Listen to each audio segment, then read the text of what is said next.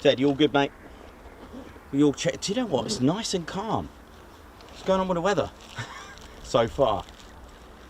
Right, I think we're ready to go, Ted. We ready? Oh, it's too late now. We've hit the button.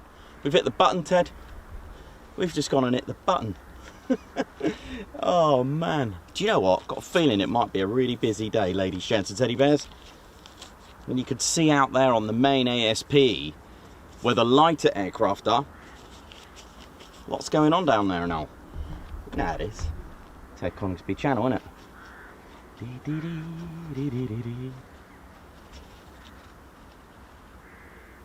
to be busy over there. How are we doing, ladies, gents and teddy bears? Welcome to the home of 5th Gen. I know. Stealth F-35B is a little bit different to what we seen yesterday, I'll tell you that much. Oh, starts up already. It was a good one, wasn't it? Start. Kestrel start. Well, this is good, isn't it? This is what we want. Now, Teddy, where are we, mate? We're in Norfolk. Raising the Norfolk flag. Now, every time we come here... Teddy! There's Ted. Squadron leader Ted Coningsby. How we doing? Look at him with his flag there now.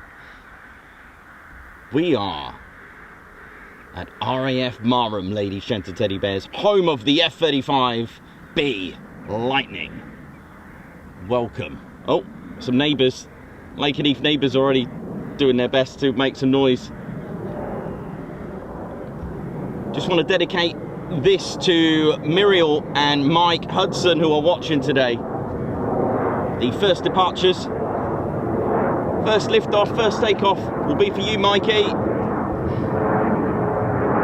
Off Walsham, how you all doing? It's Lakenheath making noise. They've been up early today. They've been up since 7:30 this morning.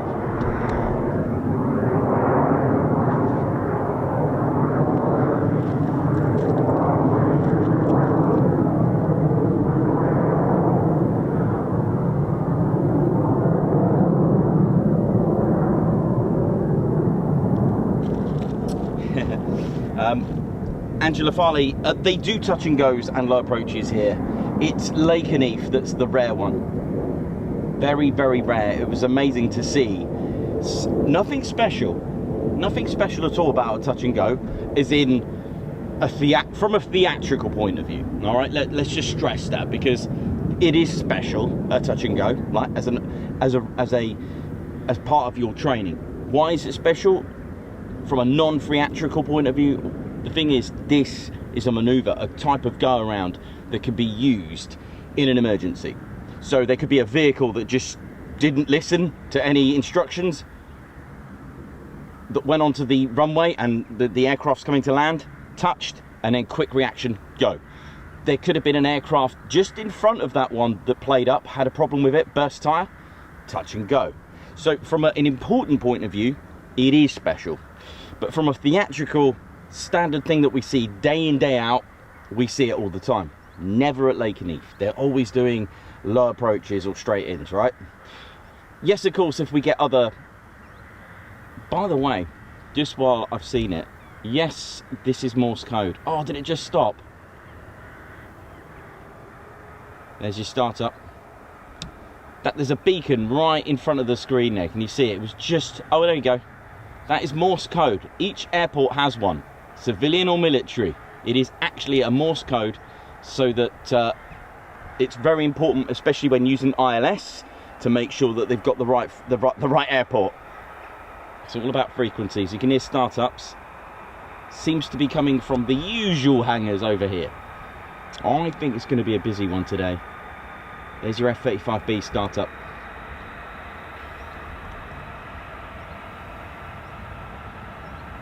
These are F-35Bs, ladies and teddy bears. They're not a Lightning II of the Royal Air Force. They omit the 2 in the Royal Air Force. Why? Because this is the 3rd Lightning of the Royal Air Force. Oh yes. Early order, purchase order of the P-38s. But that didn't go ahead. But it did. They had them in their possession, weren't happy with it, so that was their first. The 60s brought on the English Electric Lightning, and in the latest century now, we've got this, the F-35B. So they just omit the 2. In the US, of course, they call it the F-35B Lightning II. This is the B variant. This is a STOVL aircraft, a short takeoff and vertical landing.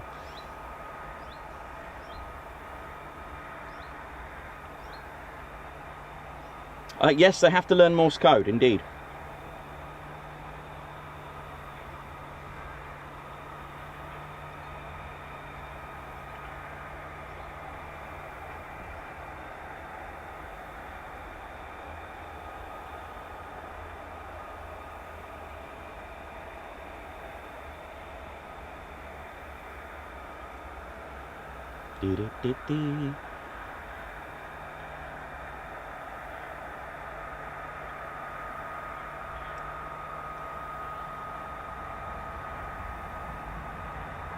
Give me 1 second. I think I've got some TED stats for the F-35B. 1 sec. I'll bring them up on your screen so you can have a little look. We'll need to do a little adjustment, but I can sort that out.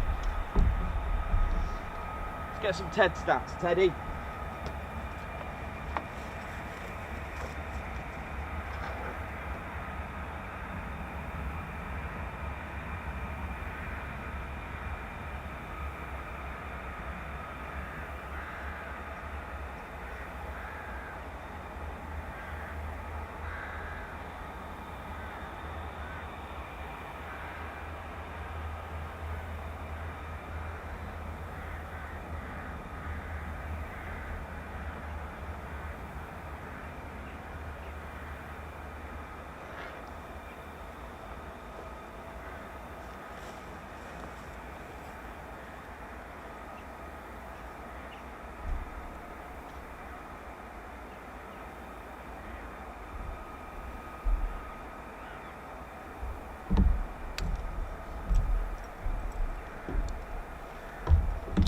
So, ladies, gents and teddy bears, of course, this F-35B, the F-35B, it's a Lockheed Martin, it is an American jet. However, it is an American aircraft, and it's also powered by Pratt & Whitney's F-135. However, there is something in here of British engineering to make it hover. That's right, it is Rolls-Royce that make the fundamental integrated part or parts that give it a lift. I know. So, do you need a lift, as they say at Rolls-Royce? Well, Rolls-Royce put the vertical lift in the F-35B Lightning, and it's connected to the Pratt & Whitney engine with certain aspects such as roll posts and even down to the thrust vectoring. I'll explain. The lift system is the only vertical lift technology for fighter jets in production in the world.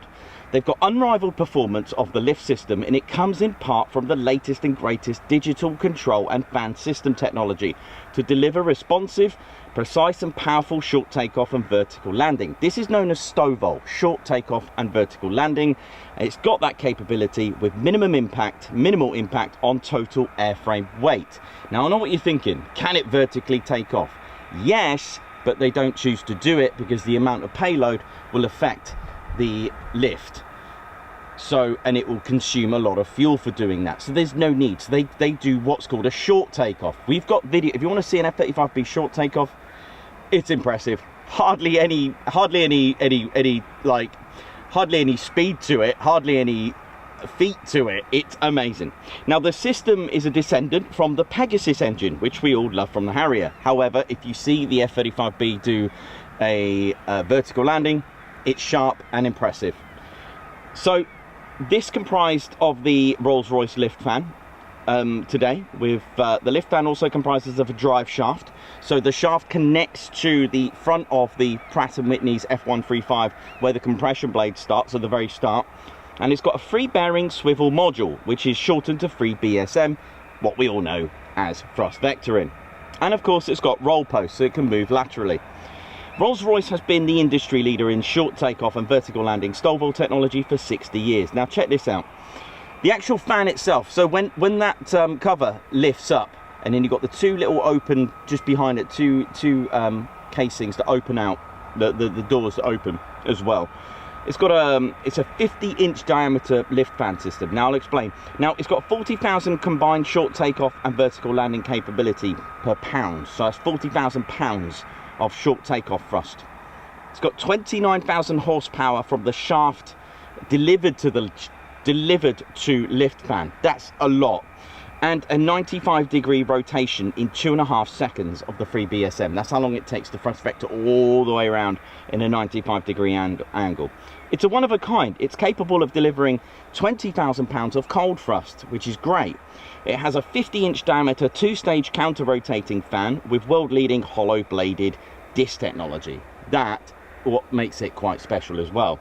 And it, of course, the thrust vectoring variable area vane box nozzle. It is a pioneering design. It is exceptional. For you imagine how much weight, the load, the range that you can see on the screen. It is phenomenal. It is the world's most advanced fighter aircraft. It's a multi-role bomber. It's a multi-role aircraft, sorry. It's multi-role. You can task it with anything. It can even absorb data. I know. So I'm a bit worried they might come into land and then suddenly they have Ted Coningsby on the screen. There we go. So, startups, which is always good. That was good timing. Very good timing.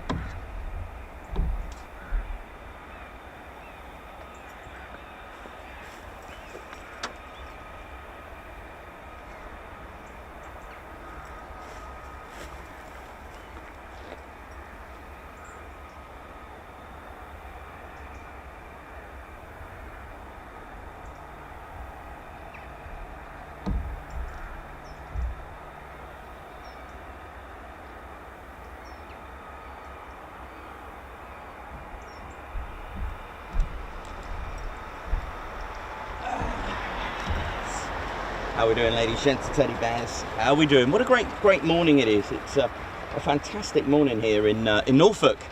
And of course we will be talking about the history. First of all, a big shout out to everyone today at RAF Marham or Rolls, whether you are right at the front, guard room, how you all doing? And of course, all the way down to ground crew, chefs, ATC, fire and rescue, all of you. Pilots, of course, all squadrons, all maintenance crews. How are we all doing? Even down to contractors. How are you all doing? Hope you're all good. Now then, I'll keep it brief so you can have a look at the aircraft, of course. But just thought I'll do my intro. My name's Nikos. How we doing? I'm your cameraman and commentator. What up? How we doing, ladies, gents, teddy bears? My name's Nikos. I'm your cameraman and commentator. This is our squadron leader, Ted Coningsby, and we're delighted to be here at RAF Marham. We have contacted the base, so they do know we're here, what we're doing, and it brings me great pleasure to bring you, wherever you are watching in the world, some F-35B action. That's all we're here to do. See planes and have a good time, which is why no places, no faces. That's how we do it, apart from mine and Ted's, I guess, and all the bears. But what I mean is keep things...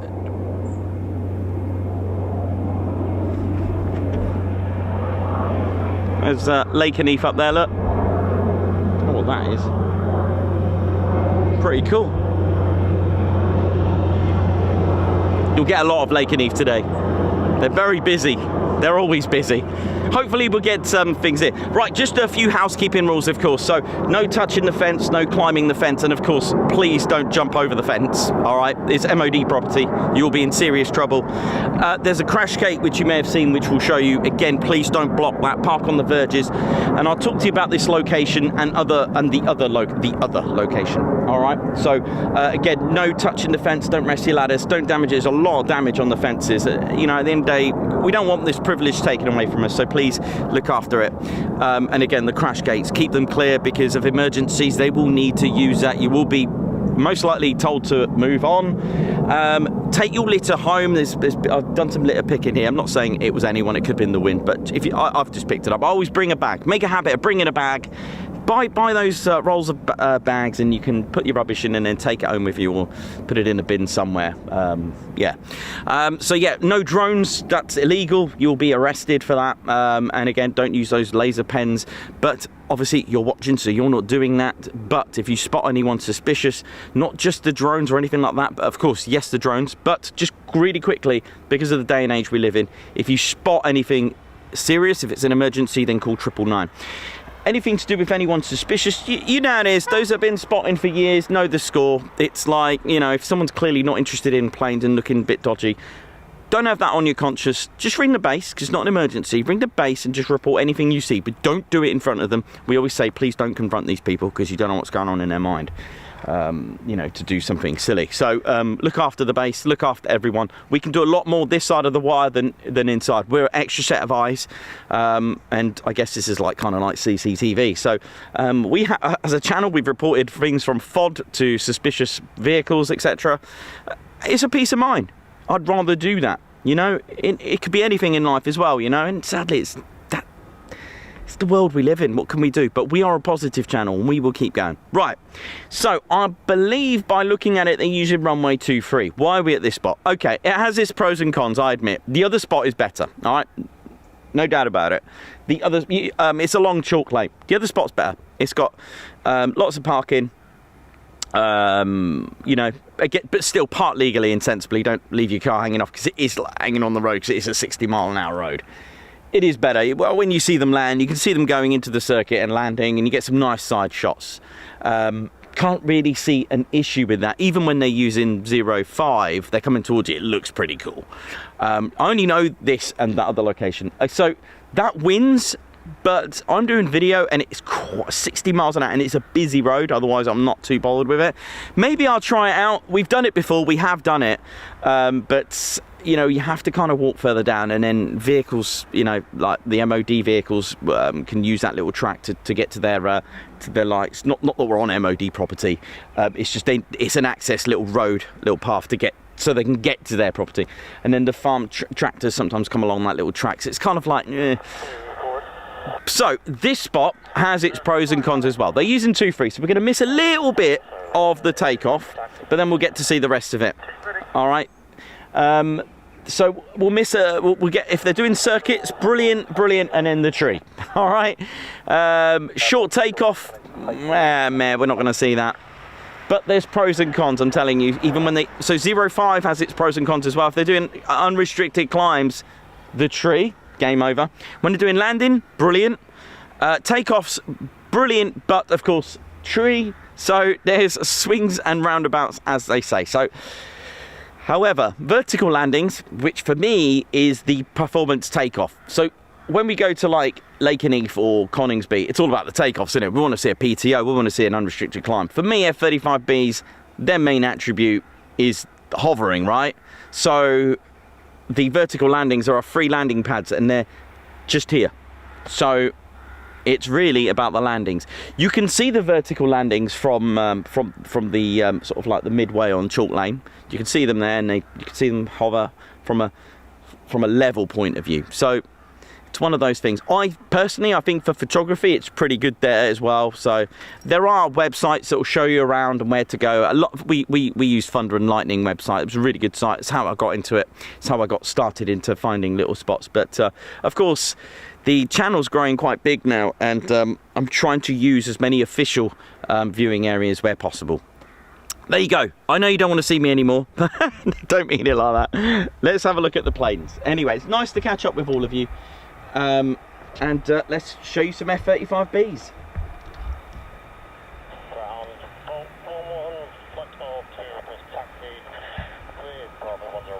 There you go, Bolt, taxi.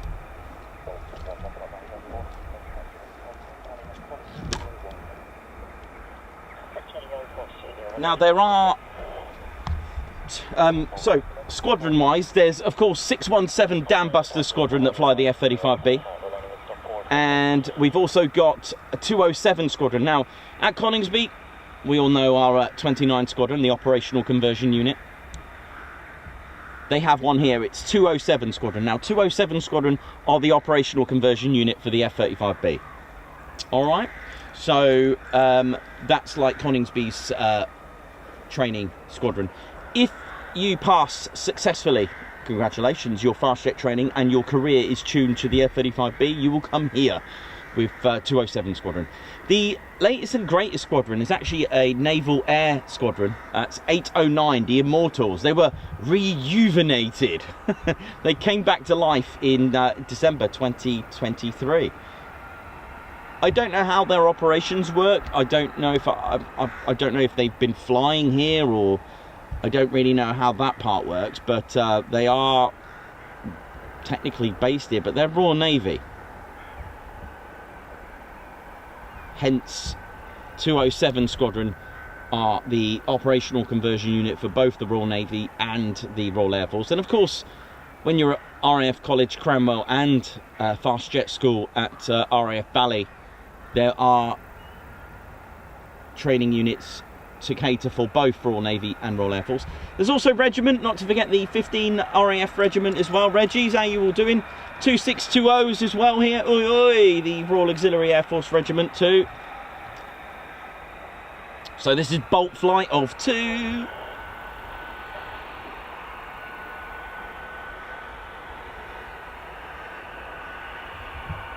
Enjoy. Don't forget to hit that like button, ladies, gents, teddy bears. Let's start us. We mean to go on. Let's ride. Ted Coningsby channel live here at RAF Marham. How we doing? Its roots, by the way, go back all the way, right? Check this out. Go all the way back to 1916. This vicinity was once home to the Royal Flying Corps' Marham Airfield, a defender of Norfolk. And it was teamed up with its sister airfield, Narborough, which is not too far away, which you can see the memorial stone on Chalk Lane, defending Norfolk from the Zeppelin raids. And here we are today, 2024, 5th gen. Amazing.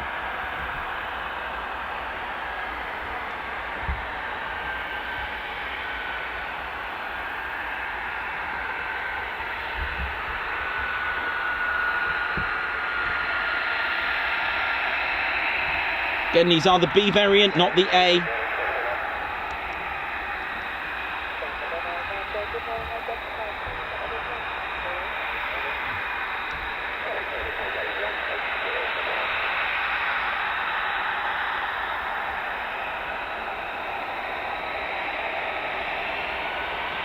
I've always said this, I'd love to, like, you know, imagine you're doing some washing up at the sink, and you're looking out the window and an F-35 just taxis past. That has got to be some sight.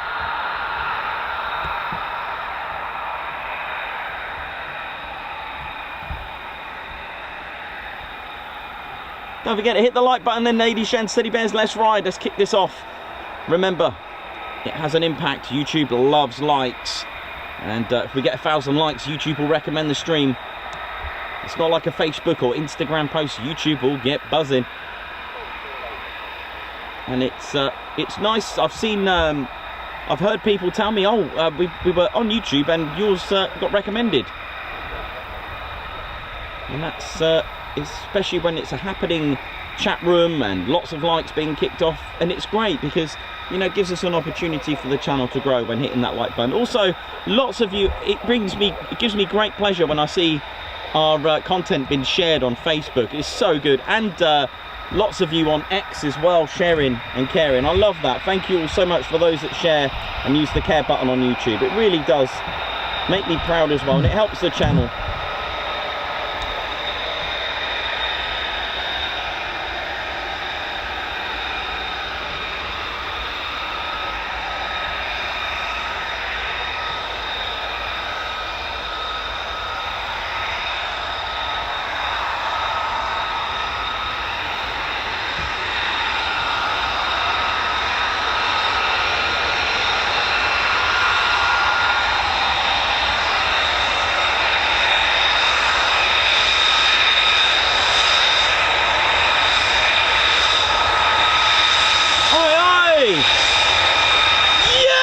Yes! Our first wave! Oh my God, sorry.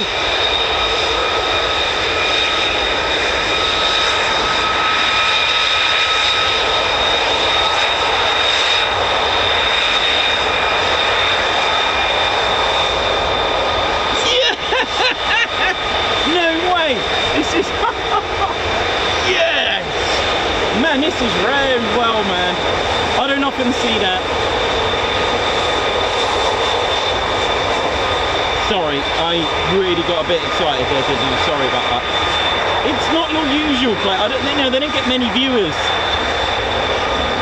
You know, it's not like, you know, it's not an official viewing area, is what I'm saying.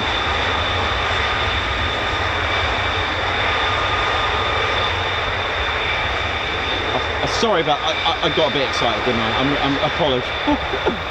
I actually got very, sorry. I just realised I just shouted off the top of my voice. If I could be forgiven. Like I said, it's not an official viewing area. Do you know what I mean? They're not going to expect this. It's Marham, it's not a busy base at all, but...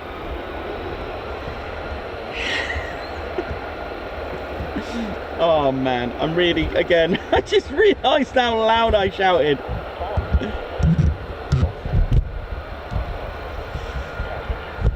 Legend. This is Bolt Flight. What legends? Ho, ho, ho.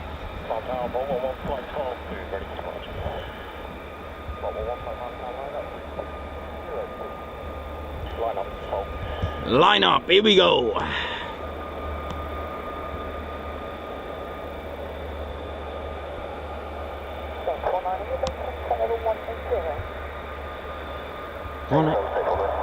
One 180.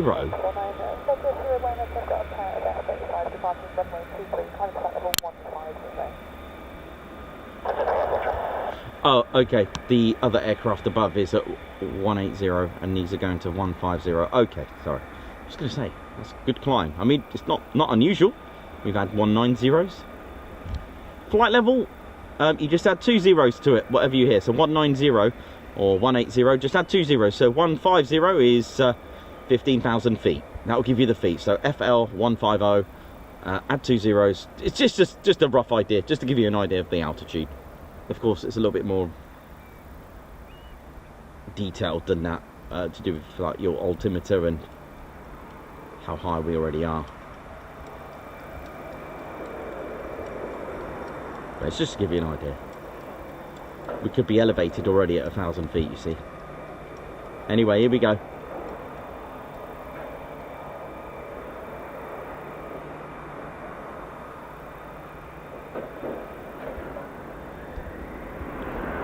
Here we go.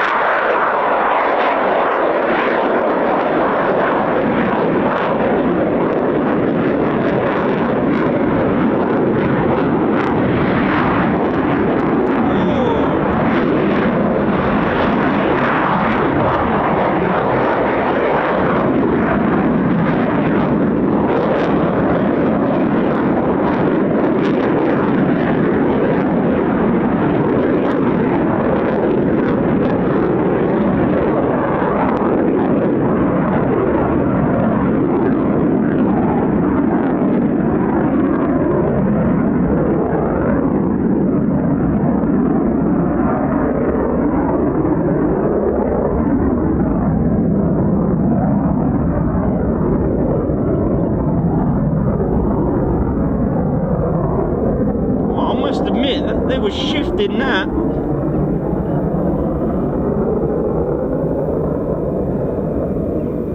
And you'll be pleased to know there are more spooling.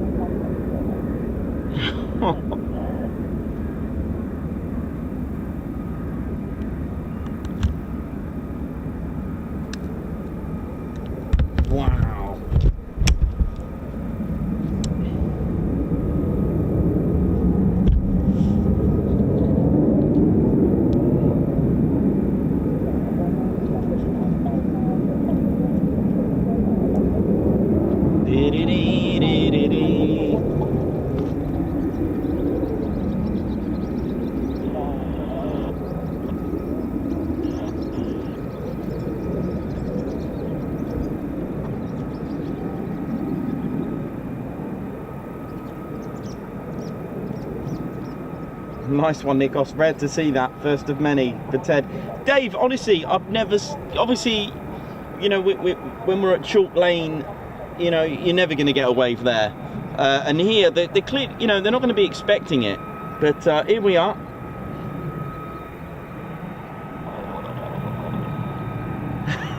Yes, I got excited, I know.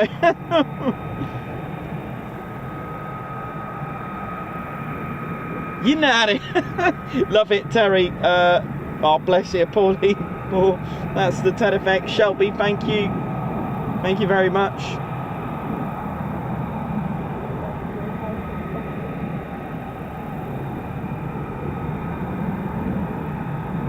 Rich Peacock. I noticed, but I mean, you know, I've been coming just, you know, as a sort of amateur spotter when I first started out, just trying to get the ropes, and you know, you don't always, like I said, there's no official viewing area. If it was an official viewing area, but you know, amazing. Synchrotones, how you doing, Alan Burden? Oi oi.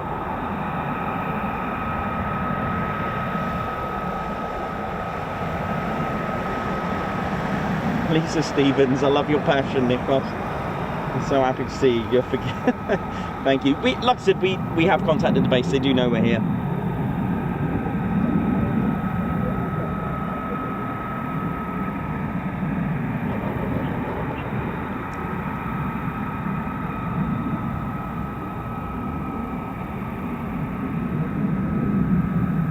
Stephen Parkin, get well soon. Stephen Parkin, who's out on recovery from hospital. Hope you're well, hope you're good. Rene de Gooey, how you doing? You well, Basher? Alan Reynolds, Mark Stubbs, oi oi to you. Blocks, Chris Bloxham, hope you're well. Mayan Marshy, Margot, Dr. Soda. And safe travels to those travelling to Ayr in Scotland.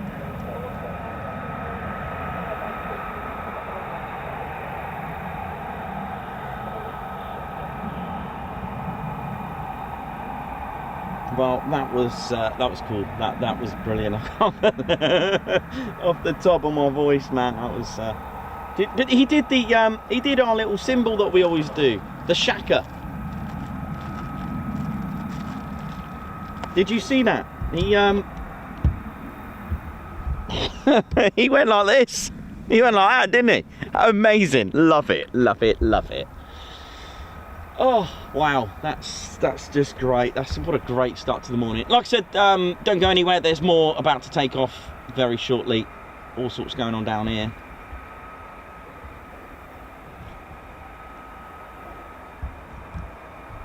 Do you know what? I know this isn't realistic, but I wouldn't be surprised if they actually heard me. Obviously not, but oh dear.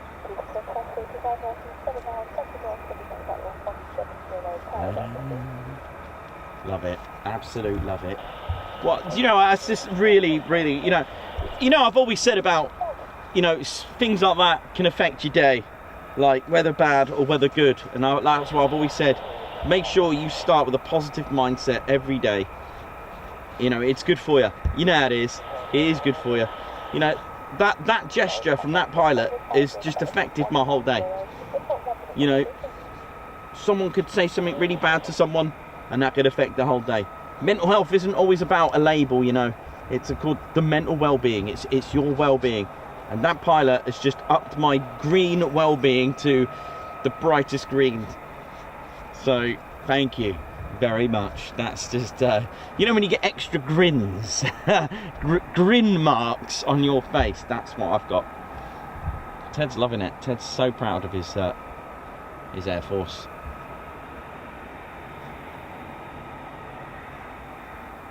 Amazing. Welcome to RAF Marham, ladies, gents and teddy bears.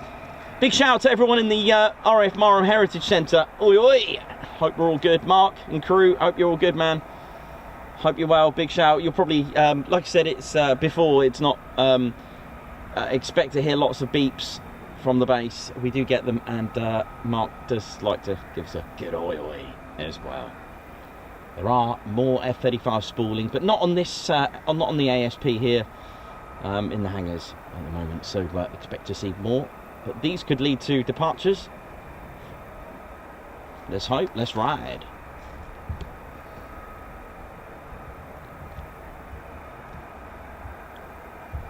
So a good day for Marham will be in double figures between 10 and 20 movements. Mind you, 20, that's exceptional. You're looking around about maybe 6 before the first wave, maybe 6 in total, and then 6 on the other wave, roughly, just to give you an idea. But sometimes you can get less than that. Sometimes you get 6 and 3. You know, it's just one of those. It's a quieter base, all because, you know, there's only, I mean, don't forget there was only 2 squadrons before, and one of them being an OTU, and we've only just had 809, and of course a lot of them are probably on carriers. So but it's exciting when we get a vertical landing. That's what ultimately, that's what we're here to see. We'd love to see them hover.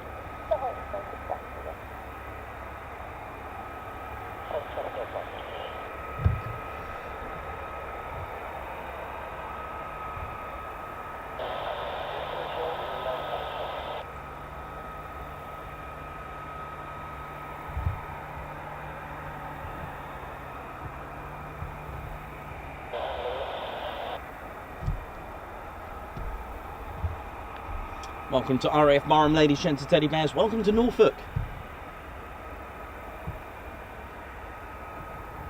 Oh.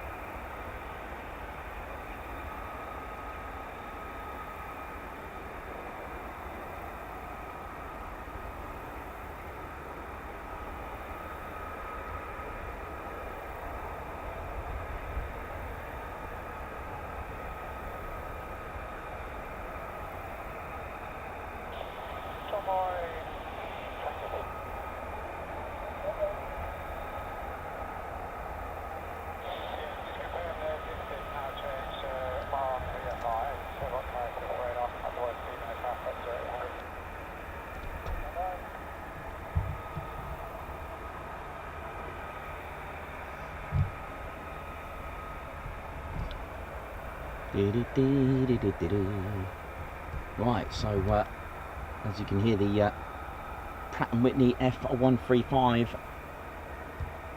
engine spooling from the hangars, which is just over here.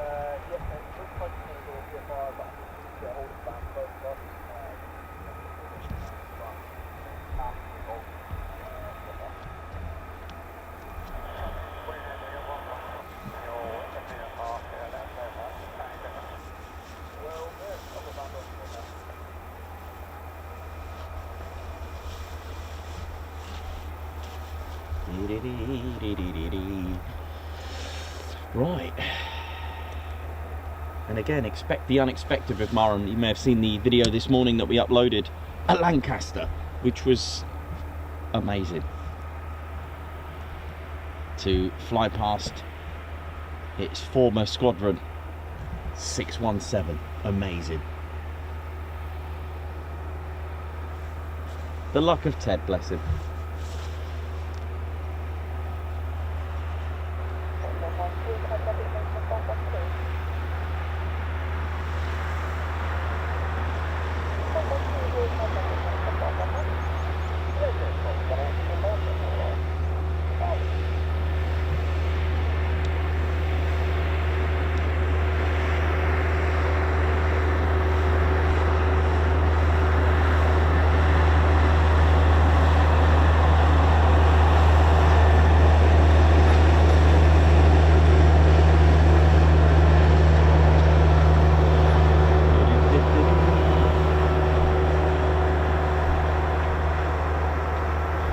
It's just been brought to my attention, these are not F-35Bs, these are actually F-35As that we're looking at from RAF Lakenheath. And now that you say that, thanks a lot, Mayhem Marshy, for that. And I can see the LN. Very good. Maybe they diverted yesterday, perhaps, I'm not sure. Due to the weather. I know there was a lot of diversions yesterday at Lakenheath. So although I had the TED stats for the F-35B on these are not F-35Bs, these are F-35As. Apologies there. but it is quite far away. And now that you say, I can probably make out a little bit of the LN through that heat haze.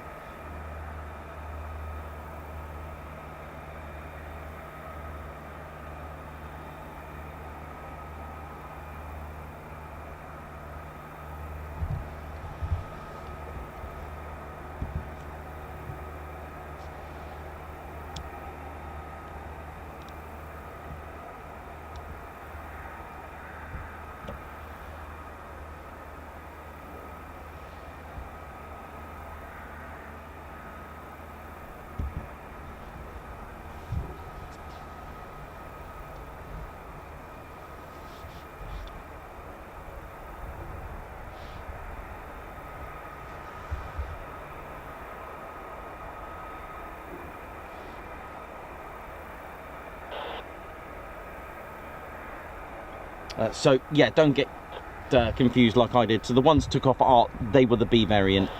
The F-35, that's what I thought. It was a bit unusual for them to be over here. They are, the Marham's hangars are over here, so that makes sense that these are visiting aircraft.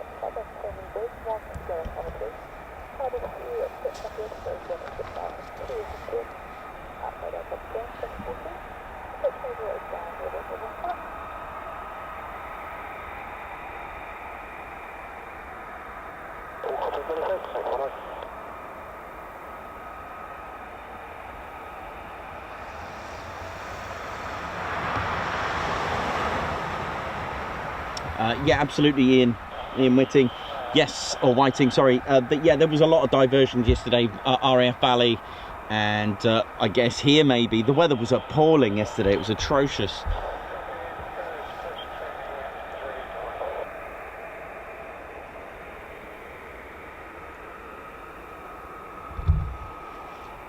So we've got the F-35A and the F-35B.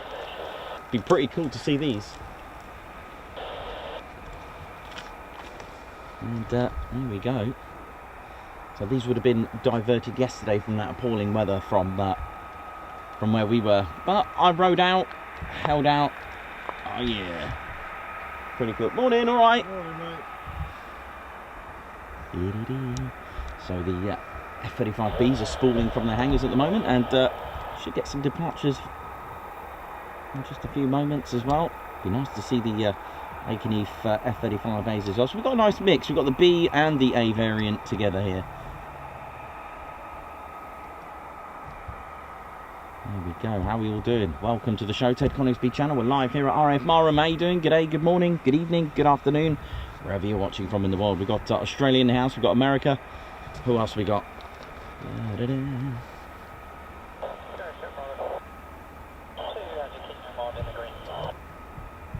Craig, you see how you doing? Heather Holloway, Ian Wright. How's the three amigos? They're all right, man.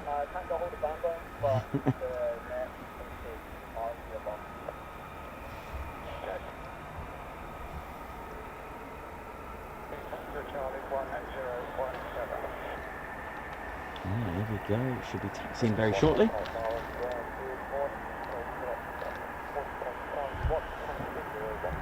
There we go. Ghost flight, here we go.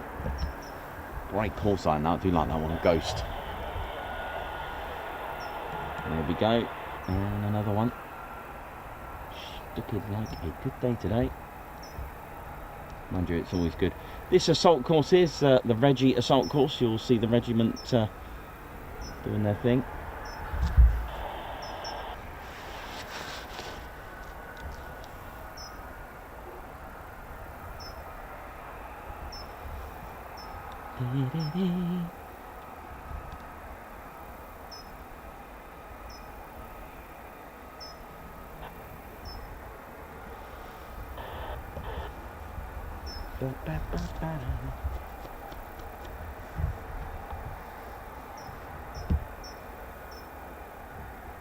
What's going on here? The markings that you can see on the hangar are 207 Squadron. For those.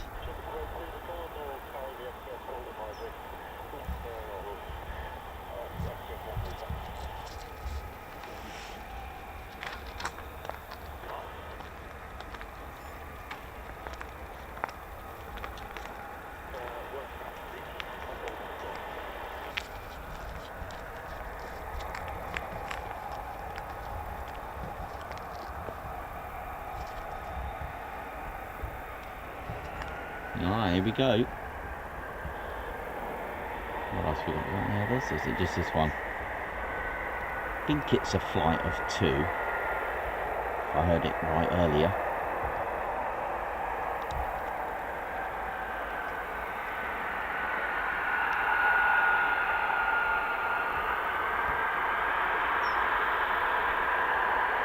Where is it? Ding, ding, ding.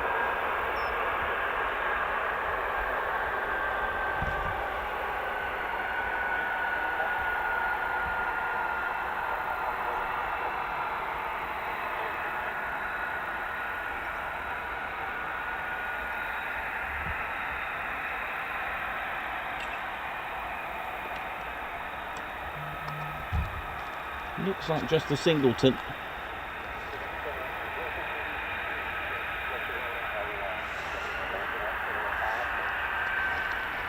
Not just the one.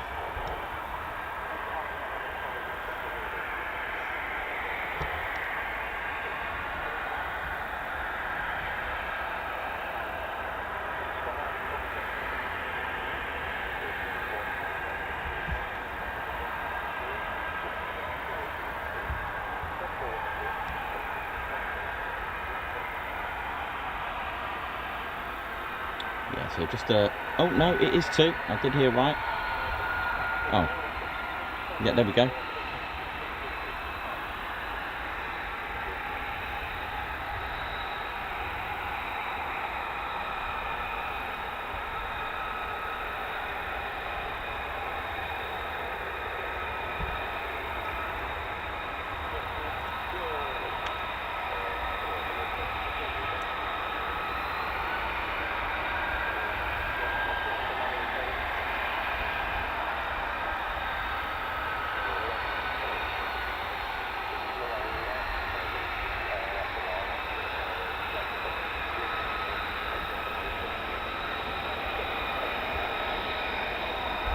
So Ghost Flight, it is a flight of 2.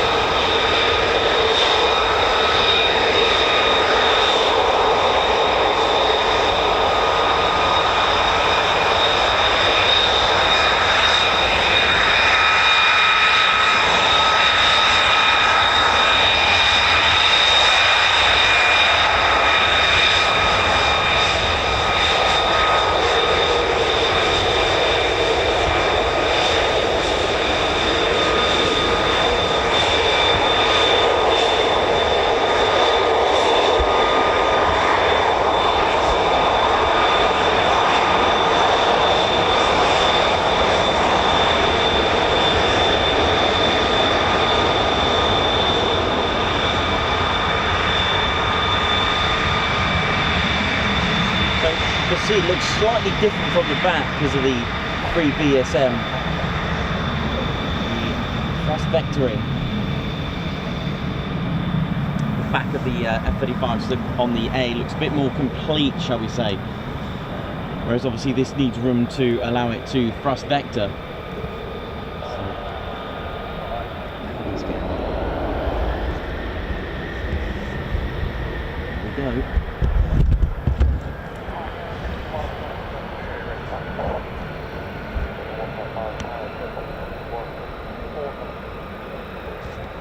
clear for takeoff. Here we go.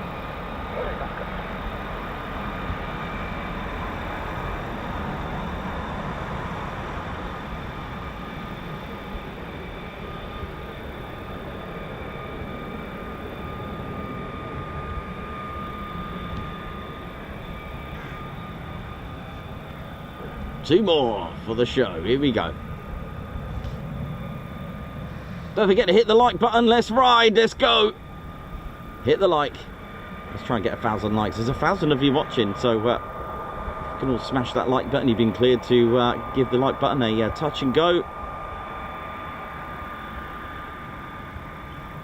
And we are very close to 70,000 subscribers now. Let's ride.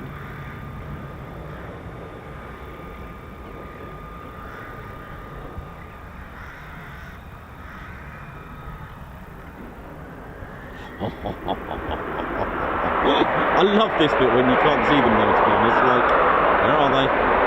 Send it!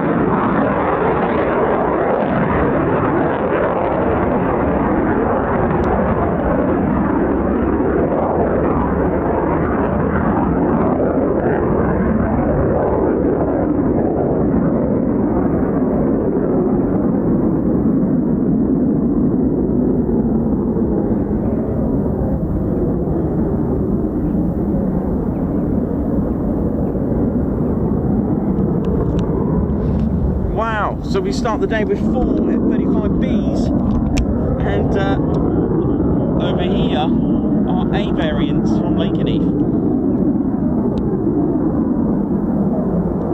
Fear the Reaper. I think it's Reapers anyway, I'm not sure. I think it's the 493rd Fighter Squadron, the Grim Reapers.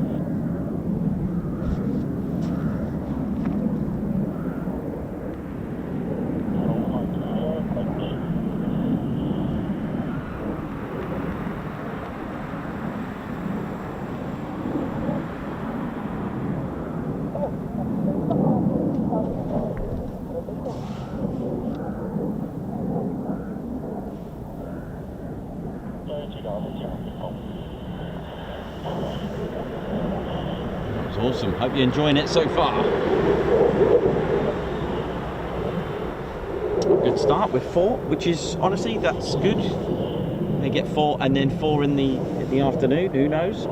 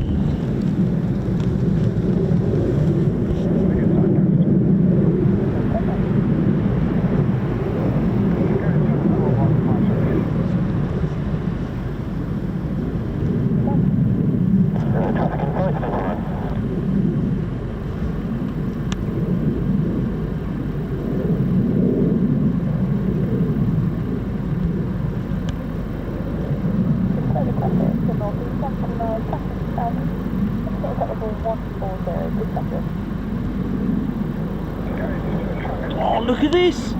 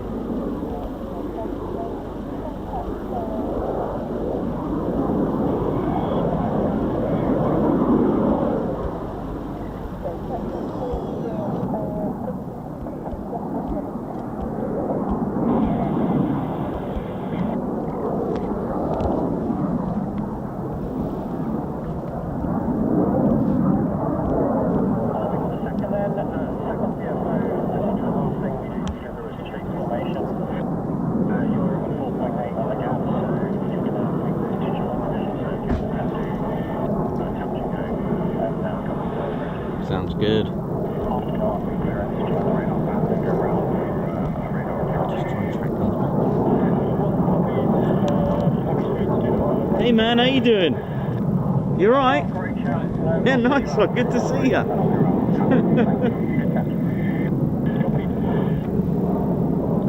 So the two in the circuit are going to give us a little treat. We're doing another PFO, a practice flame out or precautionary flame out. What is a flame out? Well, it's not an engine stall. It's when the engine is still running, but it's not combusting the fuel. So it's kind of like your engine's running but not burning the fuel, so it's not really doing a lot. So it hasn't stalled, it just needs reigniting. It needs to get the revs back, you know, so it can ignite the fuel. So what the pilots will do, they'll take it into what's called high key, which, if you notice, they came in at quite a steep angle. I didn't quite catch it in time because of the tree. But what they'll do, they'll take it to what's called a high key low approach procedure. And what the aircraft is going to do is, obviously they've got to simulate it, because the aircraft hasn't flamed out. And it's very useful if you've only got the one engine. They'll take it up to 10,000 feet and drop it, literally like a glider. It will come down. So it's scooping up all that air. It's getting all that rev ticking, and they'll try and start it. Obviously, to simulate it, they'll put the engine on idle, and then that's why around about here you hear the roar as the engine starts. It's just to simulate it. That is the procedure if you've got a flame out. It's not to try and land it ultimately, it's to try and start it back up.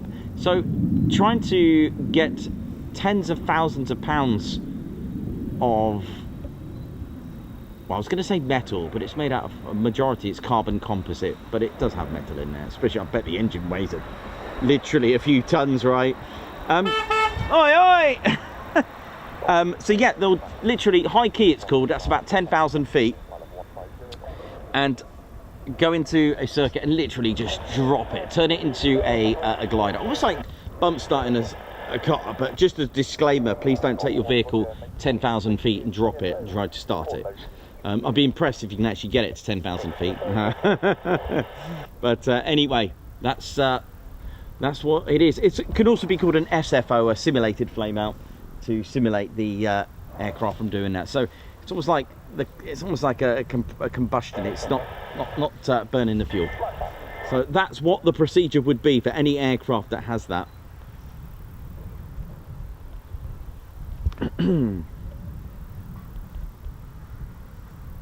Alright, let's see. And then I think we've got some touch and goes and low approaches to come as well. It's all good. And then we've got Lakenheath's. Here we go, here we go. Exciting times.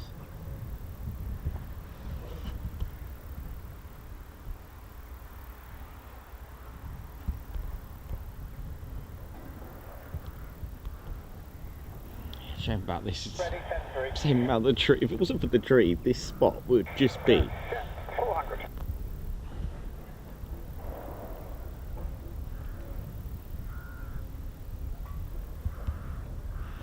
So my guess is that this is Bolt, call sign for 207 Squadron. The way the pilots are talking, it sounds like you've got the QFI, the qualified flying instructor, and his student, shall we say? Charlie, runway 23, colour code blue, QNH 30, decimal 03, fully serviceable, start approved.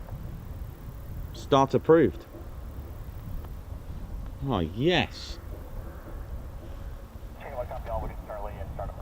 Oh yeah, it's the Lakenheath ones. Good morning, J2 engine start. Yeah. Charlie, runway 23, colour code blue, QNH 30, decimal 03 inches, fully serviceable, start. We have a 2-in-1 today. We've got Lakenheath and Marham today.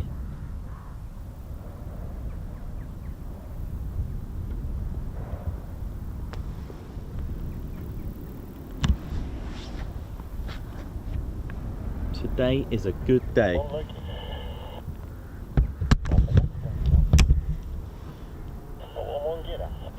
Oh. Clear low approach. Here we go.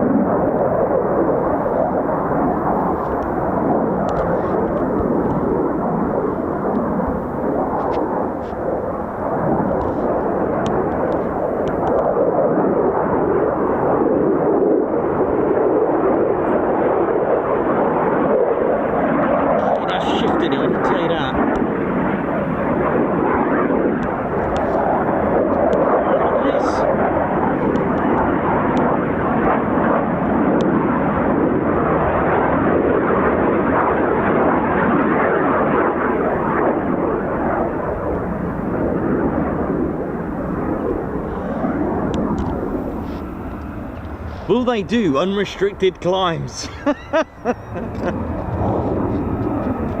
don't know. Let's find out.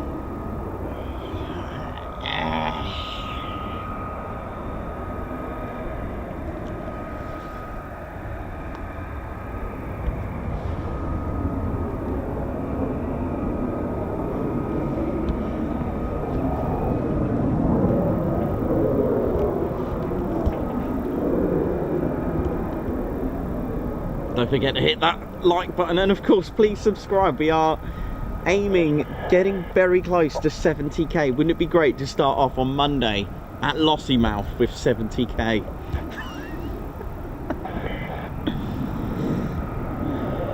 A 100k doesn't seem so far away anymore.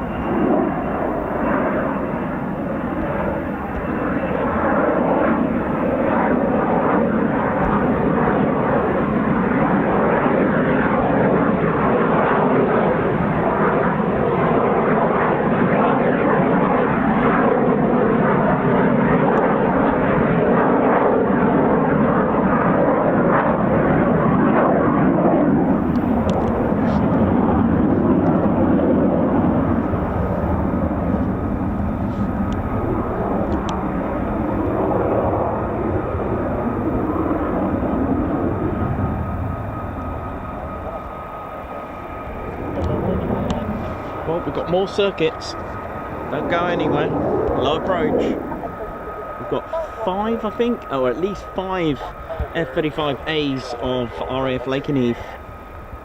Looks from the call signs, it's potentially the Grim Reapers, the 493rd Fighter Squadron. Oh yeah. Hear the Reaper. Which I would bet money on that that they were diverted yesterday from that extreme weather that we had. It was awful.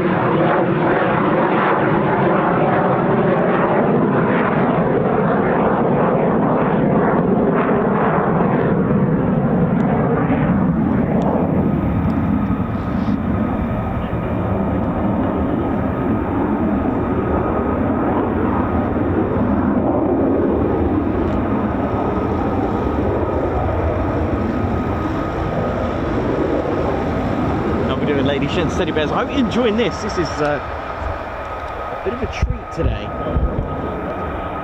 Definitely been spoiled already.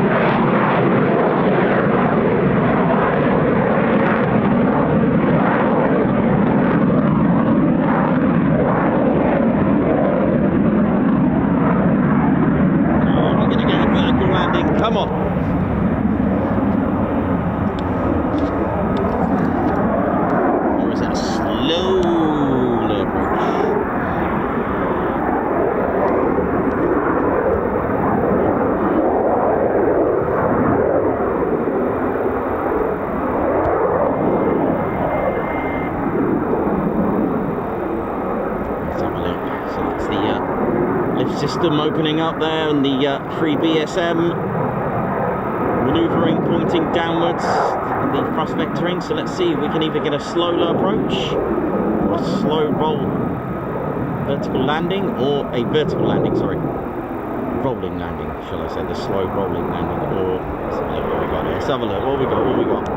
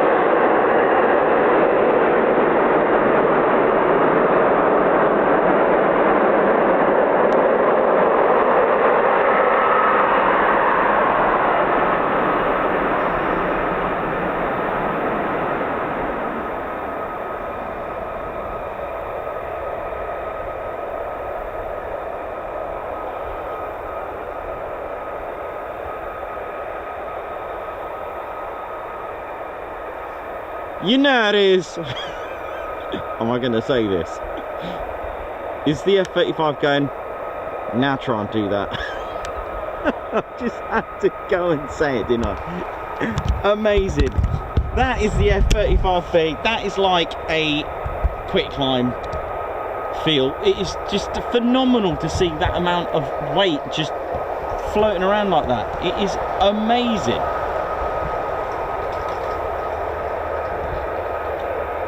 There had to be a vertical landing in front of the F-35A. It just had to. And we got to see the back, actually. We got to see the 3BSM it working hard. It is a delightful piece. Did you see how it stopped on a sixpence? It's beautiful. It's absolutely, it is sharp, precise. It is just beautiful. Magnificent, putting 5th generation and adding a bit of hover to it as well. It's just amazing. Great bit of engineering. A lot of modifications would have had to be done. I think it's the although it's a Pratt & Whitney F135 with the Rolls-Royce lift system attached to it, with the 50-inch diameter and the shafts as well, the roll posts and the 3BSM. I think because of that, they had to accompany, they had to sort of make a slightly different version F135. I think it's the F135 600 version, whereas normally it's the Pratt & Whitney F135 100. I think it is, off the top of my head anyway. But there we go. That's something that these can't do. Beautiful.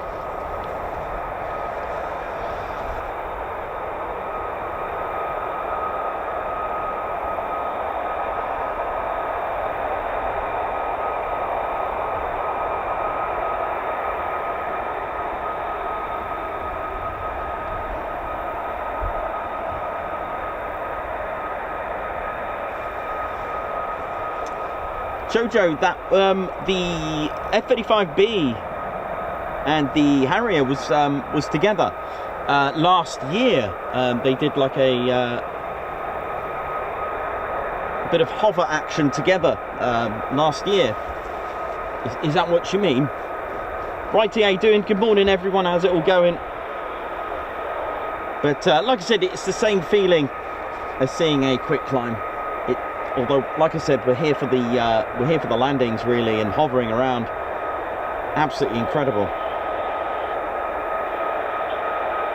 Babsar, how you doing? Righty, Midas Dwight, Alex Spinks, Julie Beard, Tony Osborne. How you going?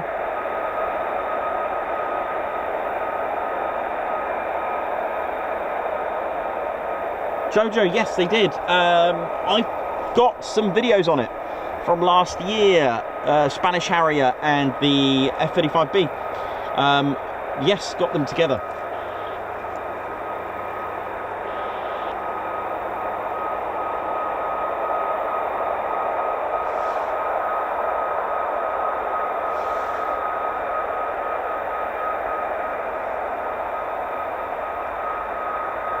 Thanks a lot, Ian. Thanks a lot for the kind words about the camera work. Thank you very much. Let's try and get 1,000 likes. Start smashing it. Let's do it. Let's get 1,000 likes. Come on.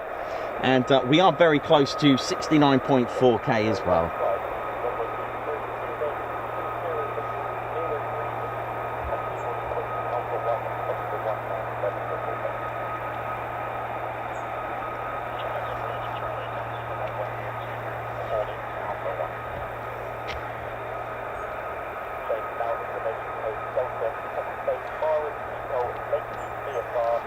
That was great. Have you seen that before? Oh wow. That was. So we got all these F-35s from Lakenheath taking off any second now. 5. Yeah, I thought it was 4. It's 5. They are stealth. Yeah, 5 of them. Yeah, amazing. I didn't realise, but there we go. And if you enjoy military aviation, ladies and gentlemen, bears, don't forget to hit the subscribe button as well. Come join us, enjoy. Yeah, good timing. They're just literally about to taxi now. In fact, they're taxiing now. Here we go. Here we go. That way, yeah.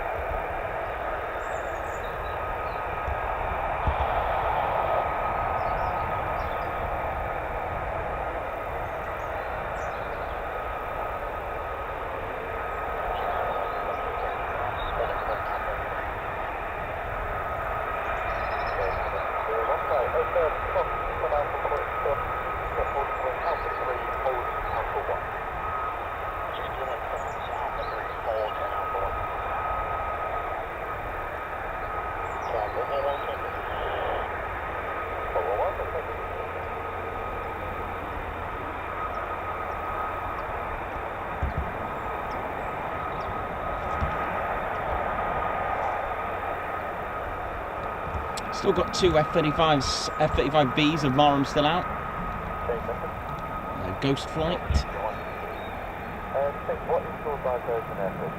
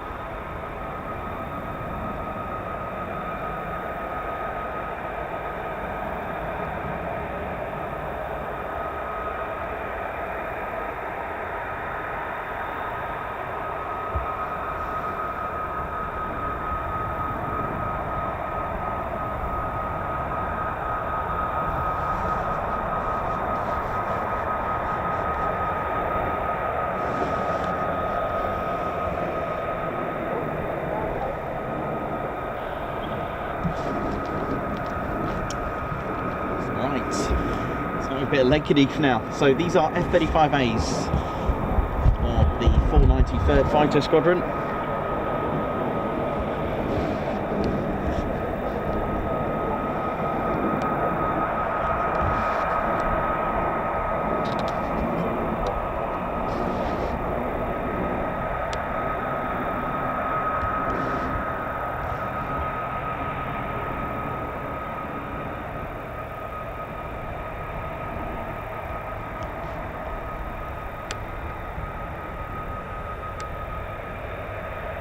The importance of having that diversion airfield. They always put that on the ATIS as well, a diversion airfield. It's really important to have that ready.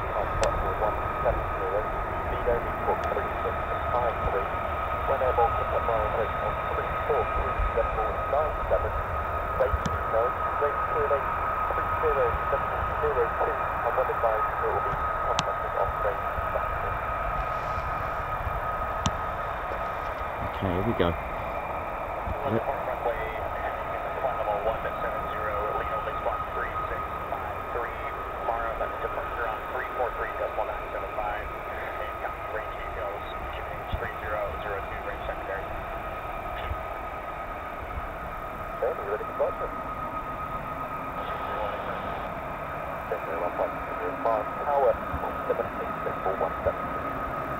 Here we go.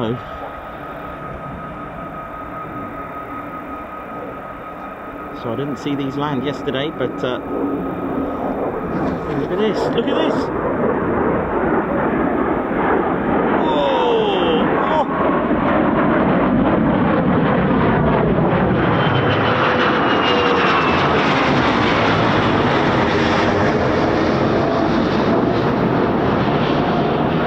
Wow, I wasn't expecting that, oh my goodness.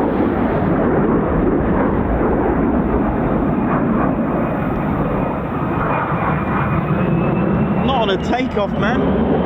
Let's go. Woo, yeah.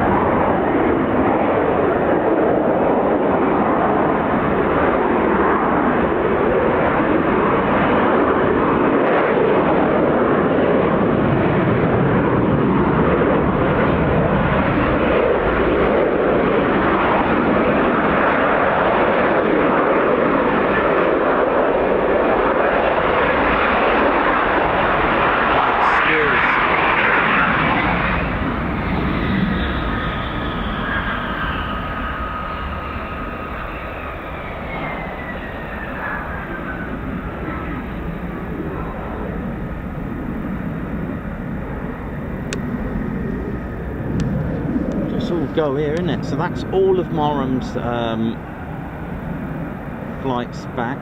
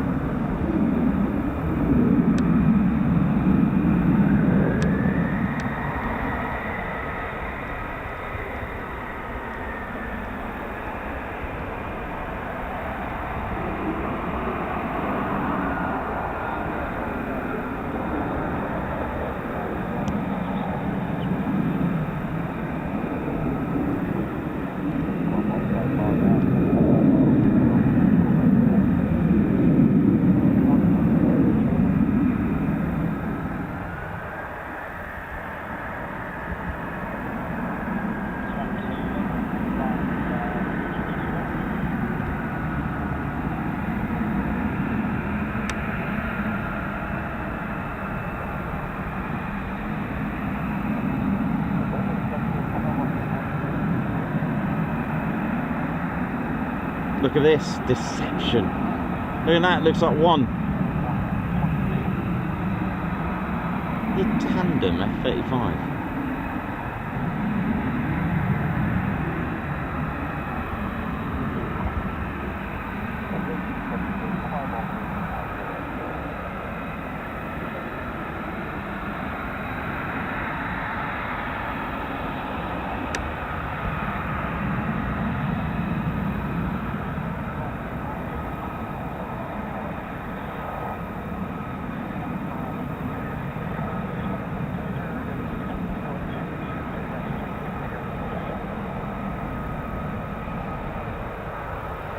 There's another one that's gone. What's the other one? Ah. Oh, so it is 6. Oh, hello. What's going on here? 6 F-35s.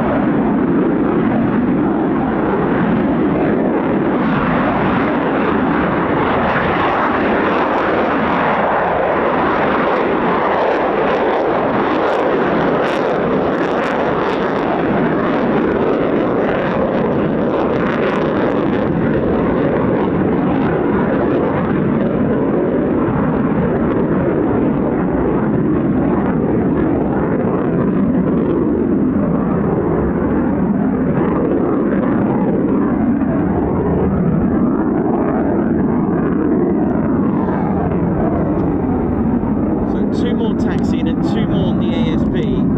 Wow.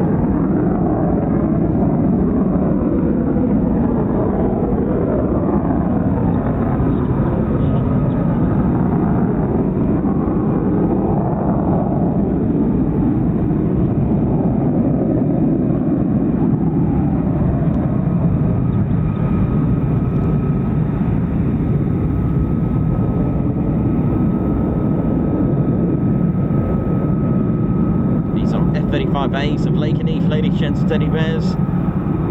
Had to divert yesterday. That poor, ghastly weather that we had yesterday. Some ended up in at RAF Valley as well.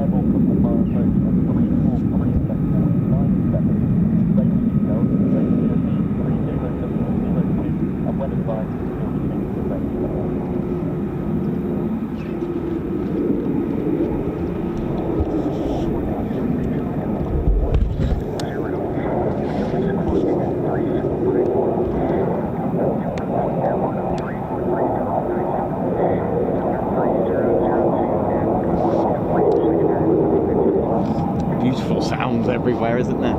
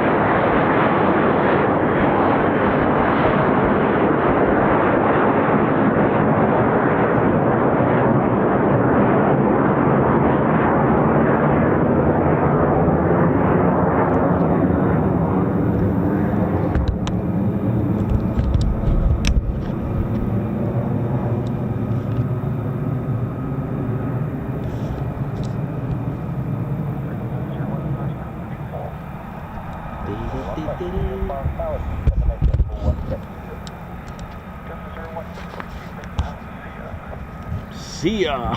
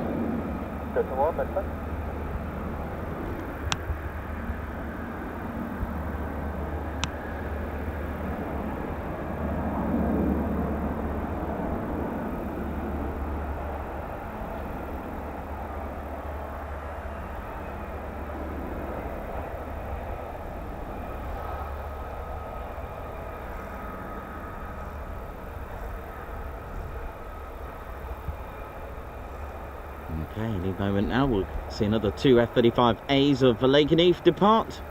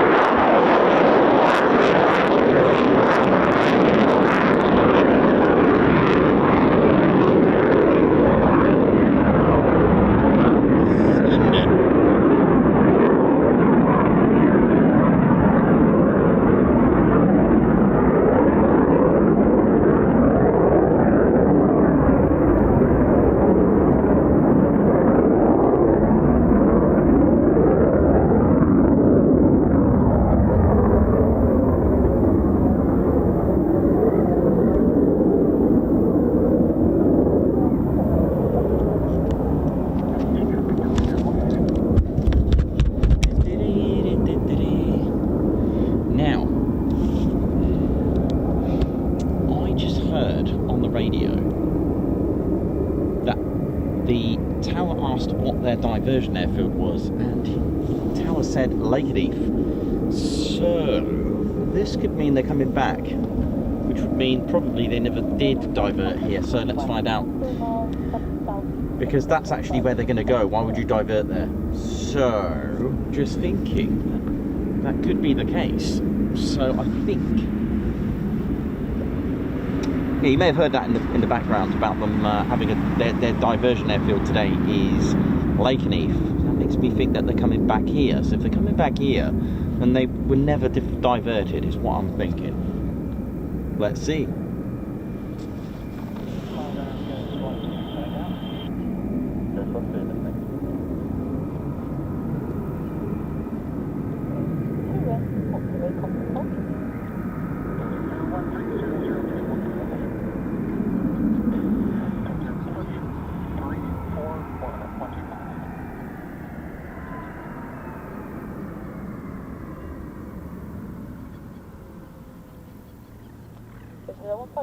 Range is 3 kilometers.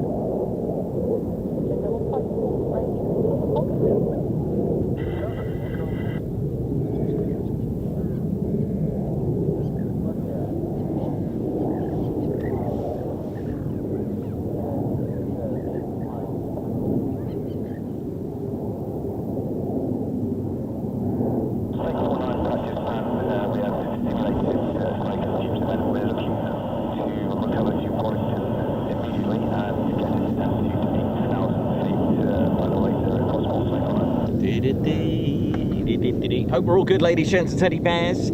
Yes, so my assumption is now that I heard ATC asking what was their diversion airfield today, because they must have one before they depart for emergencies. My guess now is that they weren't diverted due to the fact that Lakenheath is now their diversion airfield. So my guess is that they'll come back. There we go.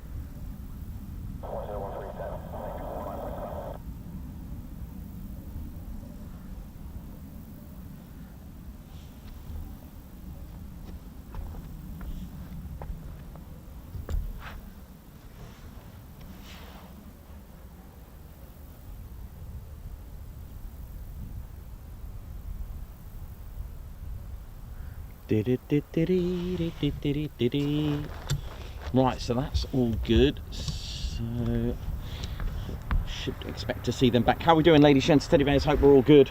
Welcome to the Ted Coningsby channel. It's a little bit cooler today. It's a little bit sharp. I've had to put my jacket on this beautiful sunny day.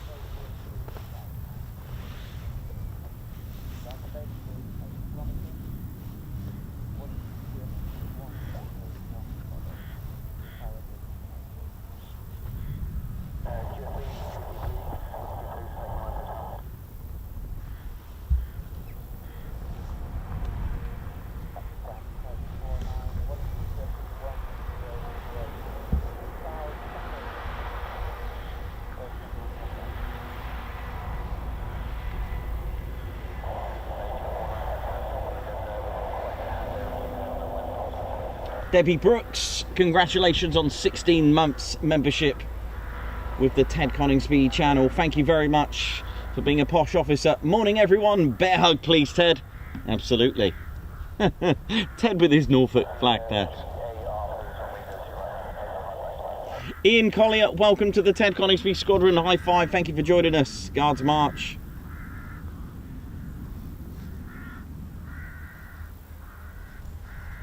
Thank you. Margot Baxter, thank you very much. From Michael Muriel, RAF Marham, your favourite from everyone at the Ted Coningsby Squadron. Guards March. Margot Baxter, thank you very much. High five. Thank you so much for gifting 10 Ted Coningsby memberships. Guards March. Thank you so much. That is incredible. Thank you, Margot. 10 members, 10 new recruits. And Selwyn Owen, member for 17 months. 17 months of fun, planes and history. Oh yeah. Guards March, thank you very much for that, Selwyn Owen. Thanks for being with us with all your knowledge as well. Margot Baxter as well, thank you for the the pocket chair, sorry. The pocket chair is here with my Minecraft bag. Ted's got his special bag by Jenny B.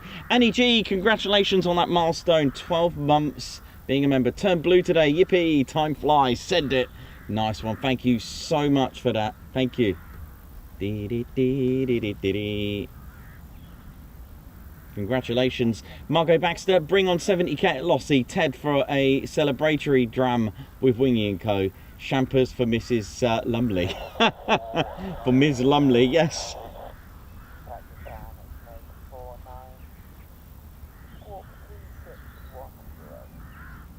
Mike 22 Delta, member for 11 months. Best channel on YouTube, hands down. Thanks, Ted. Thank you as well, man. Guards March, thank you very much. James R, high five. Welcome to the Ted Coningsby Squadron. Thank you very much. Guards March to you. Thanks a lot. High five.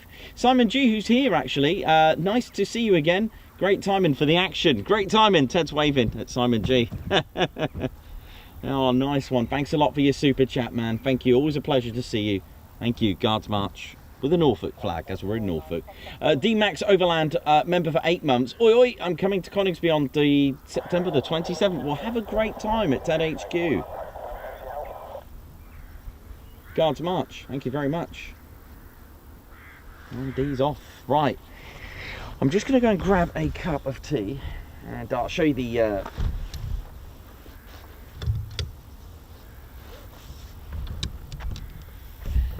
the pocket chair making an appearance.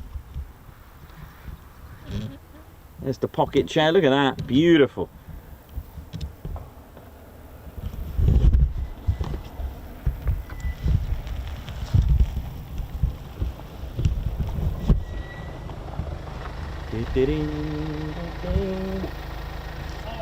Hiya, you alright? Have they come in yet? Sorry? Have they come in yet? No, yeah, they've come back, the 4 from Marham. Have they dropped in, have they? They've come back, the 4 that left this morning. Are they? Yeah. So we've got nothing coming in yet? I'm not sure. There's none from Marham, but there was some F-35s of Lakenheath, so I'm not sure if they're coming back or not. Right. Yeah, he's not sure, but that's where they come from. They drop in here. But they're all back now, so there won't be any hobbers. There won't be any hovers? No, not yet. The F-35Bs are all back. Right. Hiya, you're right. Hello, yes, There was fine, some thanks. up in the air when we come down the road. I saw a couple, weren't there? Yeah, there's don't forget there's Lakenheath Oh, go up and down. Lakenheath, Yeah. right, So Oh, right. so I'm gonna have a cup of tea for a moment, so there won't be any for a bit. No, that'll Probably be wait. this afternoon, I should imagine. won't Yeah, yeah. So I'd say after 12 there'll be another lot going. it? We'll go up to the museum Okay, then mate, and yep. then Yeah. come back. Yeah, and then come back. Yeah. Yeah, you keeping all right? Yeah, very good. How are you? All right, thank you. I ain't got my little mate today. Ah. He's out to do some homework, or schoolwork. Bless his Yeah, heart. that's all right. No, Ah. no, that's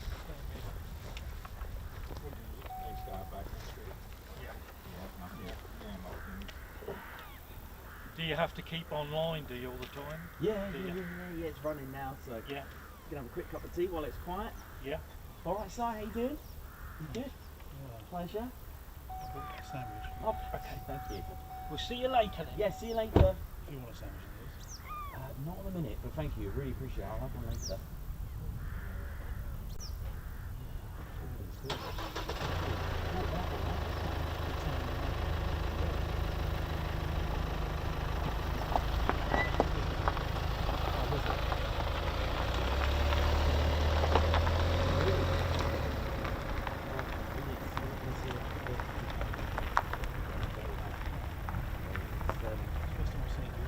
It's amazing, isn't it? It's just the amount of weight that they are anyway. It's incredible. Oh, and I guess as they're coming back, because I heard on the map, the diversion is breaking. So that means they're coming back. I think, as a guess.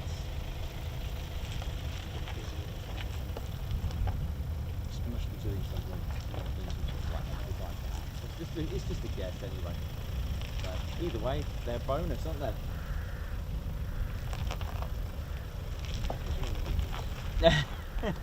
Yeah, 10 to 2. Seems I've got a video of it now, Yeah.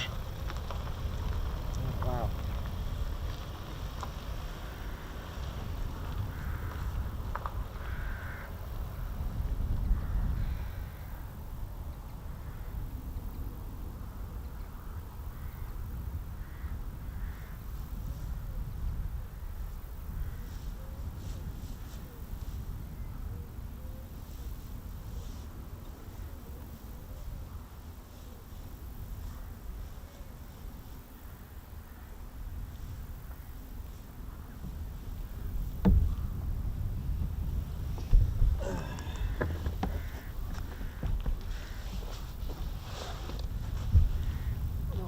Quick cup of tea.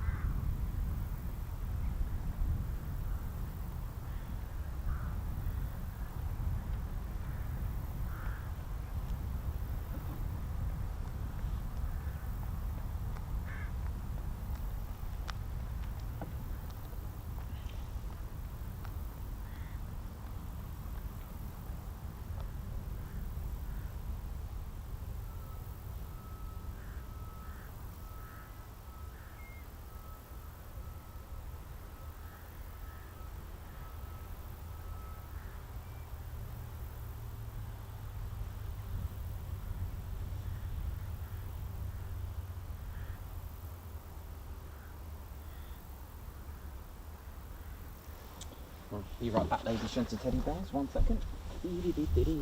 Might have another cup of tea at this rate. This is brilliant. Hope you enjoyed that.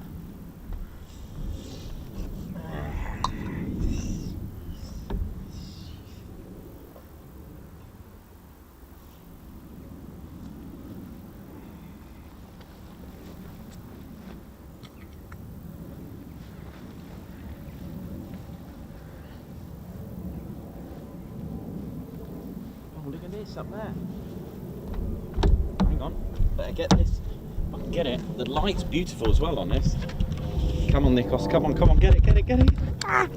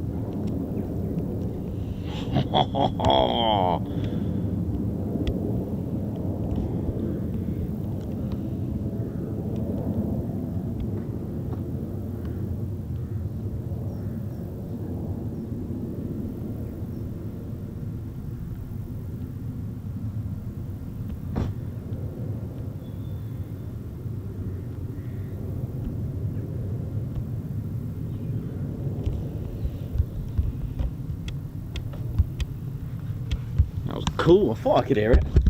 I'll be right back. We'll try again for another cup of tea. Yeah.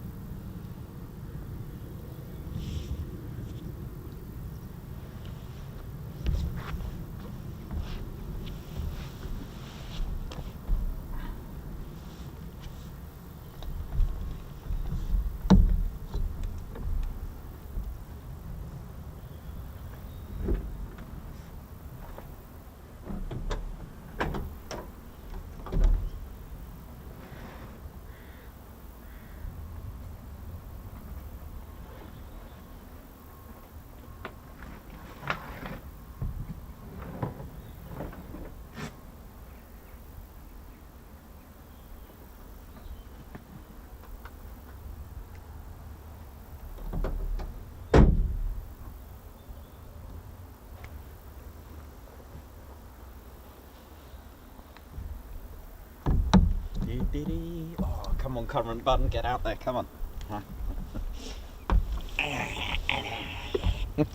Hope we're good, ladies, gents, teddy bears. Hope you're enjoying the show. We're very close to 70,000 subscribers. Can we do it by Lossy? I'm not sure, but we'll be certainly very close.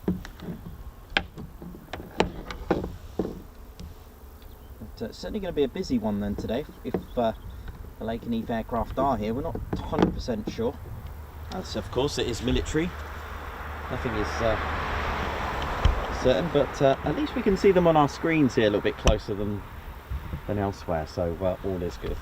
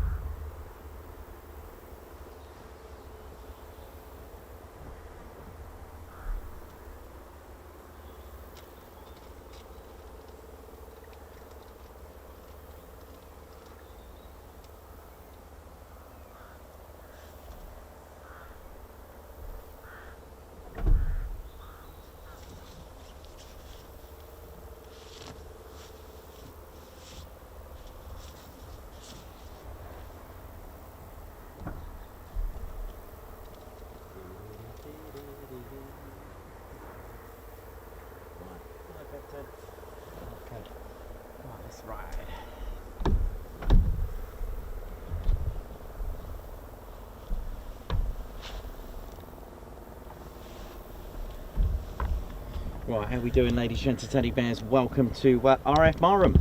Hope we're good. We are enjoying a little bit of dry weather at the moment. I say at the moment, you just never know with this, with the way things go, eh?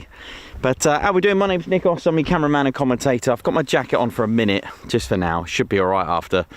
Might be able to get that off actually, finally. But yeah, it was a little bit cooler today. Had a little bit of a sharp chill to it. But here we are, here at Marham, a place that was, tell you what, it's seen a lot of aircraft in its history, and an airfield that was built first of all to defend against the Zeppelin raids back in 1916. Of course, pre Royal Air Force, of course, with the Royal Flying Corps. There's quite a number of Royal Flying Corps fields around, dotted around the vicinity, and of course the Naval Air Station Narborough as well, which is not too far away. Protected the county, so it's had a lot of heritage. We've seen Wellington bombers here, and we've got 1K likes as well. Thank you so much. Wow, amazing, absolutely incredible stuff. Is that a canopy open as well? But yeah, we could be getting some more.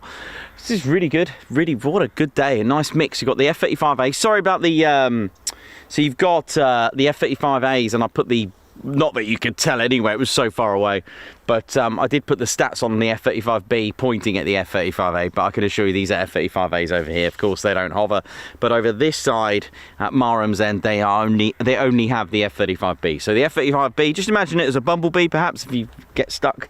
There is another variant. There are three main variants, as we've always said. You've got the F-35A, that's the most popular variant of all the three.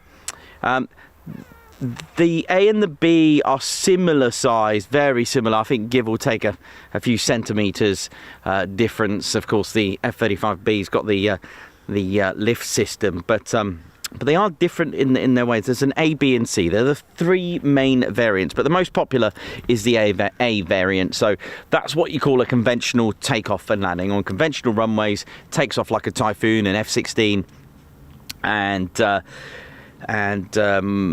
with that, an F-15, Typhoon, F-16, that kind of departure. A conventional, which is spelled CTOL, conventional takeoff and land. The airframe on the air variant can take G forces of up to 9. That's the recommended G force on the framework.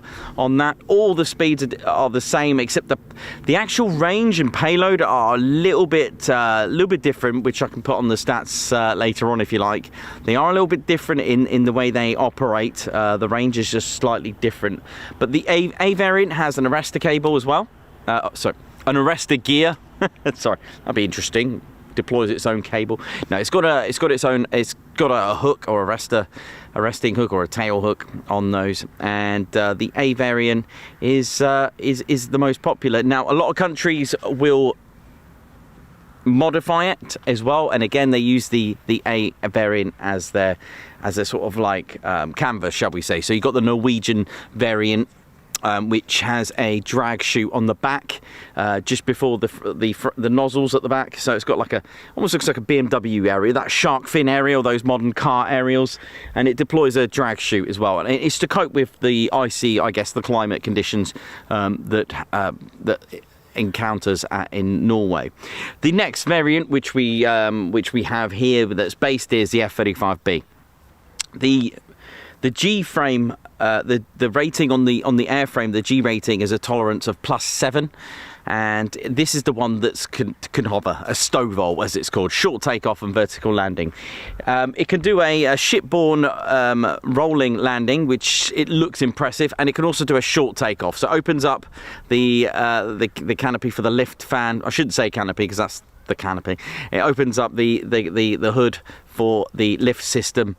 And of course, it's got the thrust vectoring on there, the free BSM, and that's all made by Rolls-Royce, those parts, the big huge lift system, the 50-inch diameter.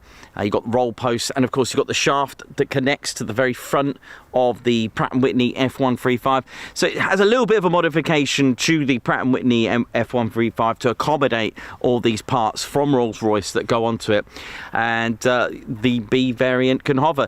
It can, if it wanted to, vertically take off, yes, but it doesn't, because the amount of payload that can go on it wouldn't be practical enough or economical even, or even possible, the amount of payload that it can take. But it can do it if it wanted to, but it's classed as a STOVL, short takeoff, vertical landing. The next one is massive. It's huge. It's got a it's massive because, first of all, the next one, this is the F-35C, used exclusively by the US Marine Corps and the US Navy, exclusive to them. Its wing area is where it's big. All right, so by the way, just going back to the B variant, it doesn't have an arrestor hook. It doesn't have one. There you go. The C variant has an extra 4 foot either side. That's almost like 2.5 meters wider, right? And a larger wing area, square meter, square feet, whichever you want to do it. Reason for that is because it's the larger your wing area, the more lift you've got. And being on a carrier, you are restricted. That more lift assists it to take off. All right, so aircraft like to take off into the wind, and if you've got a nice wider, larger wing area, yet alone the width, the F-35C has folding wings. The F-35 The F-35C has a G tolerance rating of 7.5 as well. But because it's a carrier variant, because it has a special arrestor hook, the airframe is strengthened. It's not a regular airframe of the A and the B. Like the F-18 carrier, the F-14 Tomcat, any carrier variant would have their airframe strengthened. Why? It needs to cope with the stresses of the catapult that sends the aircraft off the carrier. The arrestor hook's not your regular arresting hook. It's different. It's specific, stronger to cope with the forces that have been pushed, to be taken off, and also to be caught when coming into land as well. The F-35C also has a twin axle, shall we say, a double nose gear, so there are 2 wheels on the front, and like I said, it's wider. It will eat up an F-35A and B if you see, it'll hide it completely. It's huge, and of course the folding wings for space saving as well. So a lot of people do ask me why did they make the C variant? You know, why don't they just keep the B? It's got a different specs. It's got different range. It's got a different it does a lot of more different things, and the carrier specifically for the carrier. So it's got the lift, it's got the larger wing area, folding wings. They are specifically done for the carriers. The B variant, I guess, they can be used for carriers, but the problem is, there's no arrestor hook, so that's not going to help you if you can't vertically land or anything like that. So yeah, so they have different variants, and like I said, the A variant is specific to the to your conventional aircraft, which is probably what makes it more popular. Nice blue sky for once. That's been complemented by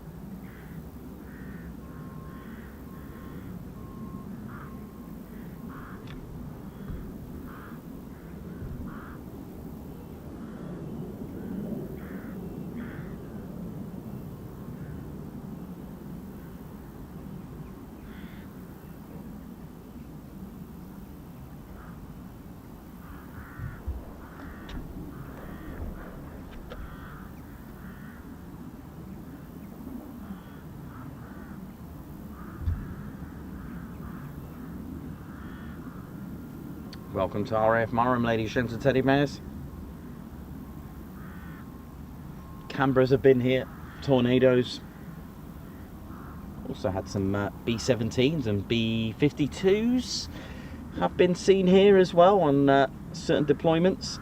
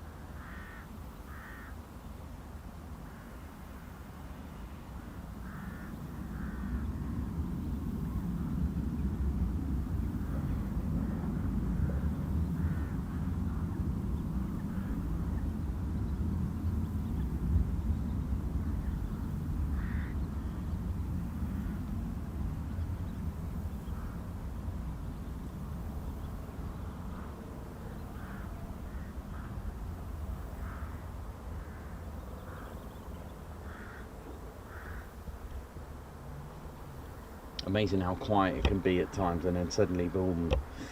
For those that are new to our channel, welcome. Thank you very much. There's details on the bottom of the screen. One telling you where we are. Secondly, bottom left, right down is the ICAO. ICAO. That doesn't. I've heard that before. I don't think it is. It's ICAO code. That's the International Civil Aviation Organization. It's a 4-digit code. There is another one. I think it's the IATA code. So that's a 3-digit code, and we use the 4-digit one because why not? It's keep it consistent. That's the way we're going to. Oh, don't want to depress that button. Yeah, keep it consistent. And so each airport has a code, not just it's for all airports around the world. They have a 4-digit code and a 3-digit code. We use the ICAO code, and it's interesting to know that the first letter, the letter E for as far as we're concerned, it is the region in the world. All right, so it is Europe, but some European countries do have another letter, a different letter, but it's to give you an idea where it is. It's quite organised, hence organisation. You've got the letter E and G, the second letter. That's why nearly, or shall we say, all of the airports here in Britain are EG. You may have noticed that. It's not EG for England or anything like that. It's E for the first part, where are you in the world? G is to actually tell you specifically where it is, what country. And then the last two letters are actually the identifier for the aerodrome. So here is YM, Yankee Mike. All right, so there are different ones. There is a 3-digit one, but we've just kept it like that, kept it consistent. We thought it was cool, so we kept it.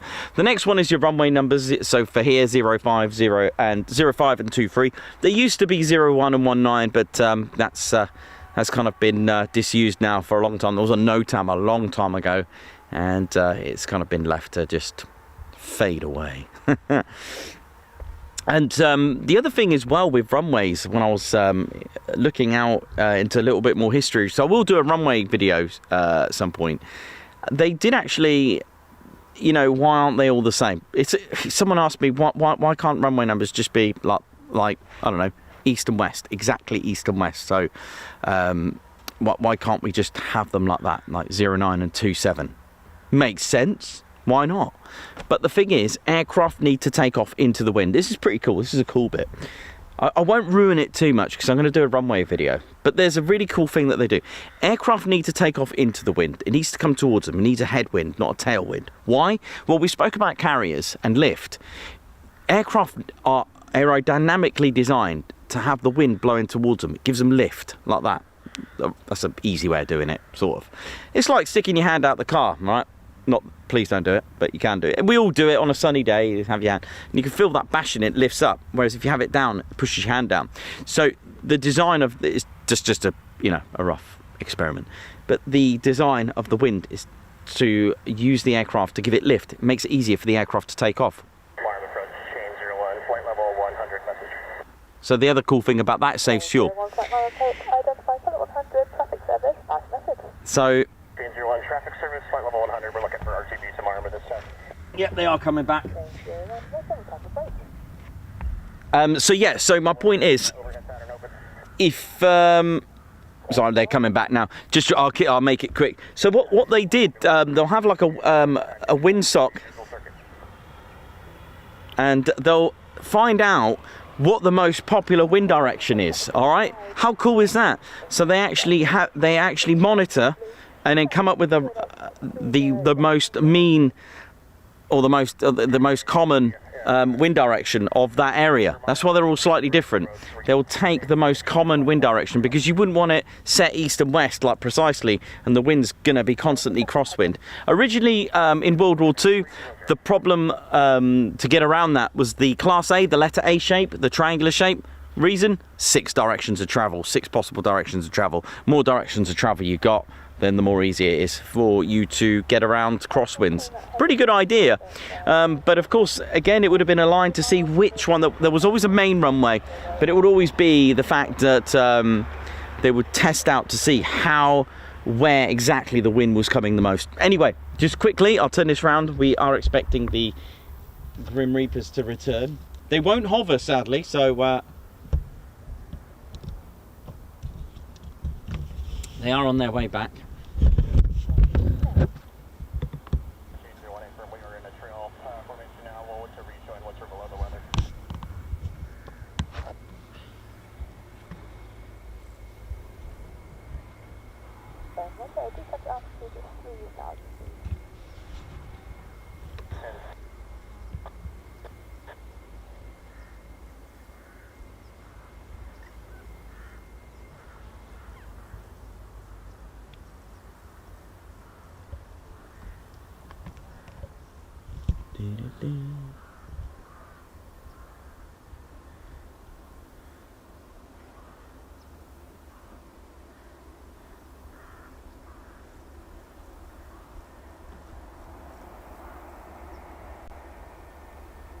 Turn at left of 270 degrees.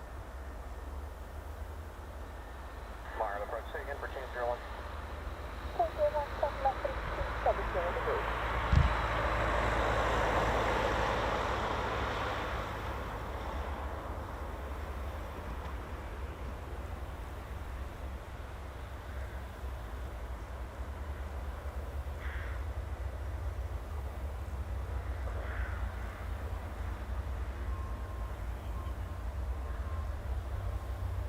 Good on to the left turn heading 180.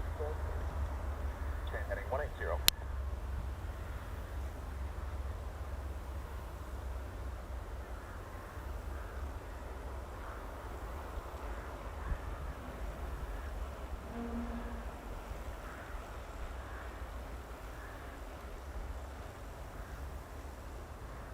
Change 01, traffic code west, 5 miles at traffic northwest, indicating altitude 5,000.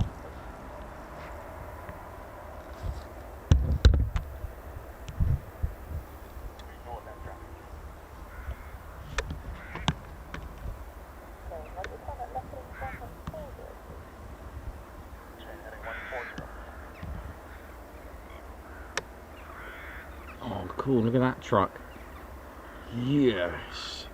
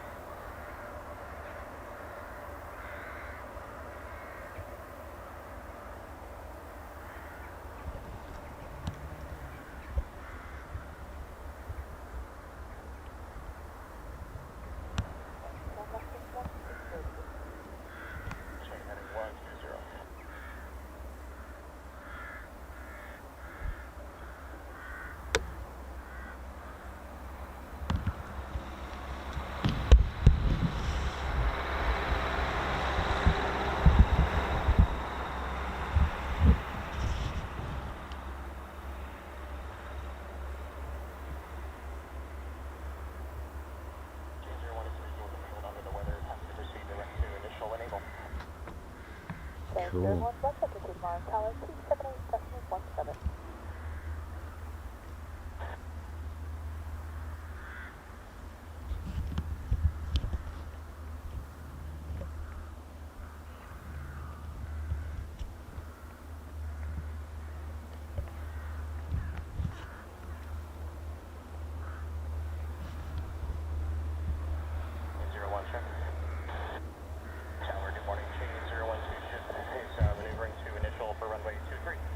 Here we go. Okay, 01 flight, command tower, join runway 23, mind tuning, 30.02. Change, join runway 23, overhead circuits, 30. At a start-up, listen to this. Oh. Another one too.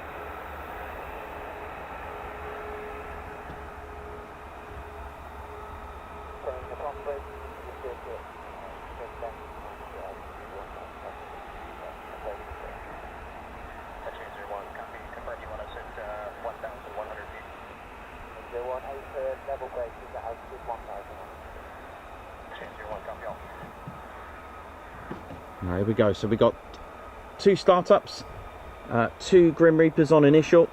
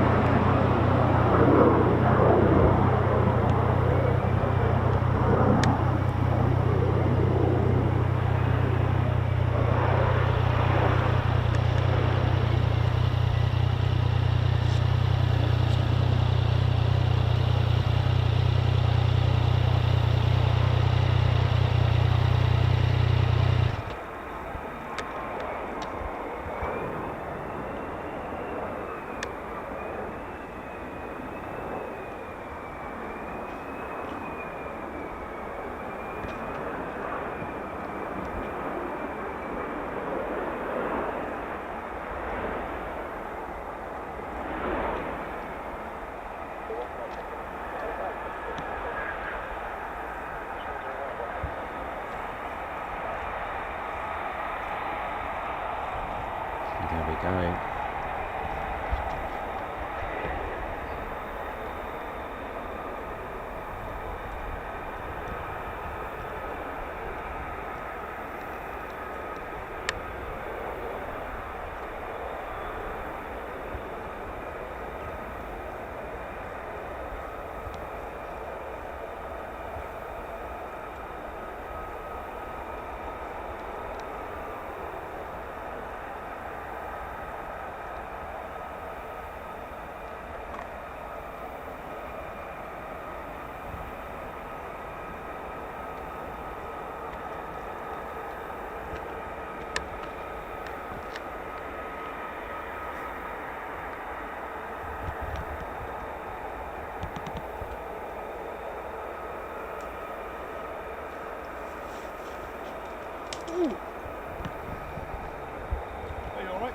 Is he alright?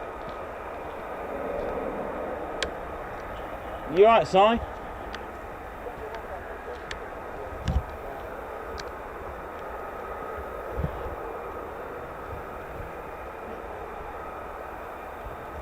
Sorry, just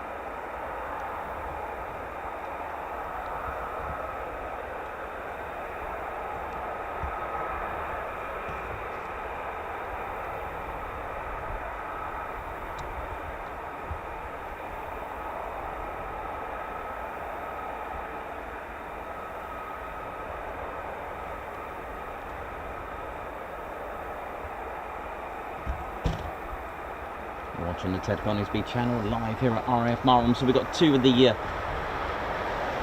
two of Lakenheath's F-35As, two more still out. That kind of answers our question that they are using Marham today. And as soon as I heard the ATC say that they were their diversion airfield was Lakenheath, then kind of confirmed it for me that they were coming back.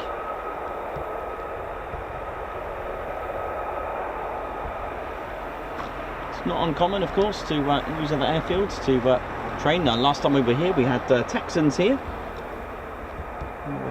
using Marham. Get them used to using other airfields.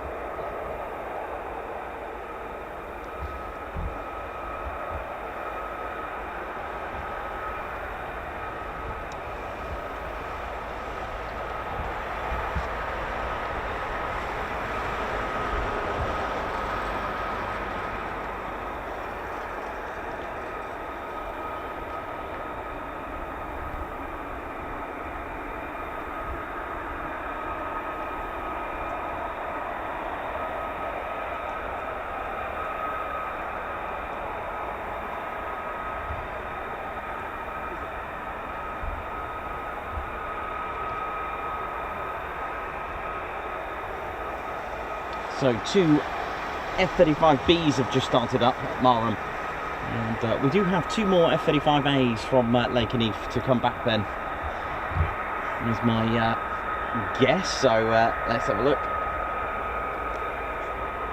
Thanks a lot everyone who's been subscribing today. Thank you, getting us closer and closer to 69.4. If we can get 100 a day, that would be pretty good, wouldn't it?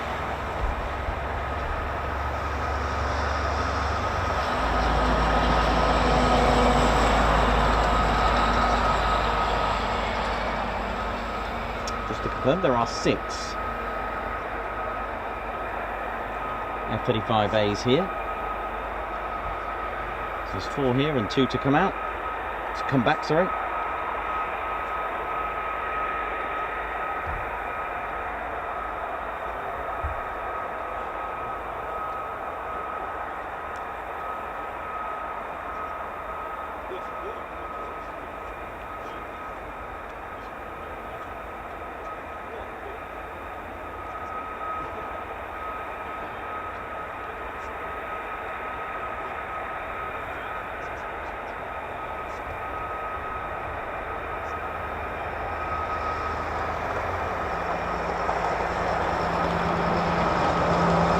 Morning to all of you. Morning to you, Ghost Hunter. How you doing?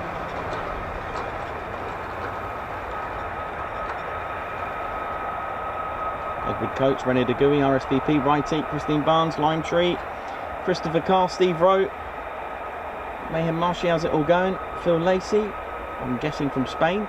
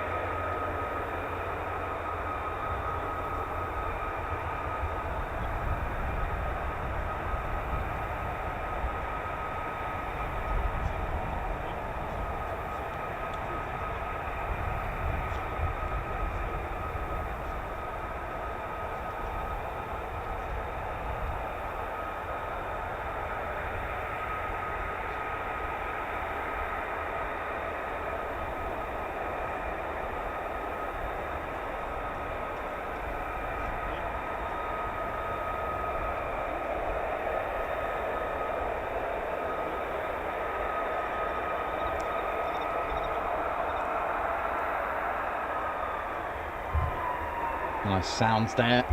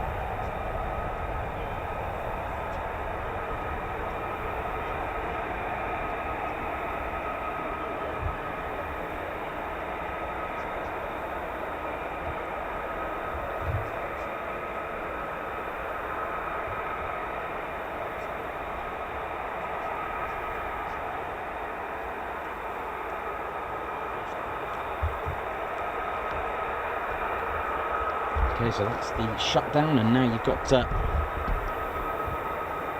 Marham's F-35Bs spooling there with their Pratt & Whitney F-135s. Oh yeah.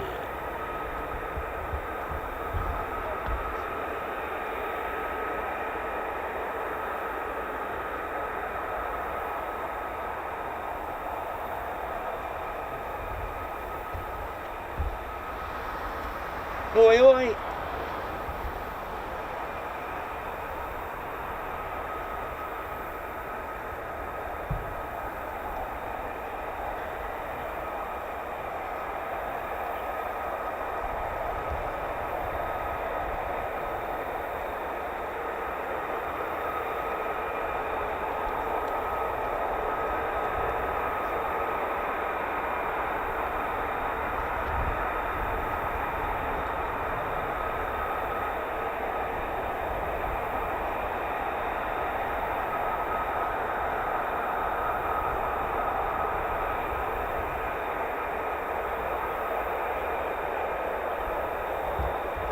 Well, it's certainly a good day today, isn't it?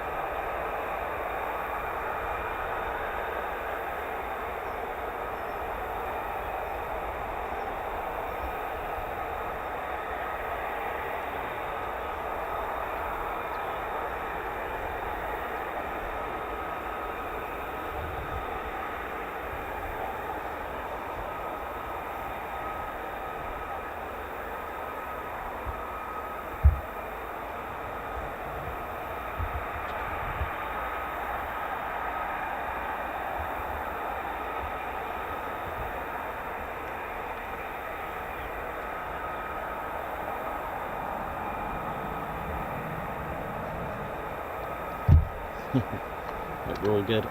And then the B variant is a cool aircraft, isn't it? Especially when you can hover like that. That's impressive. Right, let's have a look what we're going to get now. We may get either 2 pairs or a 4-ship. Let's have a look what we're going to get. What are they going to give us?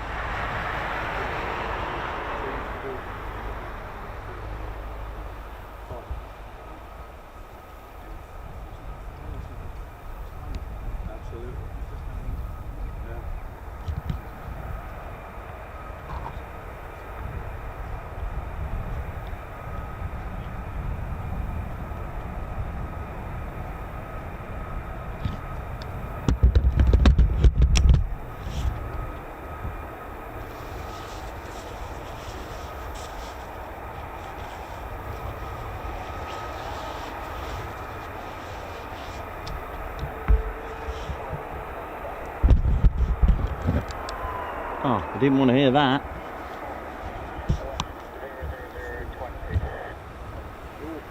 Shut down, we didn't want to hear that one.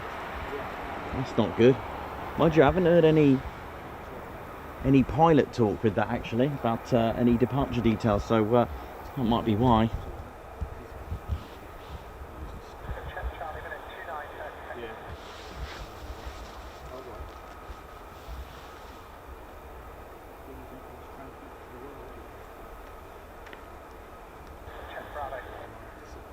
Well, do you know what? That's interesting saying it. My father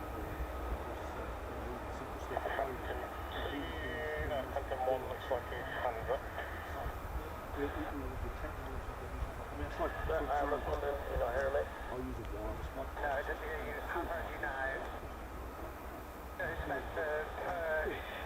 Training S3, brother. It's available to everyone.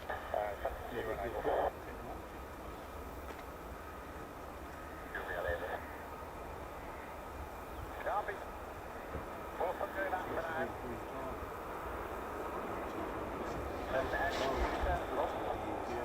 Yeah, but what is it?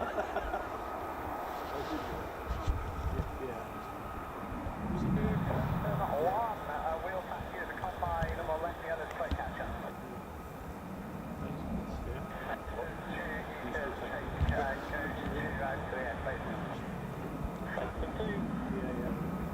Some really strange scattered clouds everywhere.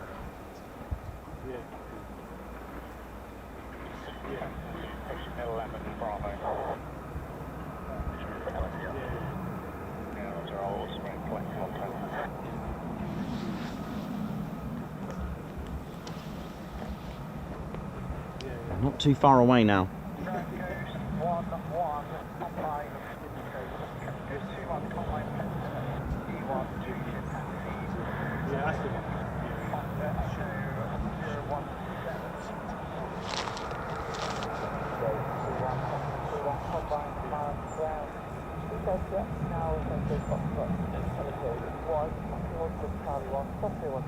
Okay, so definitely one's taxiing.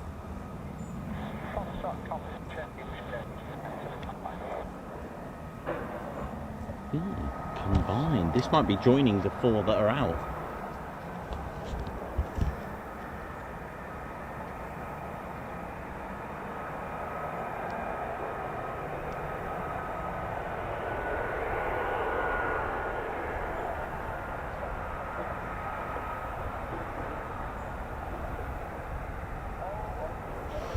Okay, maybe I got that a bit wrong. There's 2, but there's another 2 aircraft joining. Let's have a look what's going to happen here. Hang on. Getting my call signs modelled up here. They're talking about combined, which means 2 call signs combining together as one.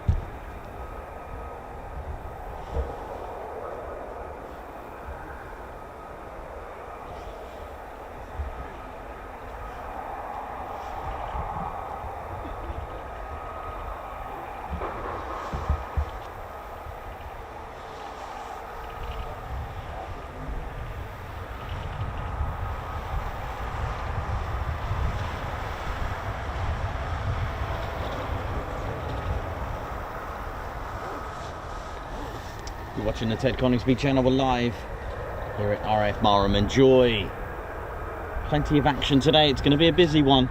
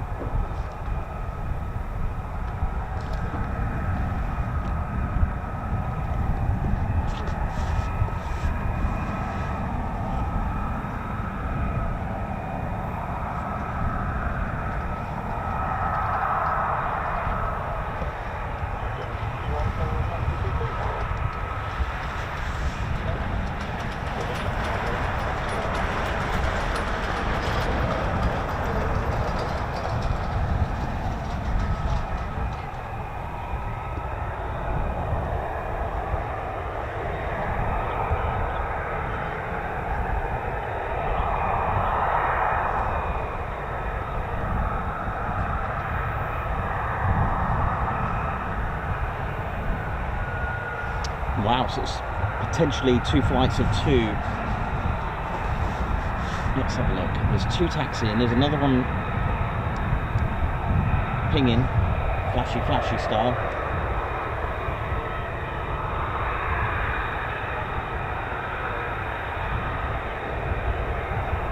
Yeah, I think we're going to have 2 lots of 2. Awesome. That's why I got this 4-ship confused. They're still on the ground. They haven't actually taken off yet.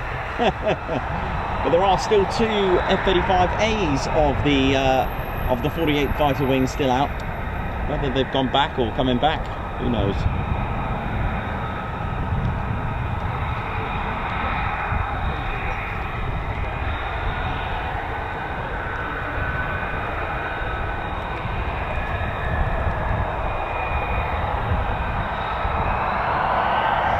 Hopefully they come back as a 4-ship. That would be awesome.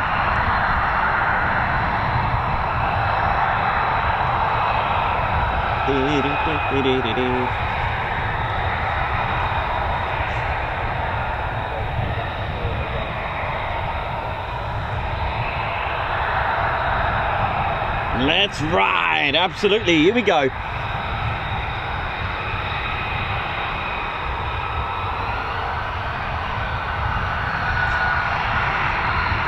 A very busy Marham today, which is great. I mean, we've had some good luck here at Marham, haven't we? Had some good times. It's time to ride in the F-35B. I believe these are 617 Squadron.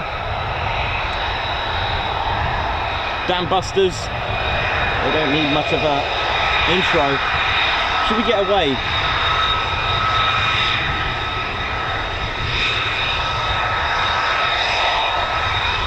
Teddy, wave!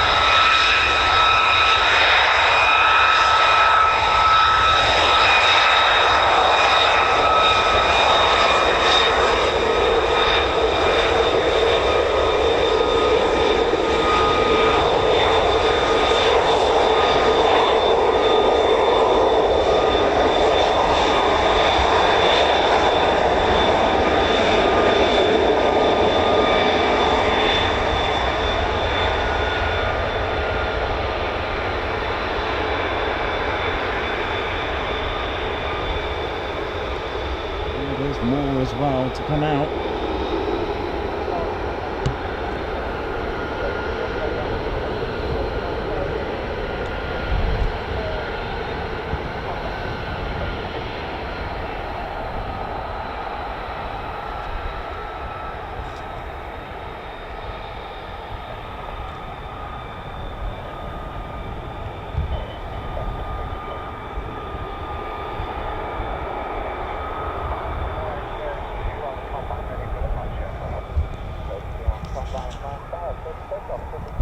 Clear for takeoff, here we go.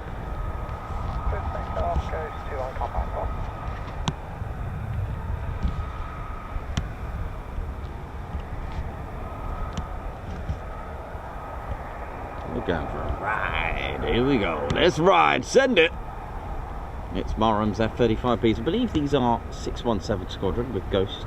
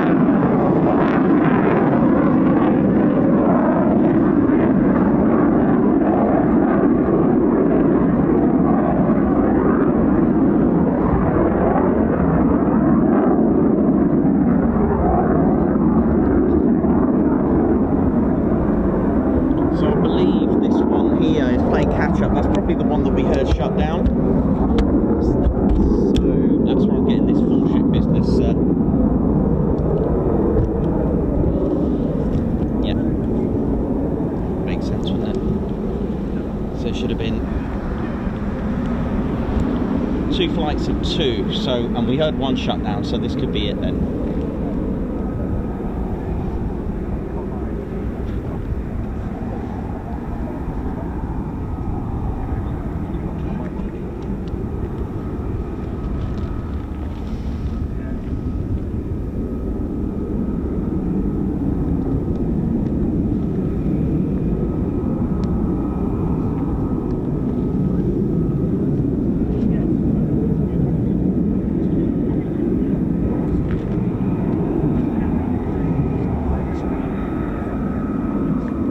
Thanks a lot, Big Al. Thank you for that. Everyone, please subscribe and go tap the like, share, and subscribe button. Nice one, man. Thank you very much.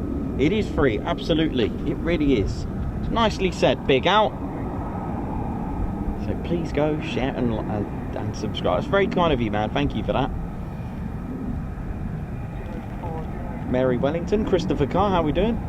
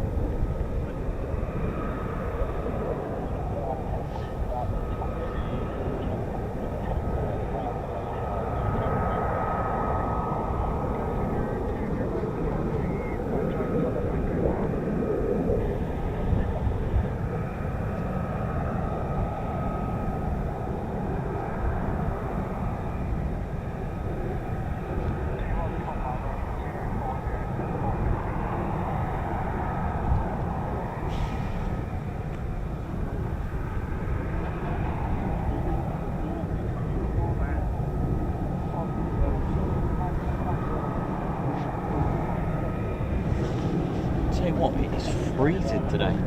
Absolutely cold, man. I'm like proper shivering. Oh well, nothing. There's nothing a cup of tea can't fix. So I'm gonna go and have a cup of tea. I'm gonna go and grab. I'm gonna bring it up here and keep warm. Freezing.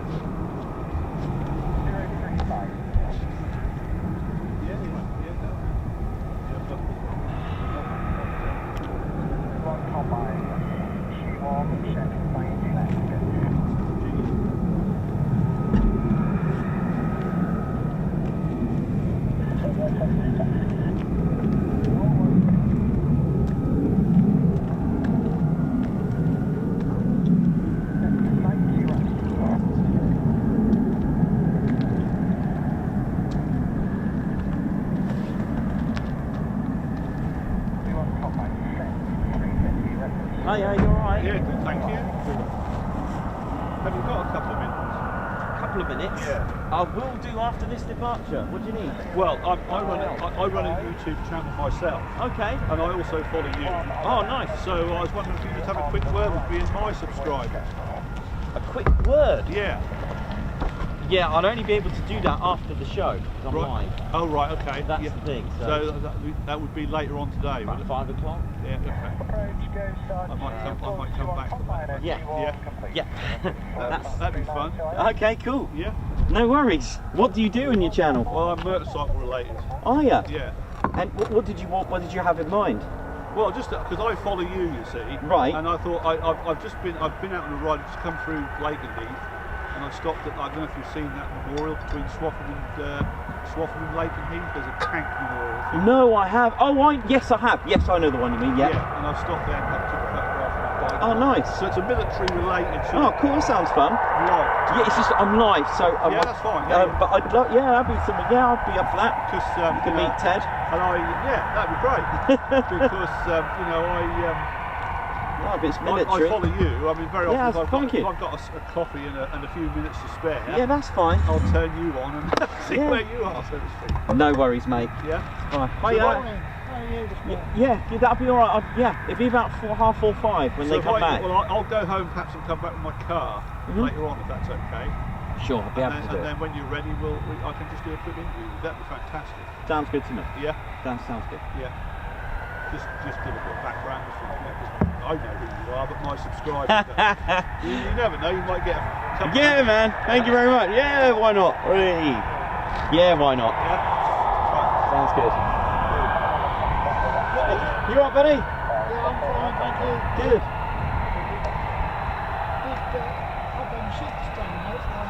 I've 4 went out, 2 come back. And then another 3 from here have gone out. And another one's coming out. They're from Lakenheath.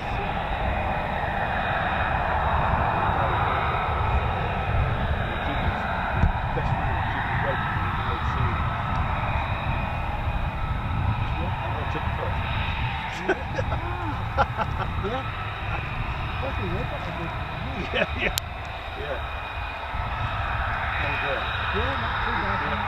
I'm surprised how interesting when you bring people together.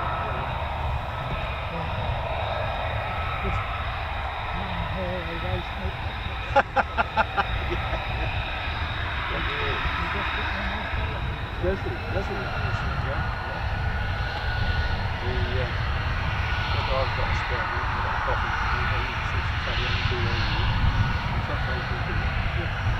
Just down the road for us. Yeah.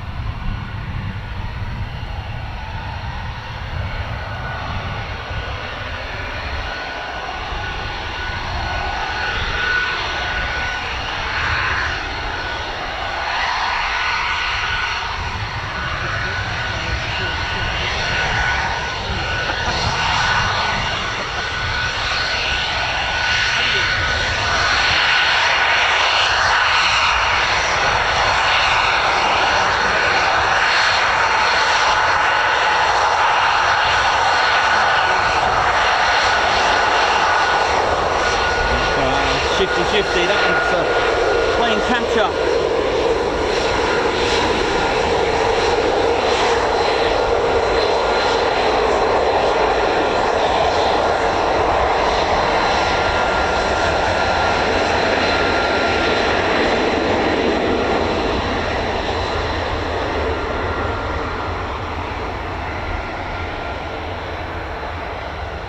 go.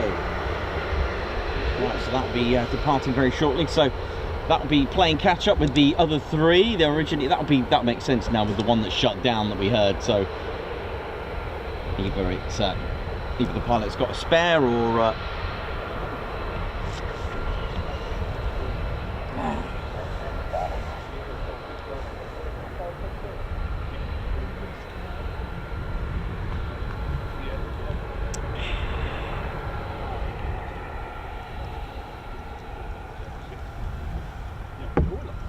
right, here we go.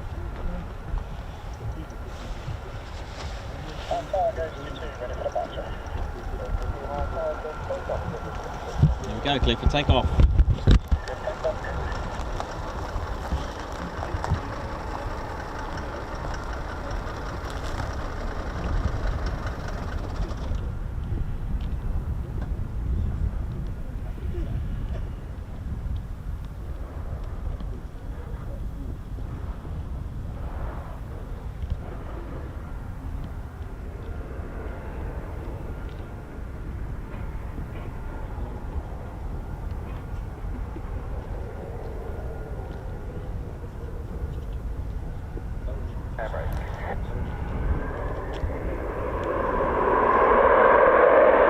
Here we go, send it!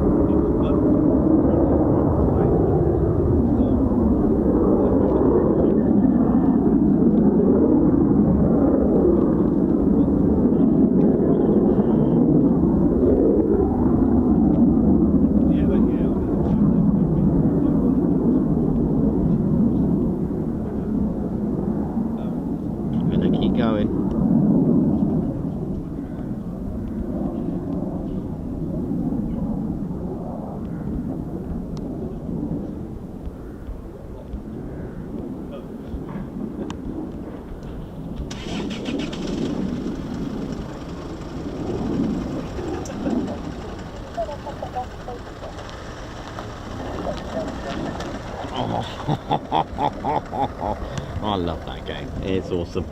Right, there we go, ladies, gents, and teddy bears. What a day! So we've got 4 F-35Bs airborne and 2 F-35As from Lakenheath. Still airborne. And my man, how's that? So my friend watching from Miami, how's he doing? Leonardo DiCaprio, how you doing, man? Hope you're good if you're watching, if you're tuned in. Yeah. Great Gatsby and all that.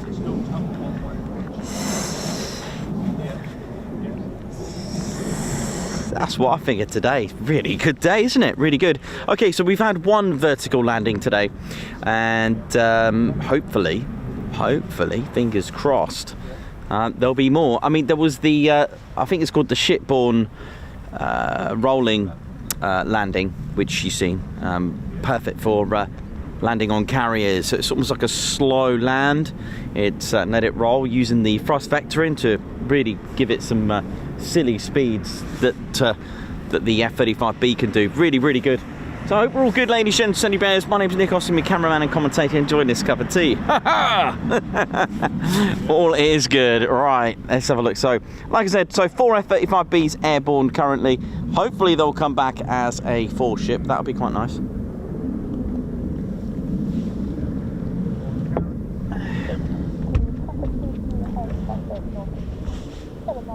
How's the Lakenheath crew? How's the 48th? We got them with us today. Look at them.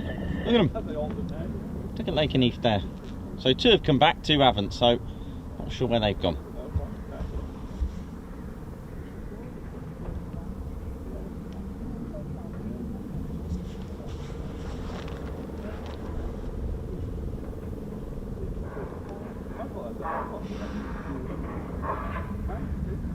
Thanks a lot, Mark Otto. Thank you very much. So that was the F-35B that you've just seen departed. These are F-35As. Huge difference. One can hover. That's the B variant, F-35B. That can hover. And this is the A variant. This can't hover.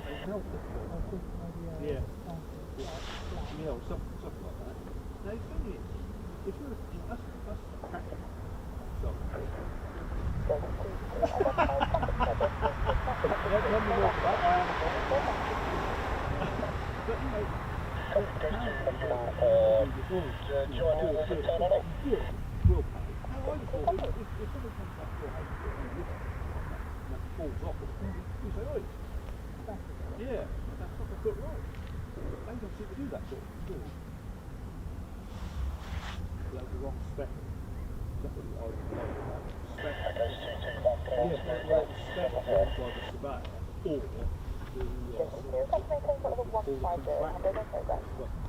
yeah, it is. Hope we're all good then, ladies, gents and teddy bears. Hope we're well, enjoying the show.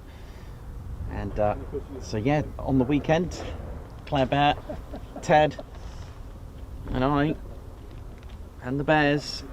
I think the bears are coming. I'm not sure if they're on. I'm pretty sure they're coming. We are heading off for our Scotland trip over the weekend, getting ready and setting up for RAF Lossiemouth. So this should be quite good.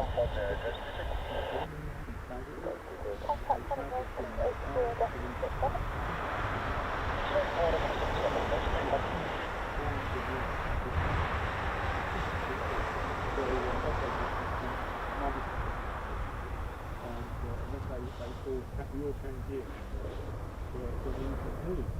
And I went back, and I think I've got several, two if not 3. So I hope we're all good. Ladies, gents and teddy bears. 48 pence. 48. I was looking pocket for 10. And he'd go, and he's putting them on the tin, and he said, I said, how much is that? And he goes, 48 pence. What?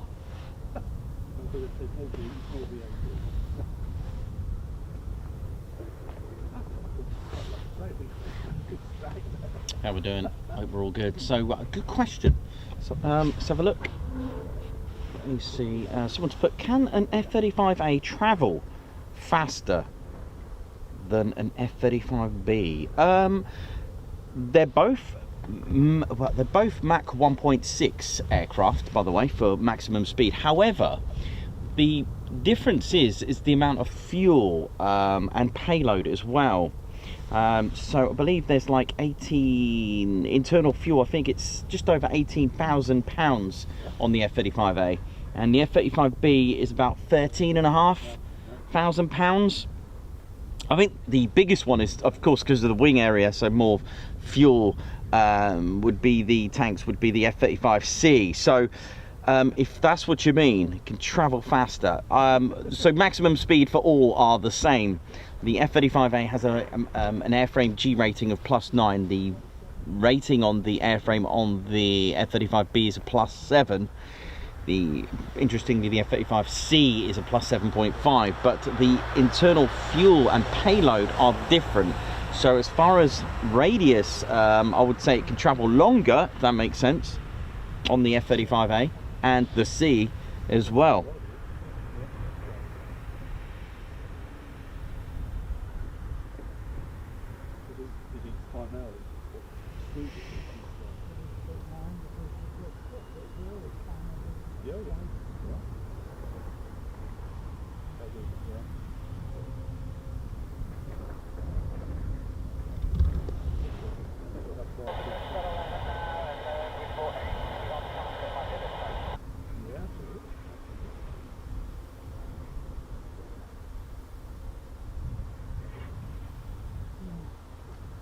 Fozzie, how you doing, mate? And Marshy, Chris Bloxham. Hope we're all good. Jenny B. Oh, bless you. Thank you very much. Thank you so much for that, man. Thank you. You take care. Have a good day. All right. Thank you. See you later.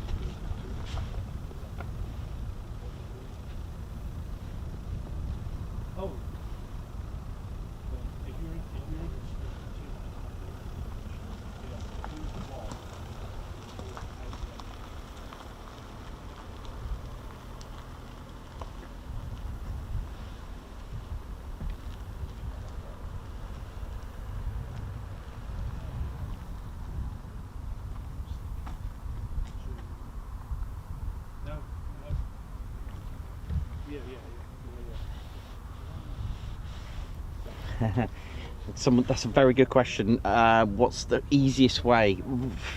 They're quite subtle in a way if you don't know what you're looking for. I get that. The easiest way here in the UK, right? If you're in the UK, look out for the lightning strike on the tail. Look out for that lightning bolt. That's the quickest way for me to tell if you see a tail.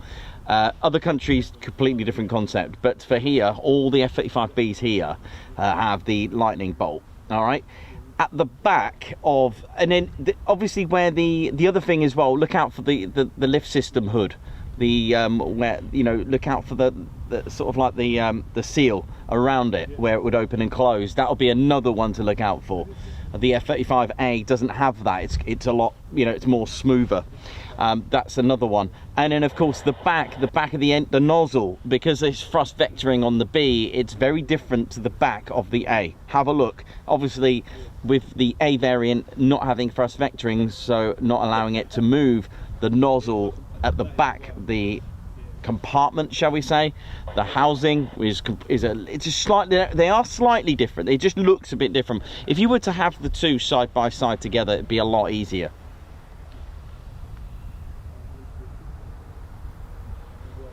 And yeah, that's a good point, the RAF symbol. Very good. Yeah, like it, yeah, that's good.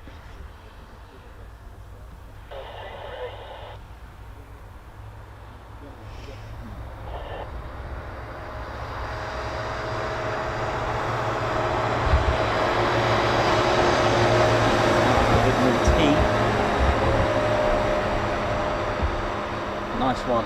Welcome to Norfolk.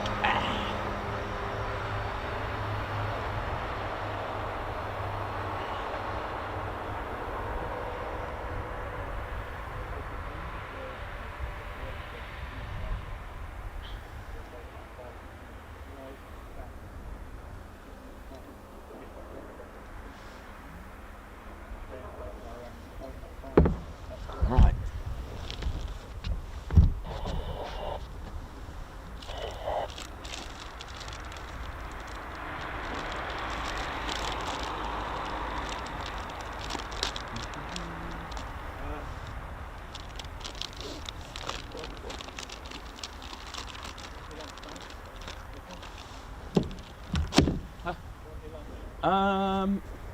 In a few minutes.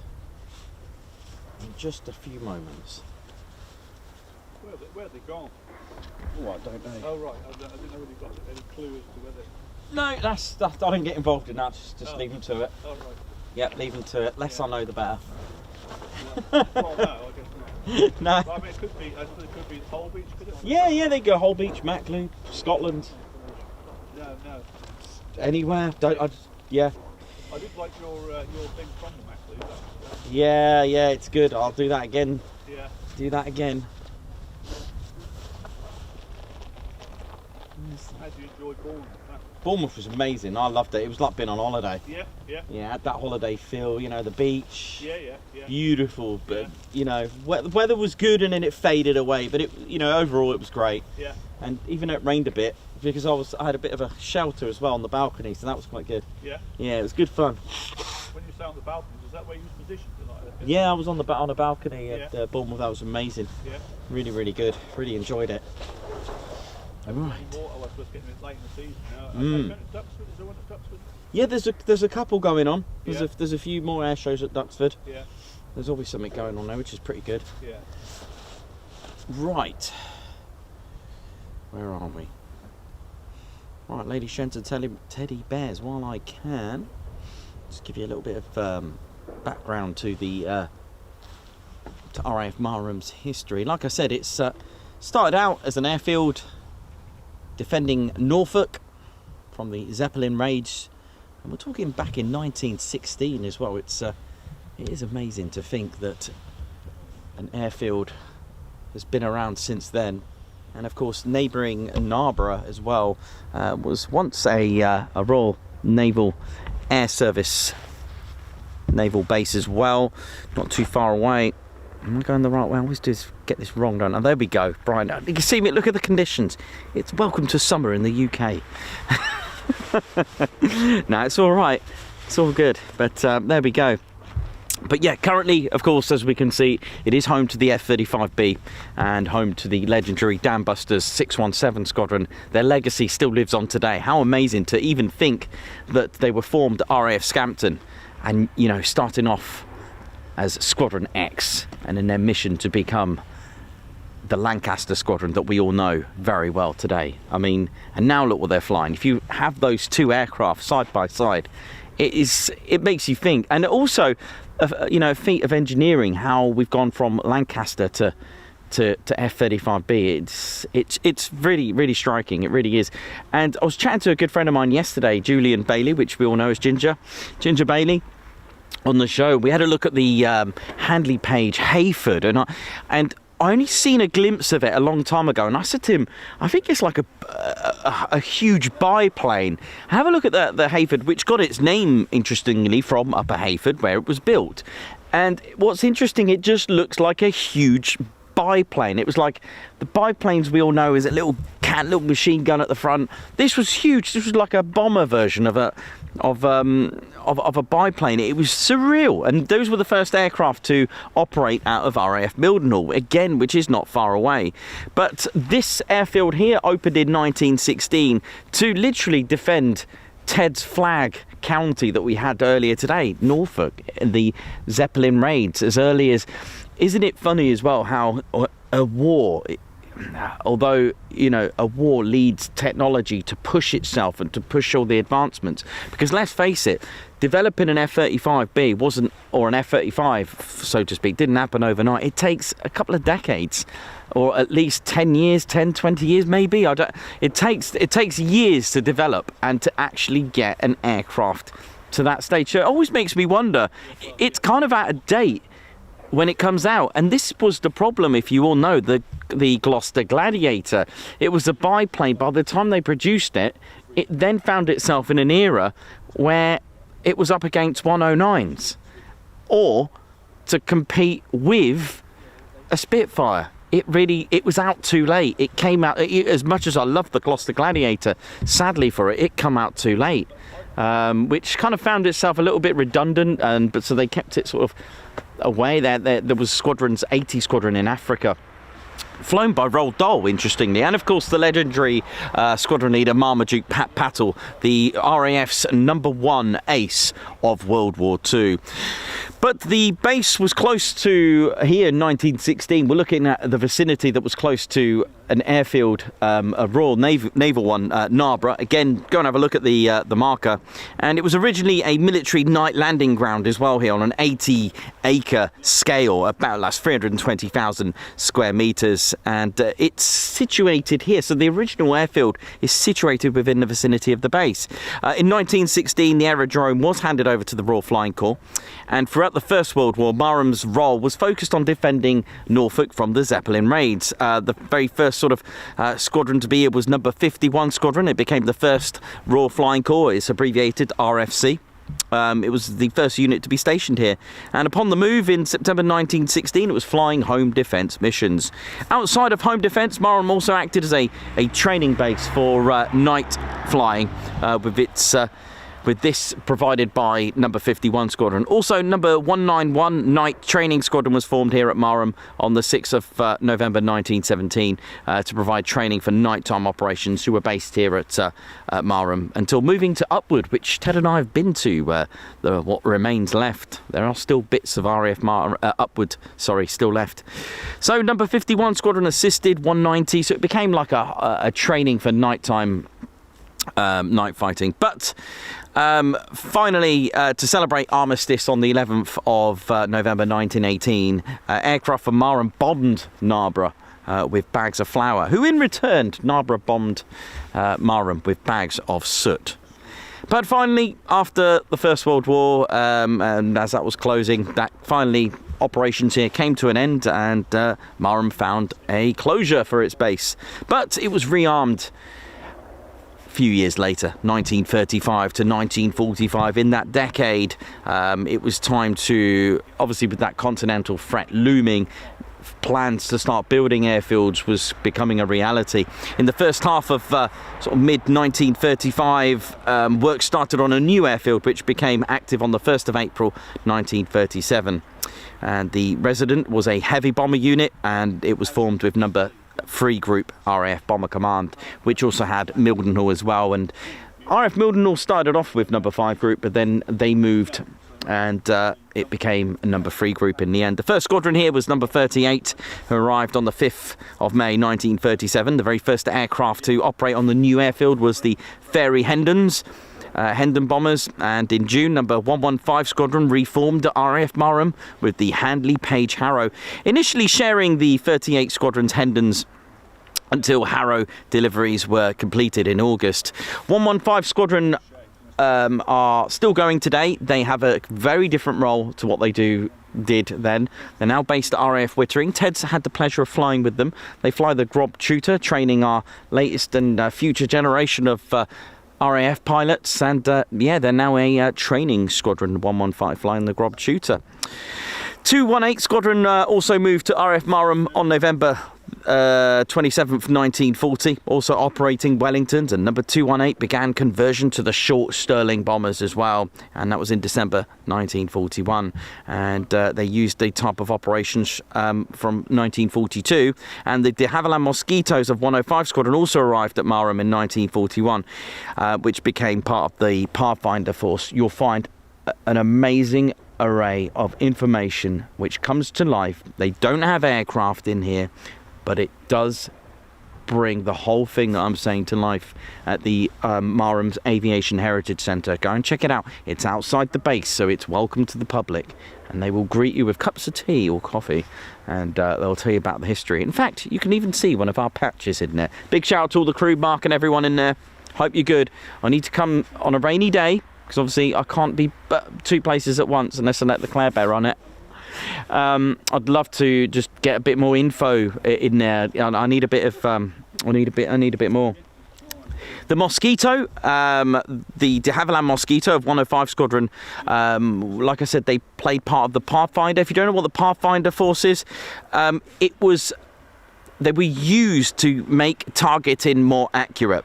They were a target marking role, the Pathfinders, for RAF Bomber Command, and they basically located and marked targets before, let's say, a Lancaster was coming or a Stirling. They'd mark the targets with flares, and then the main bomber force will come and aim at those flares, because let's face it, things didn't go too well with raiding in the day. They did it at night, but then you got the moonlight. The moon can be your friend, and it could also be your enemy as well. That is something that's quite you know, interesting to remember about the moon as well. It plays a major part. It could be a clear sky, but the moon could also highlight you or highlight your target. The Pathfinders were normally the first to receive the new blind bombing aids, such as the G oboe and the H2S radar as well. Now, during March 1944, RAF Marham did close for the construction of the new concrete runways and dispersal areas, making the end of operations. The free runways, the Class A, as we spoke about earlier today, they would see what was the most common wind direction and have that as your main runway. 6 directions of travel eliminates the fact that you will most likely going to get yourself into that headwind as it's coming towards you. Aircraft will take off into the wind, not with it, because it helps you lift, saving fuel. One of the things I do like to go to RAF Marham's Heritage Centre is to find out a little bit more about some of the operations, because I'm going to assume, this is only an assumption, I was learning about the 1000 bomber raid with Bomber Harris, Air Marshal Arthur Harris, nicknamed Bomber Harris, who set up to put fear in the into World War II's Germany at that time, to put fear into the into Germany with doing a 1000 bomber raid, and literally soaked up every single aircraft. And when they ran out, they didn't. The problem was with the 1000 bomber raid, his idea, Bomber Harris, was Air Marshal Harris was to basically put fear by sending 1000 bombers over to do a raid over German cities. Problem with that, they didn't have 1000 bombers, so I believe they tried to get some aircraft from Coastal Command, didn't work out, but tried to then get OTU aircraft. We're talking about OCU of today, of that aircraft. So all the qualified flying instructors were involved. And if you hadn't completed your bomber, you haven't achieved your bomber wings, let's say, if you were near it, you're on the team. They did manage to get 1000 bombers. I'd like to know what aircraft took part actually from Marham. I'd like to find that out. I know I could easily message someone, but I do need. We're bound to get a rainy day, and I'll come out. I'd like to find out a bit more, because one thing that strikes me is not only the knowledge of the guys that are in there, who are ex-servicemen, by the way. It is the charts. When you start seeing numbers, I'll never forget that display of aircraft losses. They were like each aircraft icon, and it's like, wow. The 1000 bomber raid did go ahead, by the way. It was deemed as a success. There were a total of 41 aircraft lost, which is probably the highest amount ever lost in a raid. But they sent 1000, by the way. So I'm going to do a bit of research on that. But anyway, as we move on after the Second World War, once things cooled down from the Second World War, things got cold. And of course, we got the Cold War. And from the 15th of March to the 31st of October 1946, RAF Marham hosted B-17s, flying fortresses, which you can see an airman's or an officer's suit in the Heritage Centre as well. I remember that as well. And B-17 flying fortresses. 3 were modified. There was 3 modified B-29 super fortresses as well. And don't forget, it was quite common for the runways to be extended, making them suitable. But Marham's airfield was actually suitable for heavy bombers. And I believe there was B-52s that once landed here as well. But they were here on a rotating deployment. So we had them as well.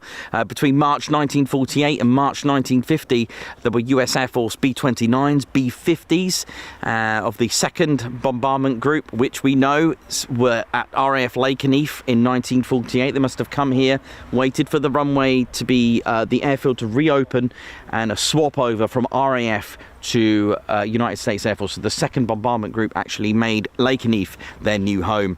The 22nd, the 43rd and the 509th, they spent time here at Marham, and also the 307th were not only here, but they also made Lakenheath their new home as well. On the 22nd of March 1950, the first 4 of the eventual 70 Boeing Washington B-1s arrived at Marham. Now, what is a Boeing Washington?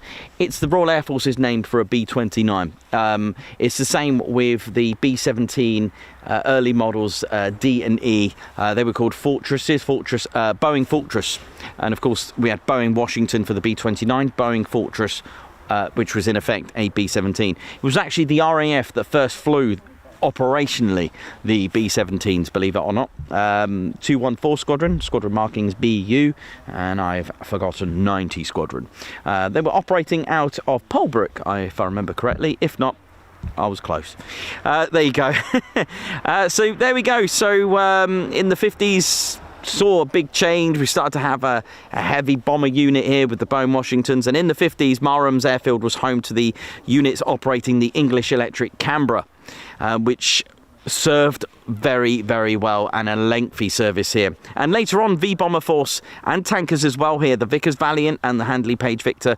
The station is also of the few large enough for Boeing to operate, like I said, the B-52.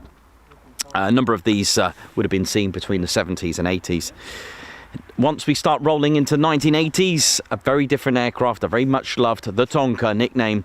Of course, the Tornado GR started to arrive. So during 80 and 83, 1982 start off with 1980. Lots of hardened air shelters. They were constructed to house the future strike aircraft, and eventually we would see the Panavia Tornado GR1s. These shelters were also equipped with the US weapons storage security systems as well, which were able to store the WE-177s. The first Tornado to be delivered to Marham was ZA-601 on the 24th of April 1982, coming from BA Wharton. And preparations for the reformation of the legendary Dambusters. So they've added a Tornado to their inventory. 617 were operating here with Tornadoes. Now look at them, F-35Bs. But this was shortly followed as well. They came along with 27 Squadron, which reformed at Marham on the 12th of August. 27 Squadron. Do they fly Chinooks? Yeah. Do they fly Chinooks? I'm just going to check.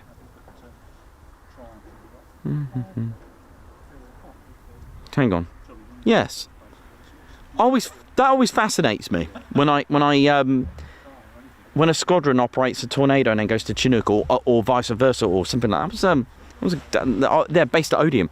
So 57 Squadron, where are we? Yeah, so number 57 Squadron disbanded at Marham on the 30th of June 1986, leaving 55 Squadron as the last Victor K2 unit at the base. March 1987, Tornado Weapons Conversion Unit, TWCU. They relocated its Tornadoes from RAF Honington to Marham. So lots of Tornadoes going on here, which, God, that would have been a sight. 27 Squadron disbanding in September 1993 with its aircraft and crew transferring to number 12 Bomber Squadron, who number 12, of course, as we know, they stood back up in 2018 and started to operate out of Coningsby in 2020. Of course, we spoke about the Canberra and the role that it played here in December. Number 39, that's one photographic reconnaissance squadron. They arrived at RAF Marham with their Canberra PR7s and PR9s from RAF Whitton, which you can see a nice example of that outside the station. Always ask permission before you take photos. Following the 1998 Strategic Defence Review, it was decided to end the Royal Air Force's presence in Germany. Number 9 B Squadron relocated from RAF Bruges to Marham on the 17th. And followed shortly by 31 Squadron on the 17th of August. But I do love this little story. They landed, number 31 Squadron, they landed their Tornadoes at Marham at precisely 13:31. I like that. Tornado GR4s here as well. There was the number 39 PRU that we spoke about, the Canberras, but sadly they disbanded on the 31st of July 2006, ending a total of 52 years of Canberra operations, which they do mark and celebrate here at Marham. I've seen lots of cool little posters like Canberra events. Following the closure of RAF Coltishall in November 2006, Marham was officially granted the freedom of the city of Norwich in 2008. As such, is allowed to march through the streets of Norwich with bayonets fixed. This is usually carried out on occasions such as annual Battle of Britain Parade, which is held on the 12th of September every year. not long to go. So there we go. And of course, we start to fade away from the tornado, sadly. The last tornadoes, GR4s, they returned to Marham from Akrotiri, and things started to change. And of course, the typhoon was coming in. We started to retire the tornadoes. I know, it's quite sad, I know. But just wondering what that noise was. I'll tell you what, operationally, we got lots of operations that actually took place from Marham. Actually, I was going to say the Victors were used to refuel from Marham, involved in Operation Black Buck to refuel. I think it was 13 Victors to try and refuel the Vulcan bomber to get all the way to the Falklands and back, which was at the time the longest bombing raid. I think we've got Granby, Elamy, Desert Gulf War operations all took part here from Marham. I think Marham's been pretty much involved in nearly everything. Of course, 2018 onwards, we start to see a big change. See the announcement of the F-35B Lightning aircraft. The first aircraft arrived at Marham on the 6th of June 2018 when 4 F-35Bs of 617 Dambusters Squadron, supported by our Voyagers and Atlas, a touchdown here. 207 Squadron as well were to become the operational conversion unit on the 5th of July 2017. But here we are today. Here we are. And on the 4th of September 2024, Ted Coningsby channel, we're live here. There we go. Right, I am going to have a little break and I will be back in a moment.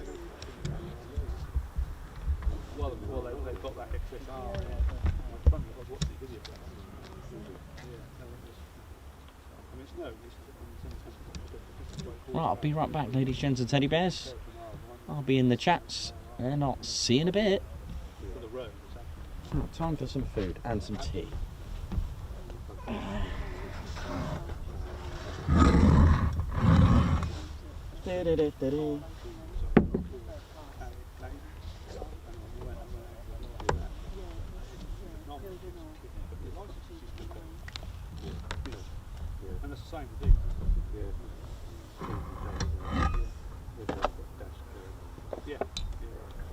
How you doing, Si? You alright?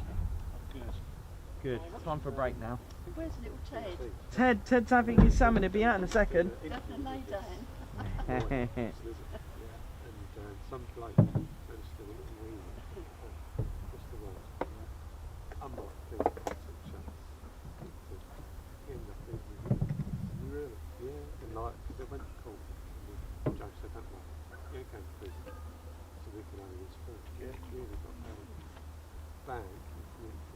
Really? Yeah. Just pulled away from the lights. Yeah. Pulled away, nearly ran flat. Yeah. All the blues up. Yeah, it's 42. Yeah. Beginning of the video, it's a load of lads sitting in the car doing healing. Cheers. Bloke from the right hand side. Chill out of my pocket They chair. just squats and it's got an audience. Yeah. Oh, they'll be gone for a while. So yeah. Are you alright from that tumble? Are you okay? What, did you slip on that bit? There was a bit of Worcester. Ah, okay. Old age, mate. Would you like the pocket chair? Okay. Because that bad, I was going to sit down. I forget sometimes I have to be a bit careful. My leg just went underneath it. How's the car? Oh, it's lovely. Yeah, it is. I like it. Further on beautiful as well. Yeah, it looks great. I like the AMG. It's AMG version, isn't it? It's nice. Is it an A1, do they call it? Yeah. No, it's an A45. Ah, A45, okay. That's great. I was at Nice, I do like Mercedes. oh yes. And, I've got a video on that like last year. Yeah, that's it. Is it? Oh, nice. Yeah, I do like that. My uncle's got a 1970s, a 500 SL. Close. It's in sort of like restored condition. Yeah, he won't take. I think now and again he'll start up. got to look after them. That's what I never could quite show them. It was meant to have a sports centre, but it got rained off and then on the Sunday. Oh, in what? Yeah, Oh, right. yeah, did that for fun. Yeah, sure. I'd be delighted. Water, So you've got a page here. Oh, bless you. Nice and Jura. Yeah. Sandwich sounds good. Yeah, No, sure. it's a single thing. Simon's Tuck Shop. Is it? Yeah, isn't it? Yeah, mountain. Yeah. On-road, off-road road.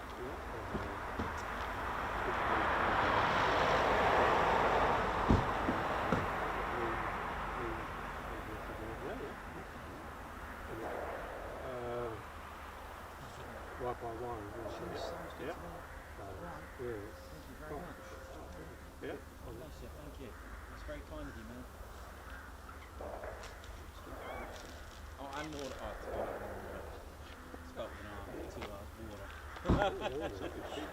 Yeah, thank you. I get that from Reggie. That's a different screen. One thing I don't miss is it gets quite soft. The original ones. I had Yeah. I don't know what, you know. Not sure what to expect. Turn up, hope for the best, see what happens. I got that's why that was Try to bet.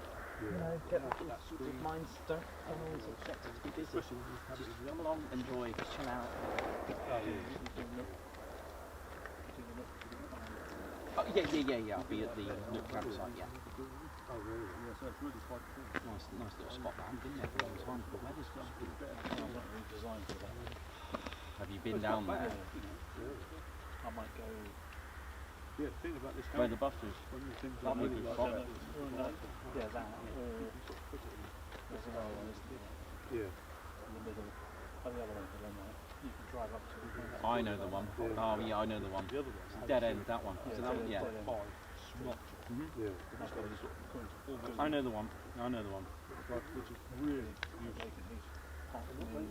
That's a score rider. Yeah. Yeah. I've done a review of it on my YouTube channel. Yeah. The wings looking good. Looks like they're using 06 from the wing, which is great. That's what we want. Yeah.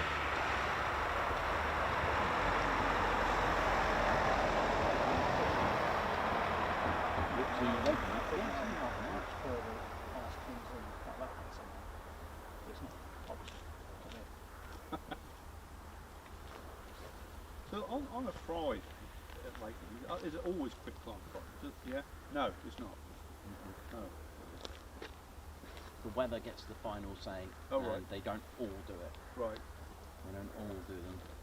But So that's your best chance of seeing it. Yeah.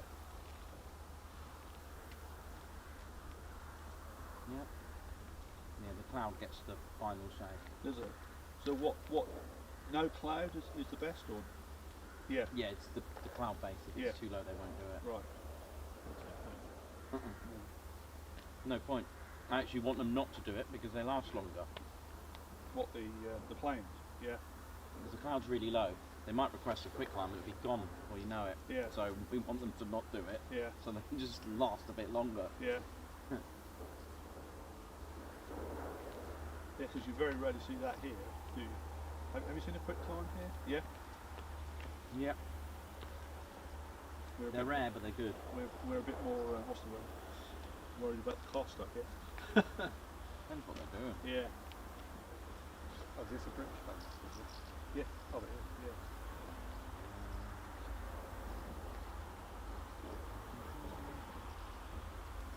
They fly right over top of their heads. Yeah.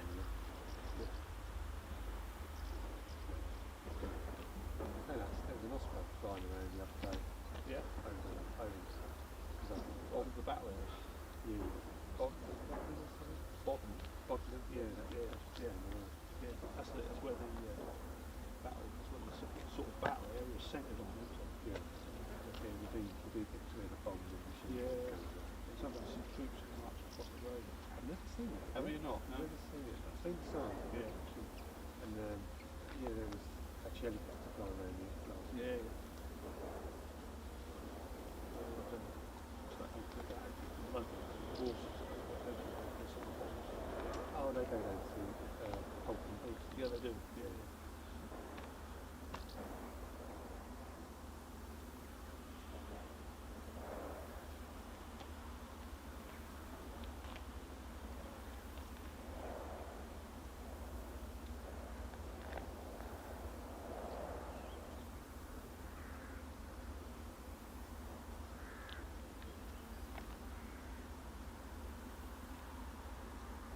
Are you married at all? No. You devote an awful lot of time to this, don't you? Oh yeah. So I'm not sure you probably get away with it if you're just married.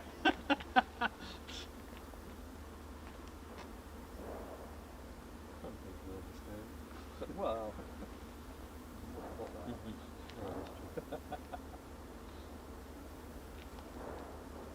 Coming back to Coningsby or anywhere, you often see retired gentlemen watching their husbands and wives sitting in cars reading. Yeah.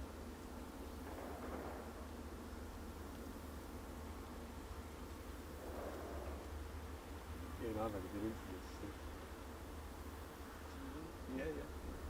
I was up at Thetford and I saw one, it was on a Saturday actually, I saw one of the pilots circling over the forest. Yeah. And realised I had a viewing over there and they come up following me during the vote. Yeah. That was it. Yeah, you're hooked on. Going over. And then me and my mum moved to obviously down the road. Yeah. Driving over. Yeah. Oh, quite low. Yeah. The first road trip, actually, Honolulu. Yeah, we'll do it. We've seen commercial aviation never go there. It's all, it's always much more military as always commercial. Yeah. I bet Vegas shows quite good. That'll be good. I can't wait. I'm going to make some contacts and get to Hawaii and see the F-22. That's the plan. Oh, do they? Yeah, Can't wait to do that. and it's right on the street, Vegas Street. Oh, is it? Yeah, they have all these Yes. There's a couple of I think they streams out fly there. out and they practice their places. Yeah. See, You get us, get ducks. Yeah. and Yeah, that'd be good. all over there. the one that we go to is Anchorage, but you can't. You only get to see them in the distance.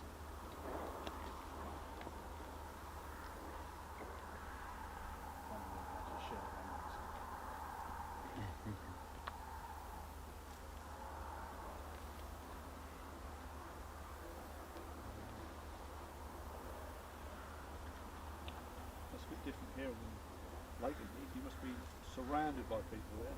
Like that is quite Yeah, interesting. it's because it doesn't have a viewing area yet. So No. it's a viewing area. Yeah. But I guess there's a reason for that. Yeah, but it's quiet for you though. Guessing. So I know we're here, but when I watch you at Lakenheath, you can often hear people trying to talk to you. And Yeah, it's great. It's good fun. Yeah, it's Yeah. good to interact. It's Yeah. really good. Yeah. I didn't realise how popular it is, do you? Until you sort of go. No. It's just, I mean, Lakeland is just absolutely, sometimes walks around here. All the kids on the street. Yeah. It's called access. Yeah, it has. Yeah. Jumped on at the right time. I think so. I think if I did it now, I couldn't. Same for the commercial aviation, isn't it? It's the same Yeah. principle. I think there's a cut off now. There's too many streamers. in Yeah, you certain have to come up with parts something different to do it. You know, I always try to do it the right way. The base arm here, always phoning. Good laughing at me as well. So they know you're building. Yeah. Yeah. In case there's something they Yeah. don't want me Do you to ring the police as well? They know that I'm here. I can ring the base there. In fact, they can even see Ted. Because they can see Ted. He goes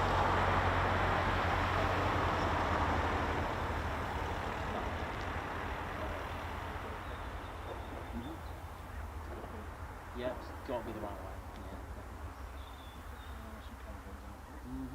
Which is a good thing for you. You want more caravans. You look good. Yeah. See, I've never thought about it like that. It's a good way of seeing that. I've never thought about it like that, actually. So are you going to carry on, or do you carry on all through the winter? Yeah. Yeah. Oh, yeah. Yeah. Yeah, just wrap up. Yeah. It's full time. Yeah. Yes. This is Yeah. his job, if you Yeah, like. that's it. That's what I do. I know you 5 days a week. Yeah, I'll try to. The weather sometimes will beat me. Yeah. There are exceptions. There are, you know. Yeah. If the wind's that bad, they won't fly anyway. So No. that's me gone. No. The rain yesterday. Did anyone watch yesterday? That rain was horrendous. Yes. Yeah. But I did see a bit I of can that do that rain, Yeah. but I can also do the wind Right. strong. If Yeah. you put them together, it's hard. It's As fascinating. you say, Yeah. military wise, they don't Yeah. bother flying, do they? Yeah. It doesn't. You know. It's not like commercial. The really. kit's protected. It's just the rain going straight onto the lens. You can't really do anything about it. It's just like, got to wait for it every 5 seconds. And then obviously lightning, I have to get off there. Just take off, unplug everything and get safe. And then again, they don't fly in lightning, so because it's very dangerous. The only time I've experienced that was at Macloop of all places. On the hottest day of the year, it was 40 something silly, wasn't it? Was it 2 years ago at Macloop? Was it last year? It was the hottest day of the year. No, it was last year.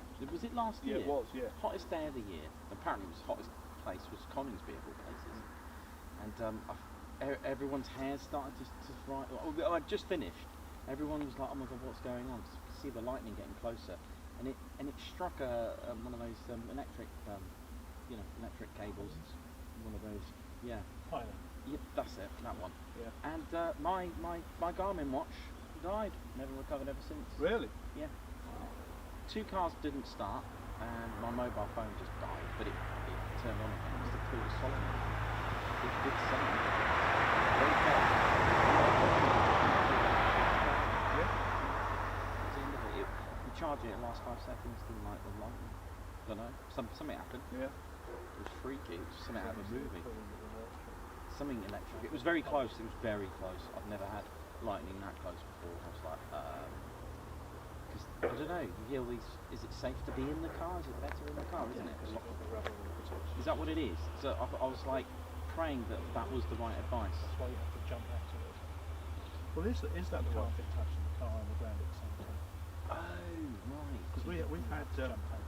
in the agricultural industry, we've had situations where forklifts are coming into contact with electric wires, and apparently the driver's got to keep holding the steering wheel and not move until the power's turned off for some reason. Because you're Is obviously it still conducting? well, electric? maybe, but I'm not entirely sure why. Release and the power will come onto you, won't it? Because you're trying to Yeah, because your reaction or your gut instinct is to get clear, get out. Yeah. But That's a circuit, isn't it? Yeah. But So if you sit there with your hand on the wheel, Detached, it will come to you. you mustn't move until they turn the power. So that could be an hour or so. couldn't it? Right. Cool.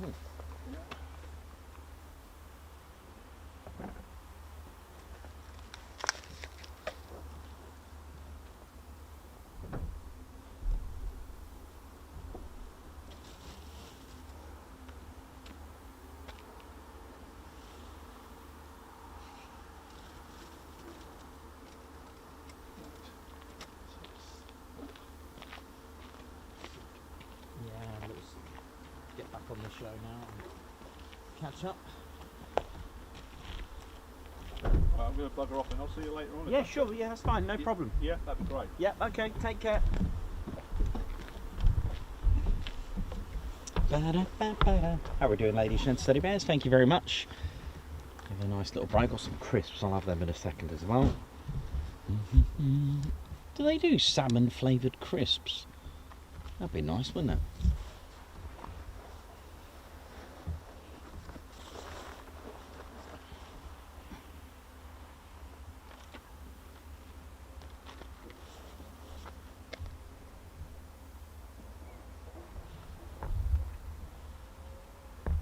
Alex Binks, how you doing? Alan Burden, Margot Baxter, Merton Wheelman, how you doing? Happy to be back. Yeah, all good. It's all good.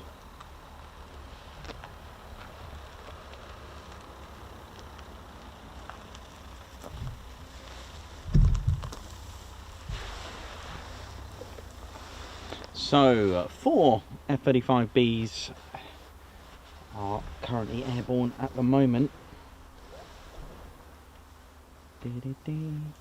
And of course the ones that you can see here are not from Marham. Ted, how you doing? You enjoying it? Ted's having a good time. Ted loves it here. I love Marham, it's nice. It's really good. Always good fun. Always good fun. And of course, being with all of you, it's all good. Is that salmon flavoured? Hiya mate, alright? Alright. Yeah. I'm just going to get a picture of Ted for my son. Oh, okay, sure. Yeah, no worries. Go for it. Amazing. He's going to love that. Oh, nice one, man. Nice one. No problem at all.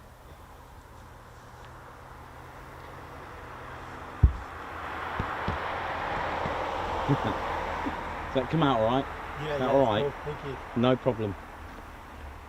Matthew Hayes, say hello to Jane for me, please. Hello, Jane from Matthew Hayes. Guards March, thank you very much.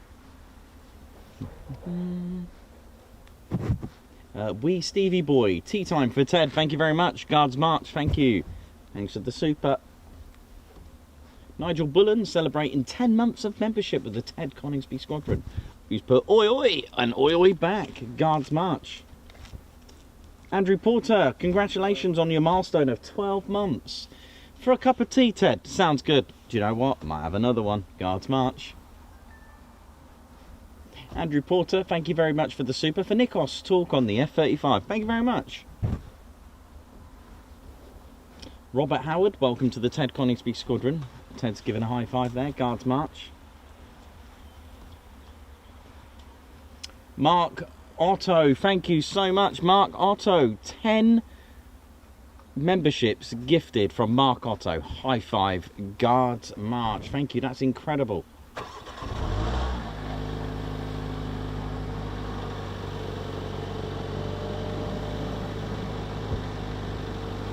David Wolfman Wells, member for 19 months, who's part of our Ted Coningsby Fighter Squadron, who's put please like, share and subscribe, all are free, help the channel grow. Guards March, thank you very much. Wolfman, thank you, good to see you on here. Edward Coates celebrating 10 months. The TCS is fun and informative. Thank you, Nikos, thank you very much. Thank you for your 10-month service. And Cadwell 5 celebrating 6 months. Congratulations on your 6-month milestone. Can't believe how quick I've got to 6 months. Guards March.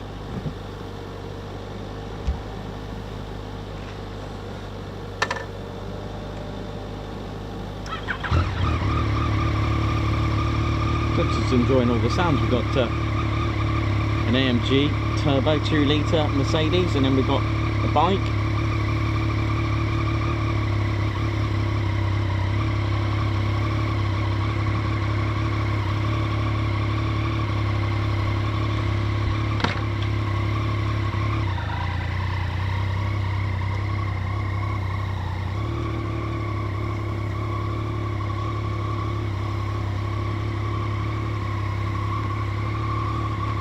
Steve Rowe. I'm not sure how far it is the way the backwards crow flies. It must be about 15 miles, I think it is. 15 miles.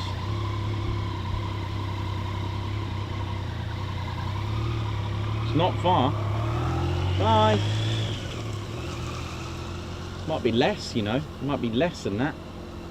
Yeah, I'd say less. Takes half an hour by car, so the way the backwards crow flies, I might even go with 10. Should we go with 10, Ted? Hang on, if that's 40, yeah, I'd go with about 10, 15 miles. The way the backwards crow flies.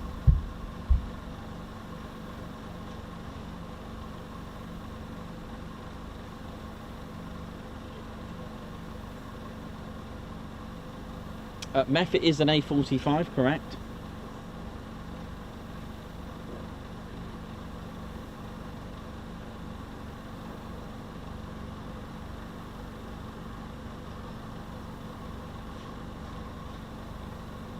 Jason Elza, how you doing, man? Jeez, but just made a cup of breakfast tea. You're all corrupting me as an American. Now I drink tea and call my mother mum. You're getting to me. It's cool, man. It's all good. I mean, I say a few things interchangeable. I say via, route, you know, and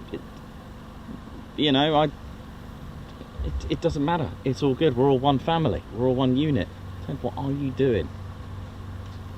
Right, Ted. I'm not sure what that manoeuvre was, but fair play to you. Right. I'll be right back. Just gonna grab some more tea and some water.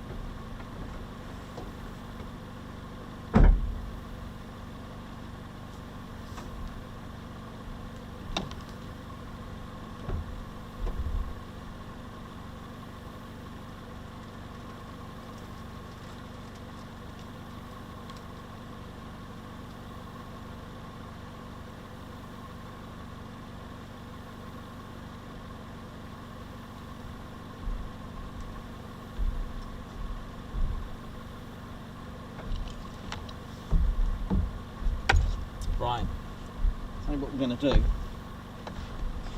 I'm going to do a Q&A, but with one of the bears. How does that sound? This could be quite fun and interactive. Let's have a look what we've got here.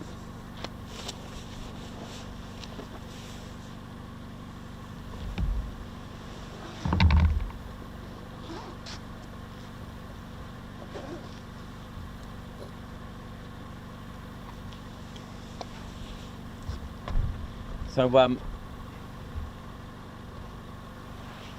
yeah, what we're going to do, we're going to do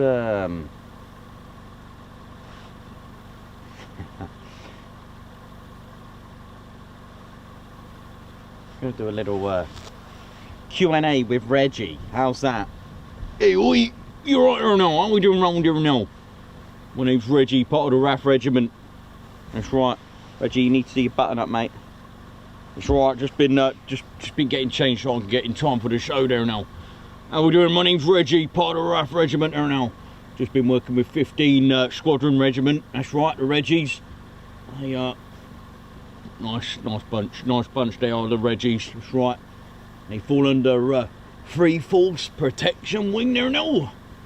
This unit's capable of delivering the full spectrum of force protection effects, including dismounted close combat. Ground extraction, close quarter battle, forward, back, kick. What did that do? Not a lot, that's right. And close quarter battle and operating in a chemical, biological, radioactive or nuclear environment. So I'll do it round there now, part of the regiment. That's right, we take care of the ground. We control all this ground there now.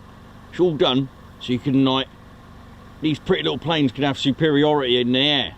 You see, they got to land, these pretty little planes, especially the ones that hover around. I mean, that's some phenomenal stuff there now, isn't it? Yeah. So the 15 squadron there now, they comprise of nearly 170 personnel there now, including tactical RAF police, mechanics, chefs. They've even got a chef. He's all right. Chef's good at cooking some chocolate. Clerks and paramedic. They're all equipped with the support weapons such as the general purpose machine guns there now. Do like that one. I'll bring it on the show next time if I'm allowed there now.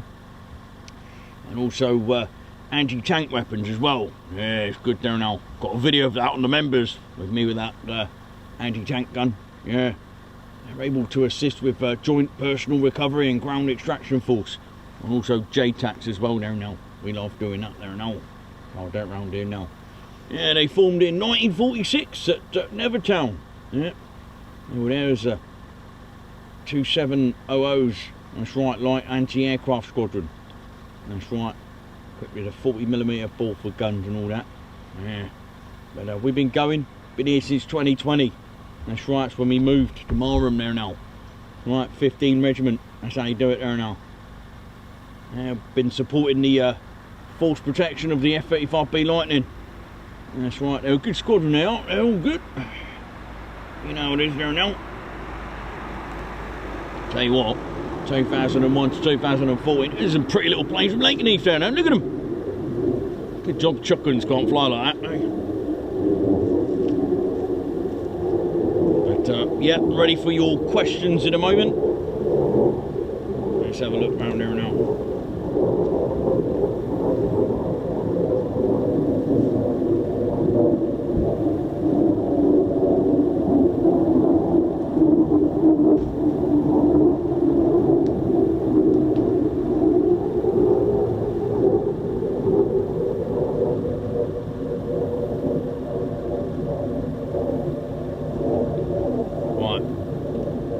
Your favourite, right, Alex Spinks, Reggie, what's your favourite thing to do in your spare time there now?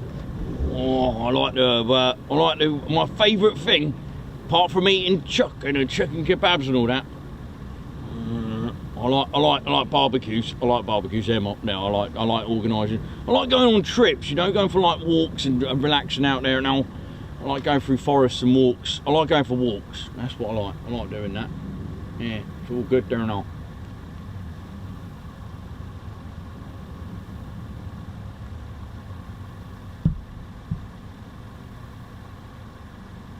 Yeah, that's how we do it.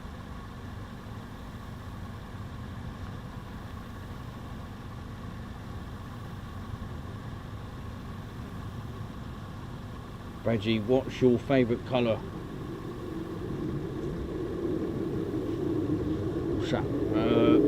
Reggie, what's your favourite colour of L153A1's hand smoke signals?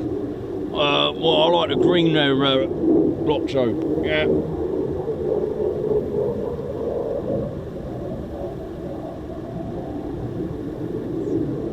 Yes, I'll do it round there now.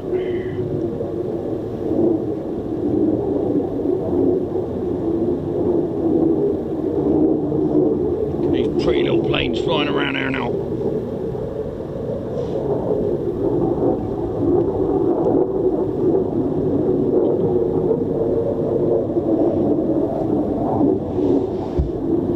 Everywhere. Look, I can't even see him there now. Must be no stealth kind there now.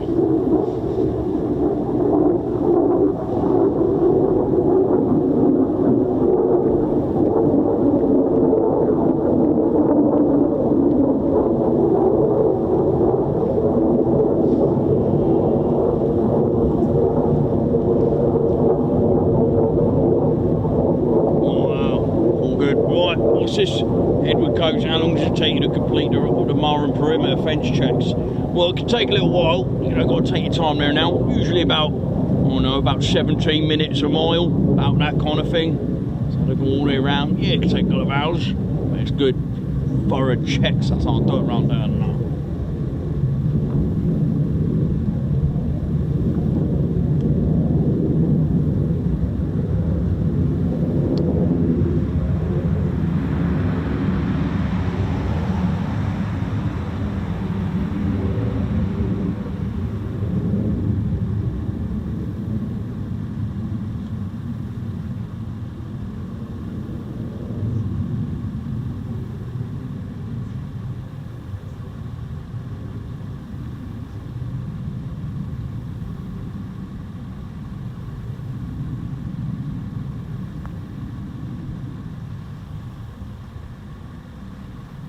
Thanks very much for your questions. I'm going to go and do me perimeter checks there now, part of the RAF regiment. That's how we do it there now. Right, you behave yourself, so I'll be back in a moment. Off to do a perimeter check. Doing a bit there now. Behave yourself there now. If you see that red ted fellow as well, I want a word of him, but I think he's in Canada there now, or something like that. Far away. But, you behave yourselves there now.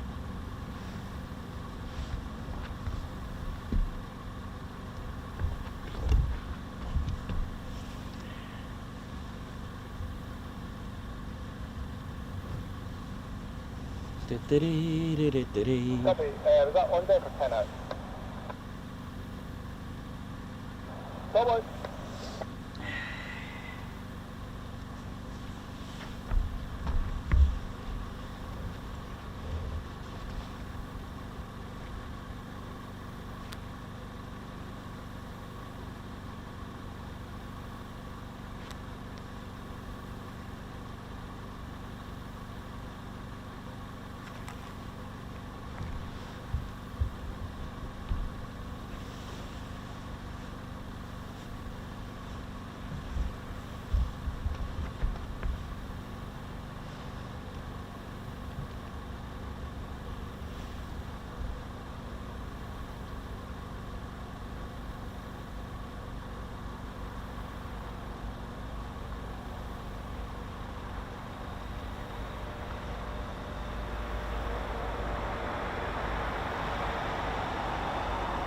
Well, hopefully they'll be back very shortly.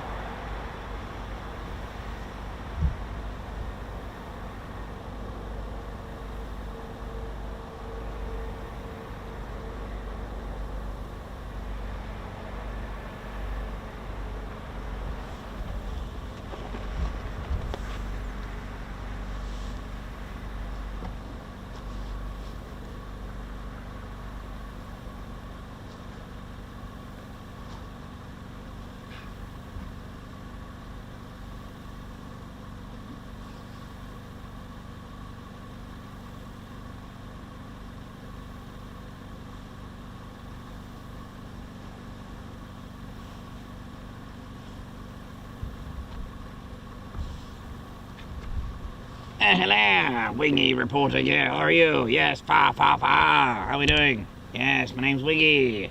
Good to see you. Hello, posh officers. How are you? Yes, pa. Yes, what's all the fuss here? Hovering aircraft. Dearie me. Yes, I don't know. Yes, we never had that in the war. We didn't need it. Yeah, it was all about turning, flying, and yes, these hover around. Dear, can't imagine a hovering Spitfire or a hovering Lancaster, can you? Yes, what'd be the point? The moon hovers. That'll do, yes. Mind you, a hovering moon. That'd be quite nice, wouldn't it? Mind you, it does look like it hovers, yes. Yes. How are we? Hope we're all good.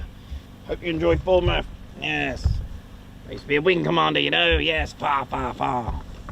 Ah, here he is, yes. Hey, oi. You're right there now. What are we doing there now, Wingy? Yes, good. How are you, Reginald? Yeah, I'm all right there now. Just doing me perimeter checks. Thought I'd just come by, see what you're doing. Yes, just thought I'd have a look at all the fuss about these hovering aircraft. Yes, we've never had that in my time. Yes. Yeah, so I know what you mean there now. What are you doing? Doing your perimeter checks, yes? Yeah, just going around there now as a... Just looking for that red Ted fellow. I need a word of him, actually. I'm just wondering what he's not... Why is he? Why is he not in Canada now? No. Yes, I thought he was at Canada. Yes, flying with the Reds.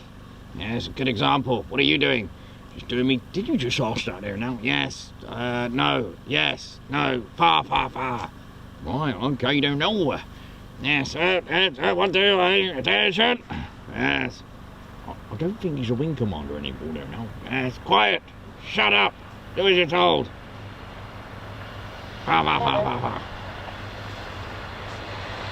Yes, 1. Yep, right, oh, look at this. He's not even paying attention and look at him there now. Yes, far. Yes, Reginald. Wonder if you can help me. Yeah, what's that there now? Yes, if you can see me across the road. Yes, far. Help an old boy, yes. All right now, let me see if I can see you across the road there now. Where are you going? Yeah, I can see you there now. Why does everyone do that? Come back. Papa. All right, must go. Gonna play a round of golf with Joanna. Goodbye.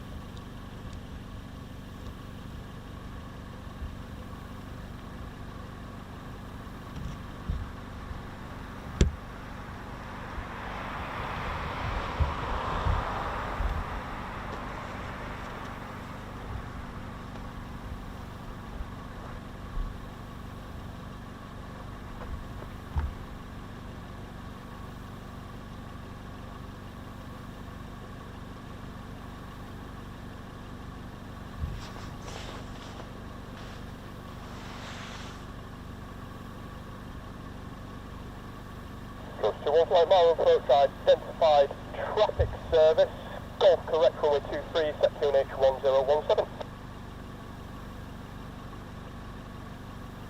Goes to 1 flight, own navigation, own descent as required, report visual with the aerodrome.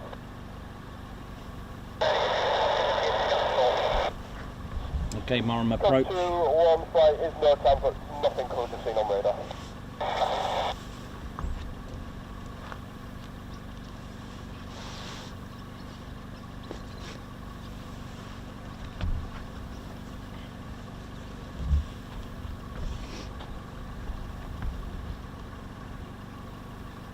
Okay, so hopefully we'll either get a 2-ship or a 4-ship, and then maybe 1 vertical landing. Come on, let's go. So they are on the return.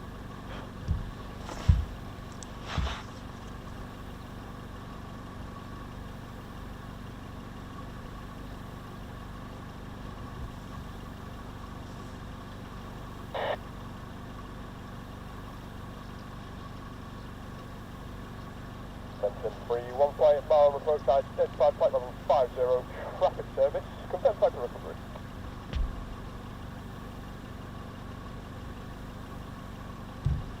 Mention 3, 1 flight, roger, require vectors.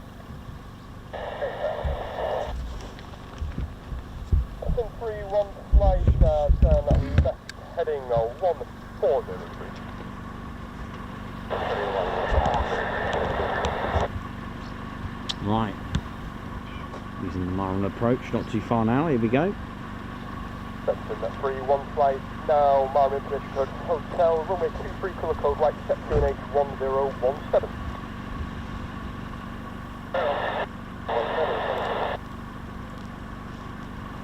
Benson descend altitude of 1,700 feet.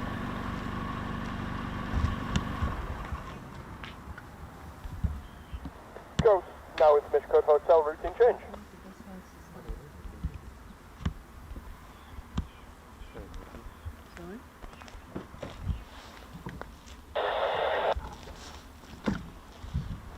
Benson, roger, so heading 150 degrees. So not too far away now, ladies, gents and teddy bears. Can't make out if it's 2 or 4 on recovery. We'll find out. There are 4 out there, whether they come in as a 4-ship combined. They're 2 different call signs. That's when you hear combined. Ghost, no known radar traffic to effect. Continue at Marham Tower, stud 2.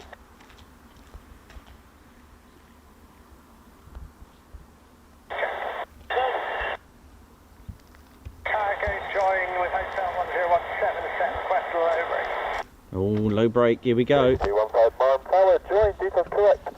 Low brake approved. Low brake, this is good, so they'll brake right in front of us. 170.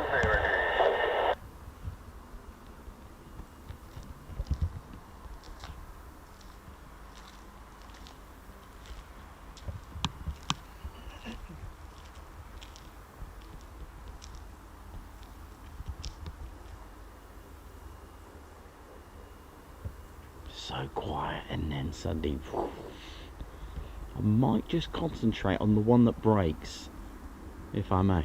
Here we go, here we go.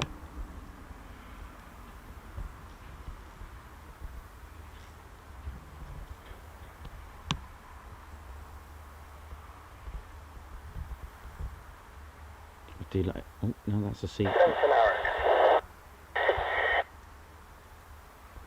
I'd be so good if it's a 4-ship. But that'll be, they didn't say combined, so we'll see. Benson, roger, no known radar traffic to effect for his 2 individual circuit. Continue with Marham Tower, stud 2.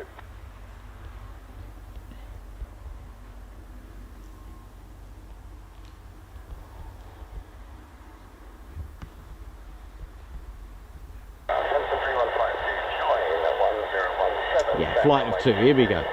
Ghost initial. Ghost.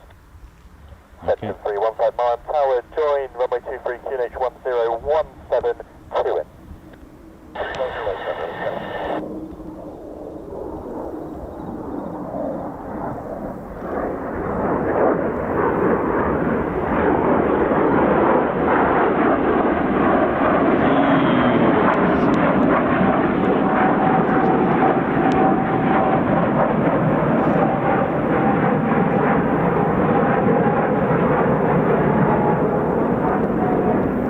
Yeah, vertical landings coming up.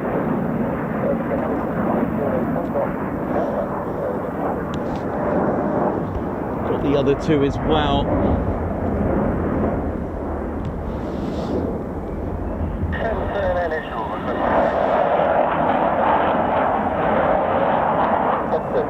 Downwind, low brake approved.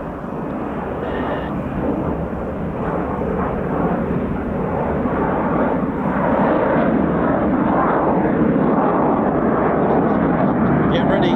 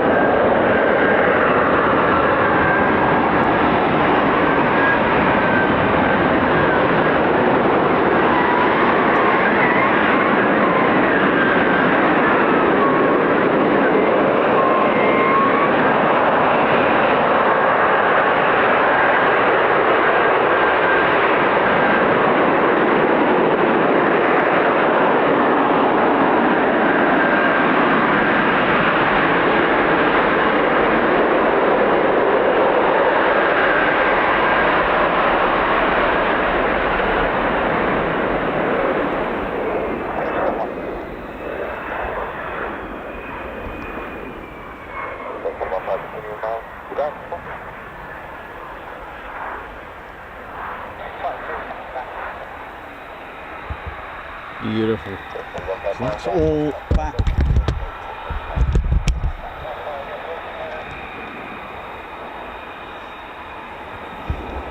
Or maybe not.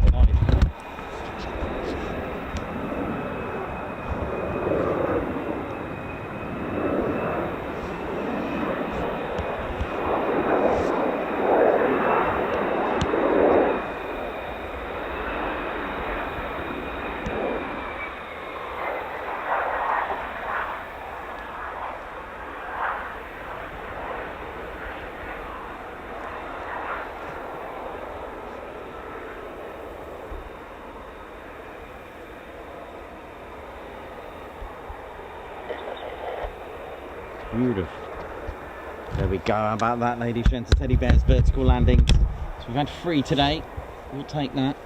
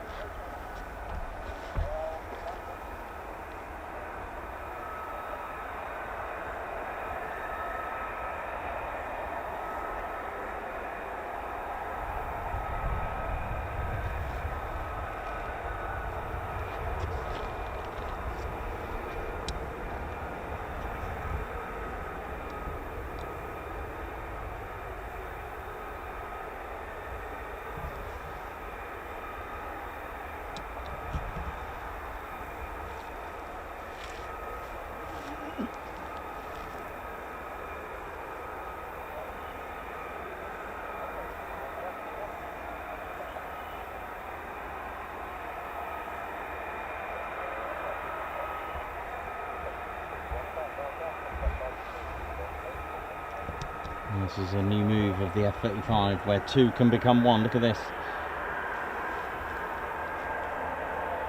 Oh, almost. The world's first tandem F-35.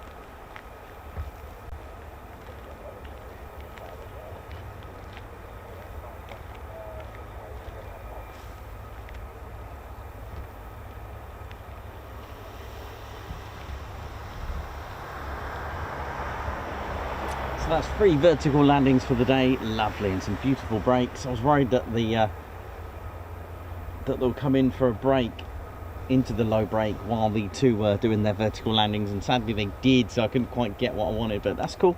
It's fine, it happens.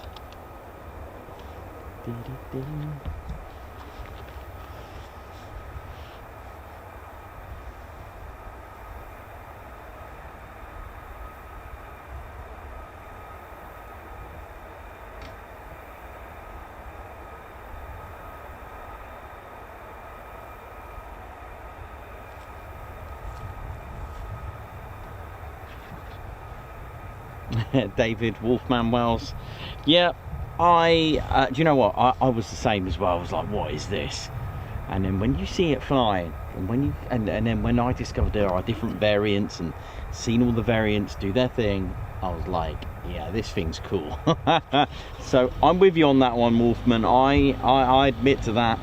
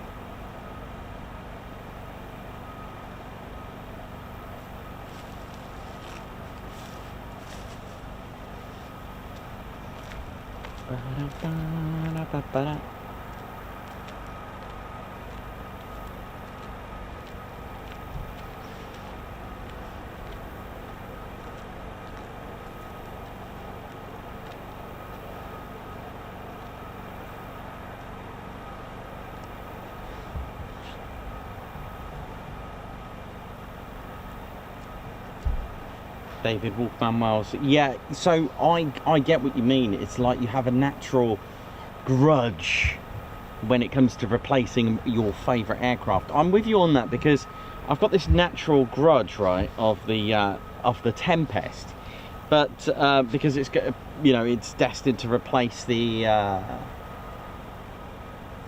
Typhoon. But then as a military aviation channel, that kind of goes out the window now. I'm kind of like, you know, I get why these things happen, but I know what you mean.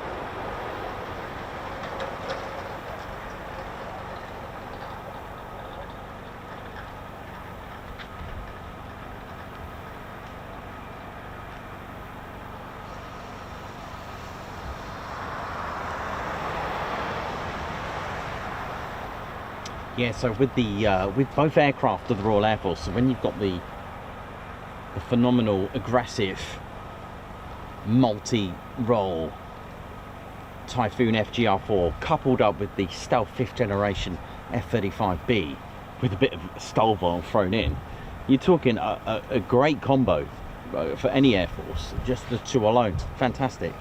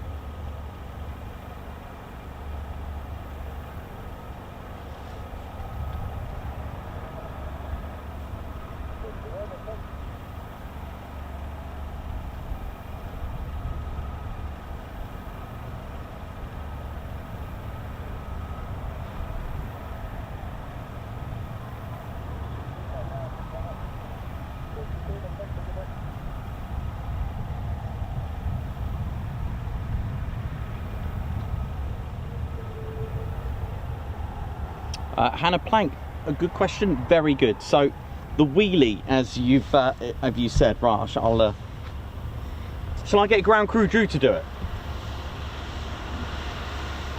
Shall I get ground crew Drew to do that one? What do you reckon?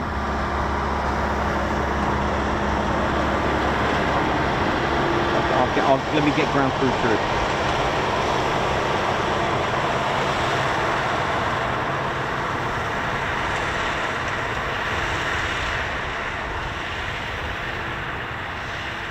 How you doing? Someone's got a question for me. Hey, how you doing? My name's Ground Crew Drew. How's it all going? Hope you're good. Right, someone's asked about why do they do the wheelie. It's a very good question, right? Because I do them all the time on my BM. That's right, I love my BMX. It's nice. You go along like that. We'll lift up the nose. Right, so why do they do a wheelie? Well, do you know what? That's a very good question. To us, it looks like a wheelie, right? But I'll have to do it this way. So it looks like I'm falling down. Basically, right, imagine a huge piece of aircraft, huge piece like that. It's basically creating drag in a nutshell, which helps it slow down, which takes the pressure off. You see, it uses full aerodynamic braking like that. That's what it's actually called, aero braking. And once you touch down, what you want to do is to use maximum aerodynamic braking, saving your gear and the brakes. After you touch down, slightly pull back on that yoke, being careful not to lift too much. But you increase your aerodynamic braking, you keep more weight on your main gear. So it takes the pressure off. It helps it to slow down. It's like a big giant parachute, but made out of metal, do you know what I mean? So basically it just causes drag and pushes the weight onto the undercarriage, takes the pressure off and helps it land. It is the cool way to do it. It's a nice way and it saves you. It's a good method. Hope that made sense.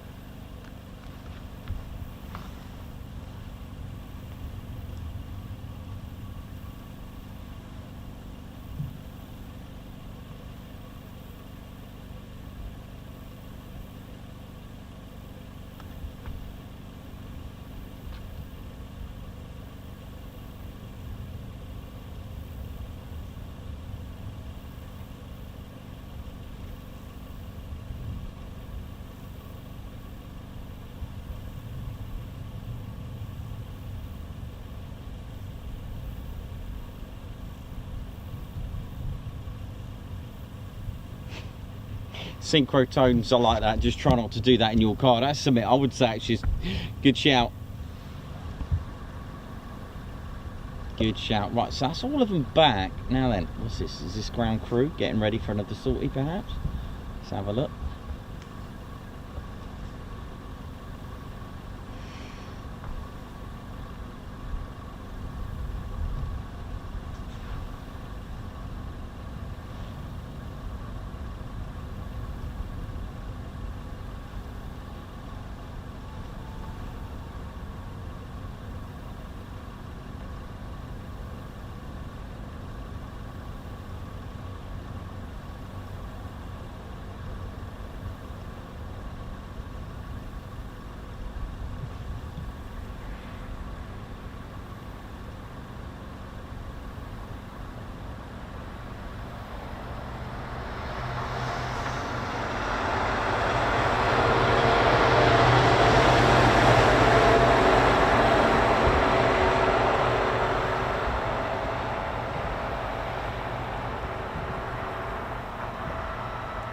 Right, it's just coming up to 13:30 here in the UK. How we doing? Lots of good stuff in the chats.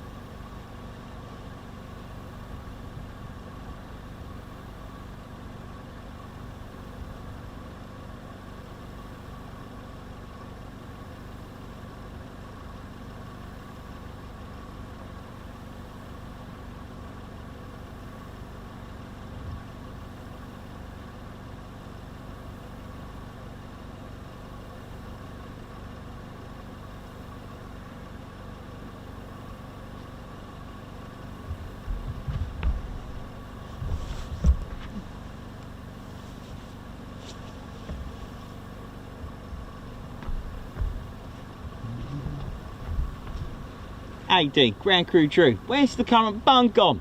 Unbelievable. Right, I'm up and out at Marham today. How are we doing? Thanks for your question earlier. That was really cool. I had another one come in earlier as well about how long do tyres last. Well, it depends on a few things, you know. It depends how many times they land. I suppose at Lakenheath they last a bit longer, because I think they can last about, on average, about 300, sort of 300 landings. But again, it depends how they've been used, the weather conditions, damaged runways, debris, and how warm they are as well, with thermal fatigue and all that. Sometimes, well, here in the UK we're all right, we don't get very warm days, because sometimes hot runways can actually have a major impact on your tyres. It's when they start heating up, causing that friction. But I'd say on average about 300 landings, I would say. But again, they can last a bit longer the less you touch down. So I guess with touch and goes, they're going to probably rotate a bit more. So probably it's at Coningsby probably a bit less, I guess, I suppose. But like I said, with any tyre, it depends how much you use them. I mean, for many aircraft it could be anywhere between 150 and 400, but I'd go with that as an average. Right, see ya.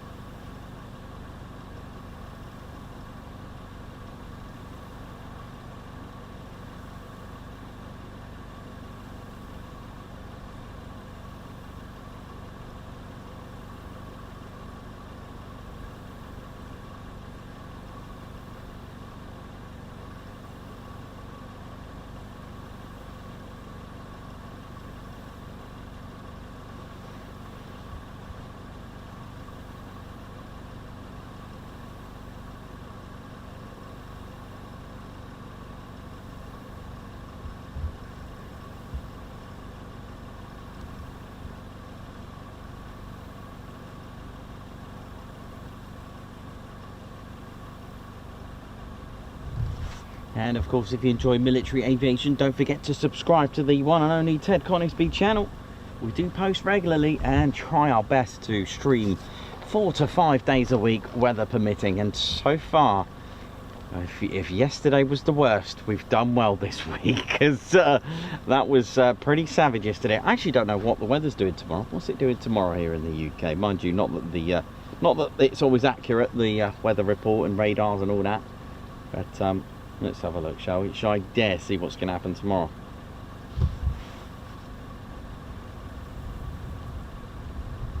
This could be emotional.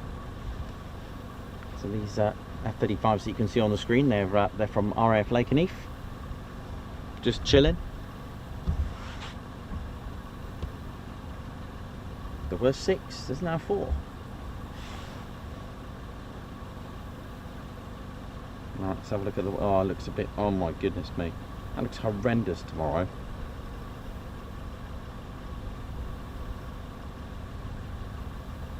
Ooh. Runway 10 probably tomorrow as well. Oh man.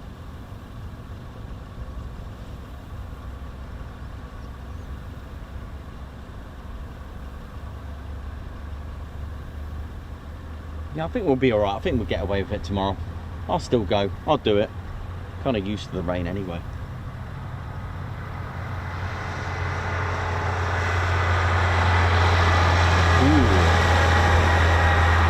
Camo. Bowser. Look at this. Yeah, I love that. That's cool, isn't it?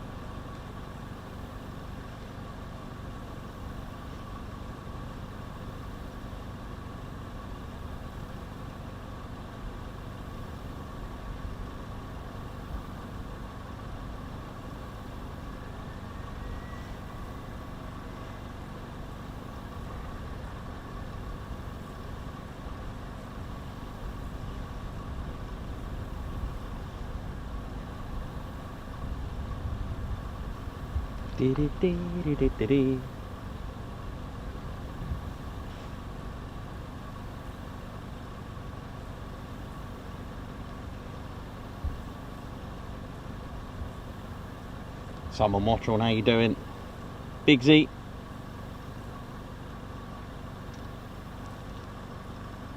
How's it going? Jason Elsa. Hope we're all good. Alex Blackcat, hope you're well. Selwyn Owen, Mayhem Marshy, and Cox. How's it all going? Brighty, Margot Baxter, good to see you all still with us. Mark Garwood, Synchro Tones, Phoenix Models, how are we all doing?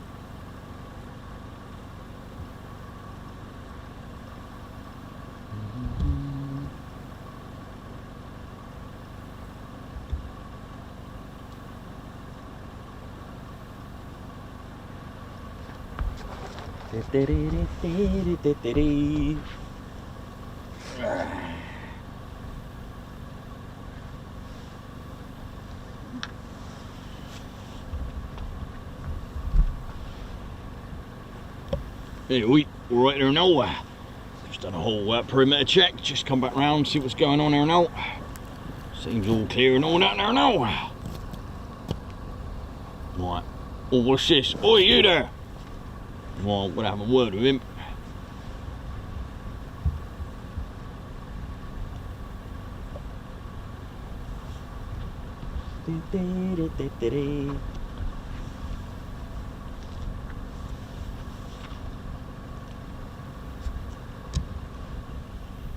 Good old Norfolk.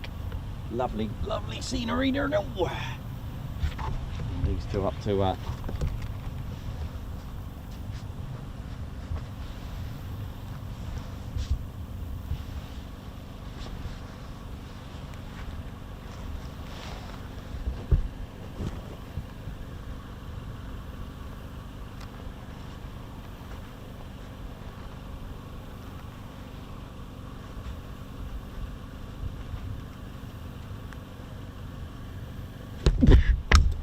oh dear.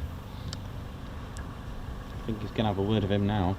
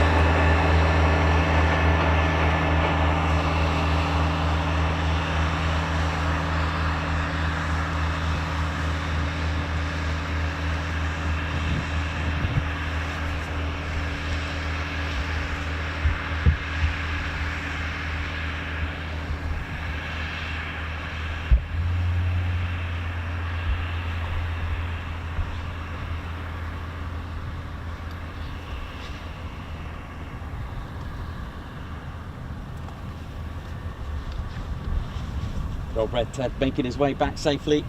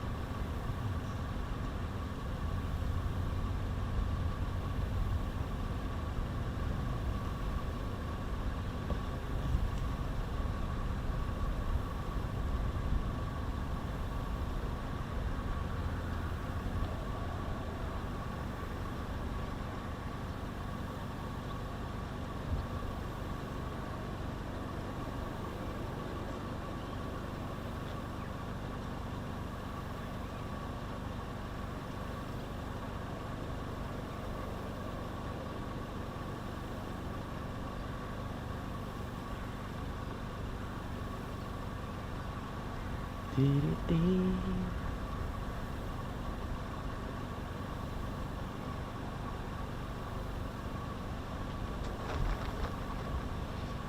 so we're just gonna ride this out. I'm gonna go and get another cup of tea. I hope you're good. And I'll join you in a moment on the pocket chairs. Jeez.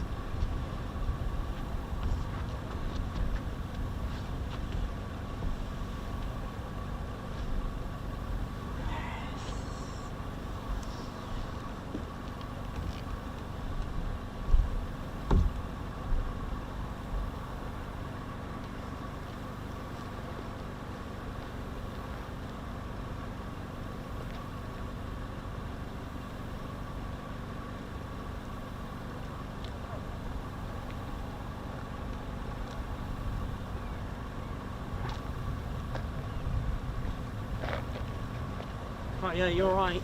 Yeah. Do you reckon there'll be much more in it out today? Or? Don't know. Never. Don't know. I never bother coming here because it is so quiet normally. I normally just go to Lakenheath, you guaranteed something there. But Yeah. so it's like, I live a few miles down the road and saw you were here. I thought, if you're here, it might mean you know something, that there's something coming on. It's been a good day. It's been pretty good. It's been pretty good stuff. Yeah. Are they Americans over the far side as well? Dead ahead, yeah. Yeah. Yeah, from Lakenheath.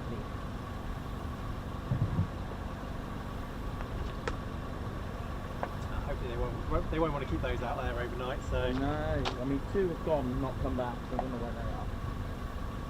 So it's 4 left. Yeah. something worth staying for. Yeah, you never know. You never know. They'll be up again. Yeah. I don't know when, but they'll be up.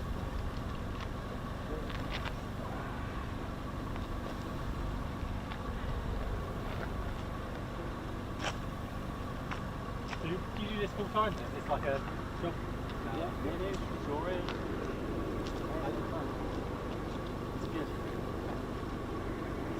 good. Just seeing you up there, it's just like, I just love that enthusiasm. It's just like, Yeah. it's like, it's the enthusiasm my little boy has. It's like, I hope he doesn't grow up. I hope he grows up. No, and just like, keep he's going, like you man. up there. Just keep going. Just keep going. That's the best way. Keep going. He's got, he wants us to buy a camper van with a platform on top, so when we go to like air shows and stuff, he can sit on top. That'd be cool. So he's designed it all for me. And just, Oh, nice. That'd be good, wouldn't it? Yeah, that'd be good.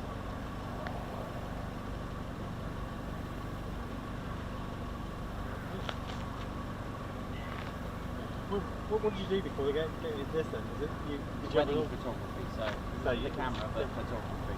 yeah. I have no idea what doing this. No idea. And then it came along. Here we are. I thought I was shame. I never really got into photography. My dad was an aviation photographer, he went to BAE. Shame I didn't get into it. Yeah. Like I.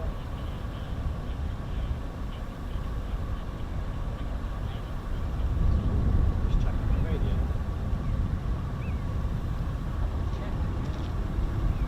I don't know what channels I'm on. Yeah.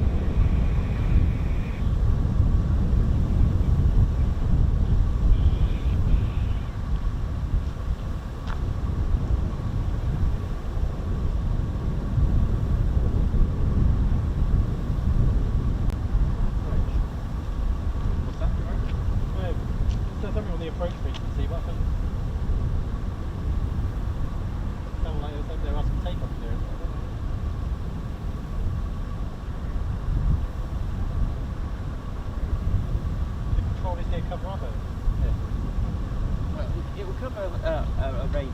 Yeah. Like open runway 02 somewhere. I don't know where that is.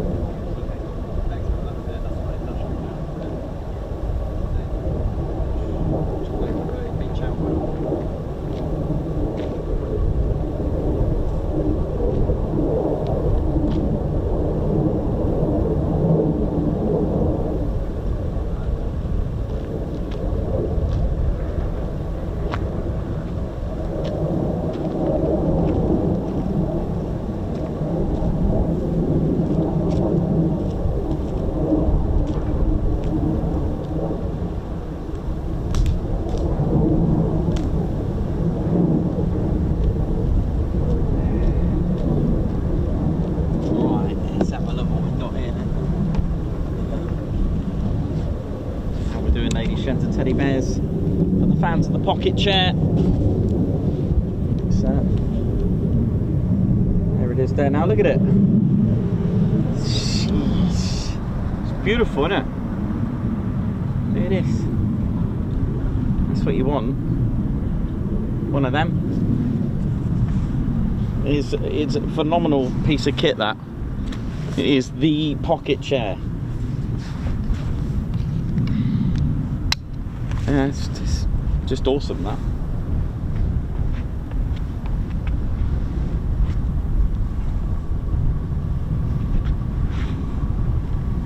Yeah, it's good.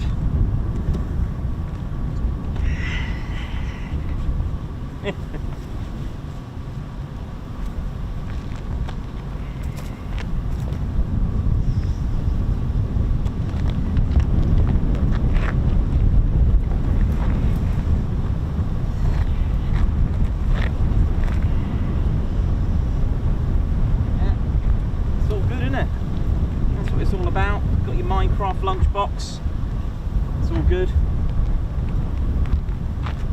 easy to put away, the old pocket chair.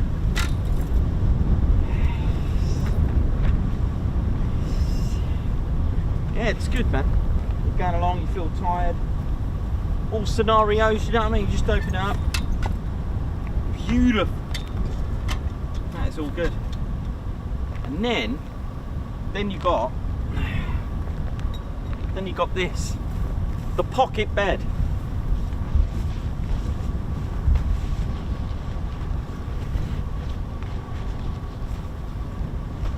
And you got the pocket bed there now. Yeah, pocket bed. Look at that. You want a bit of comfort? Look at this. You can just attach it. Look at that. Beautiful. Oh. Although you lose a little bit of the back, but this is pretty good, this pocket bed. Pocket bed's brilliant. Yeah, never mind camper vans, this is the way. Yeah, you can probably strap it, you know, probably do some sort of, don't know, how would I do that? Nah, not that way. You're going along, put that there now. Beautiful.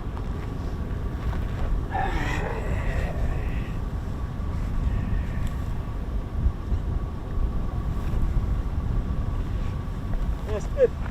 Then you get up, hold it away, job done. Grab your tea.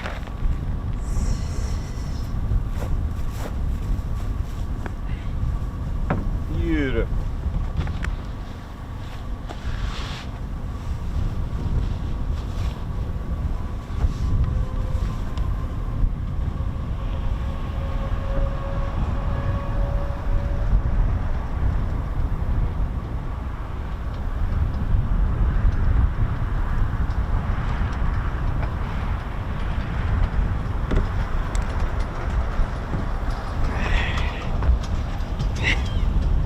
Now, there you go, pocket bed, pocket chair, pocket everything.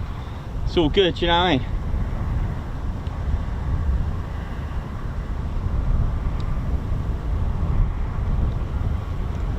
It's just a waiting game now. The next movement, unfortunately.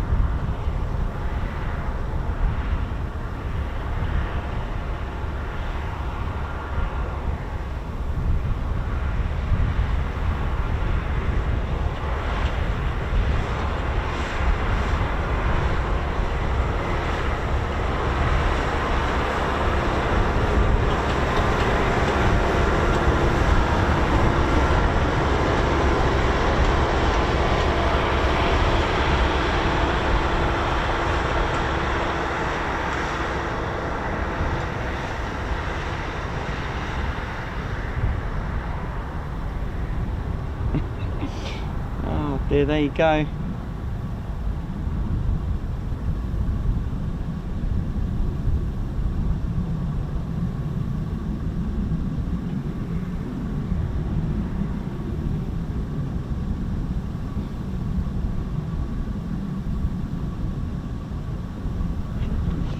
There you go. Yeah, I like my I like my mat. It's really comfortable, that mat, actually.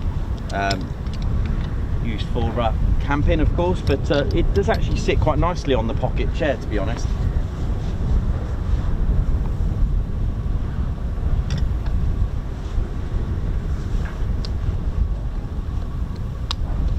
Alright, how's it going on over here? I've kind of like neglected. Is there any movement? Oh, there's a couple of oh, there's a few figures there.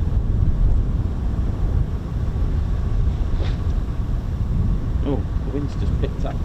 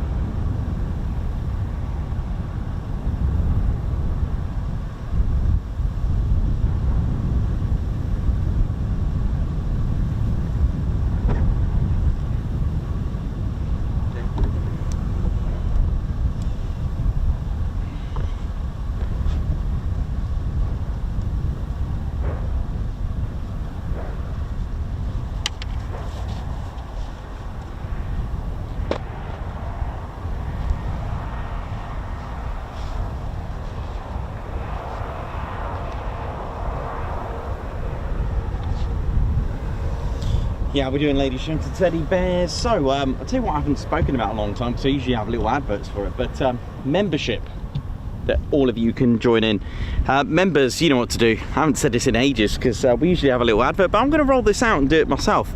So yeah, we do have, you can become part of the Ted Coningsby's membership and become part of our squadron. It's a really cool thing to do. It's really, really awesome, because you will be part of our squadron. And we've got members you may have heard through their milestones. Some of them have been members for 19 months. We've had 19 months today.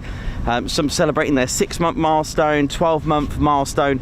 It's amazing, and the membership really does help fund the channel. It puts fuel in this van, keeps it roadworthy as well, because obviously we've got to, you know, make sure it's serviceable, tyres are legal, all that kind of stuff, you know, and keep it running, and keep the stream, keep the dream. And of course, fuel isn't cheap, so your funding really does go towards it. You know, I'm able to get some really cool balconies. You know, all that money I put in, what I get in, I put out, because it, you know, that balcony was cool. You got to admit, that balcony was awesome. I try to, I think I've got all the kit that I need as well. So, and that's all from your membership as well, and all your support. And you know, you are not only part of the channel, you're part of a community, and you know for a fact that your membership is going into the channel. So thank you all so much. Members, you are absolute magical.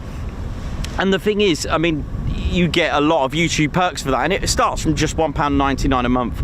So just want to say massive respect to all our members, because the you know, it's such a growing community, and the perks as well that you get are incredible. Even from just £1.99 a month, you get your own emojis to use. So members, you know what to do. Smash those emojis, get them out, put them all, just fill it with emojis. Go for it. Just use our emojis right now.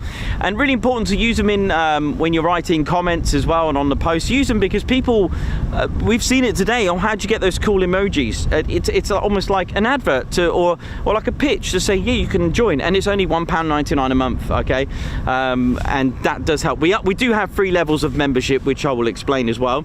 So you'll get discount on our online store. Don't forget to use the codes.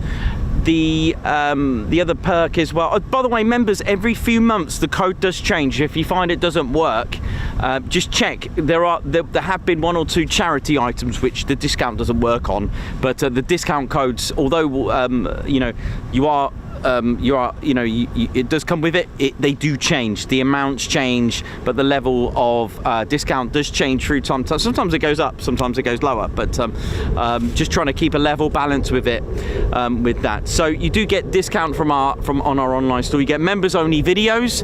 You get little live streams from us as well, where there's little things going on. Members only videos, members only live streams. You get sneak previews of videos that I will be publishing in the future, but you get to see them first as well. So almost like a preview, shall we say, but as in the full video, but that kind of thing. There's members only posts, and also you get access. If you enjoy the chat and the community, you don't have to wait for us to go live to be involved in the community and chat to everyone. We have our very own Discord server. Now, not every, I didn't know what Discord was. It's like a server, like a Facebook, but just for the channel.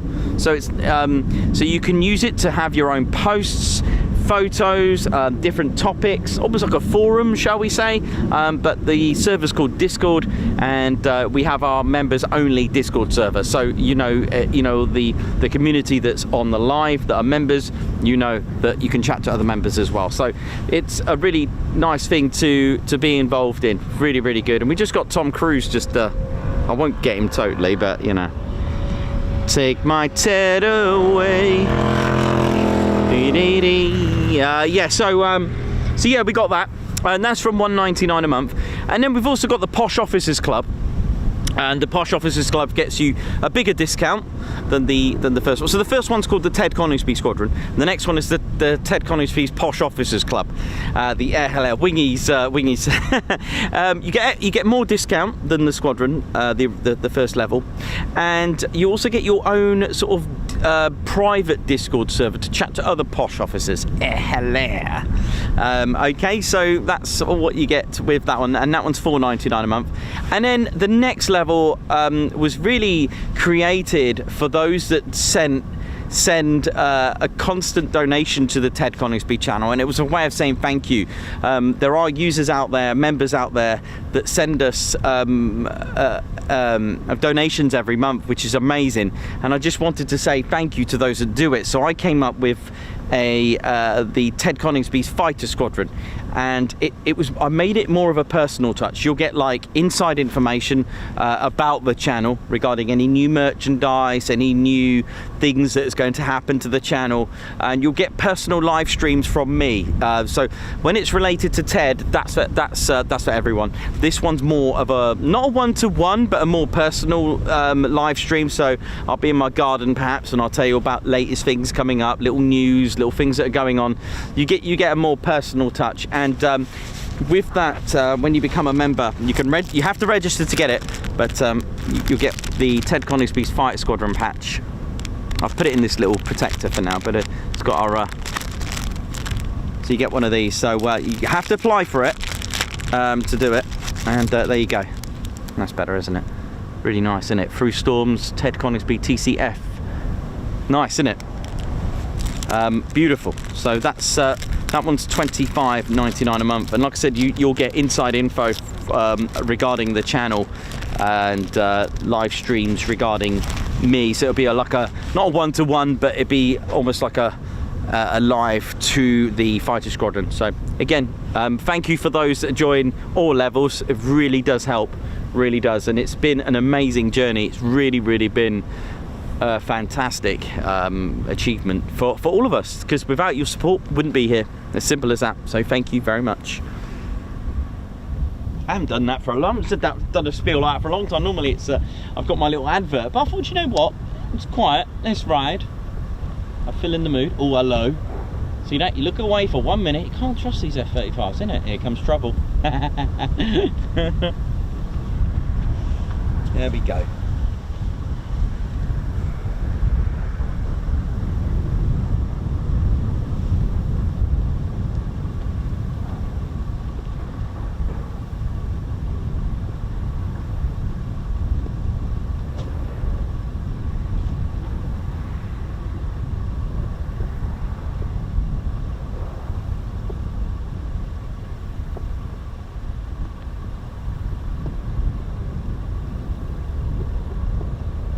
Oh, and I forgot to mention, there is a dedicated Discord chat room just for Fighter Squadron members as well.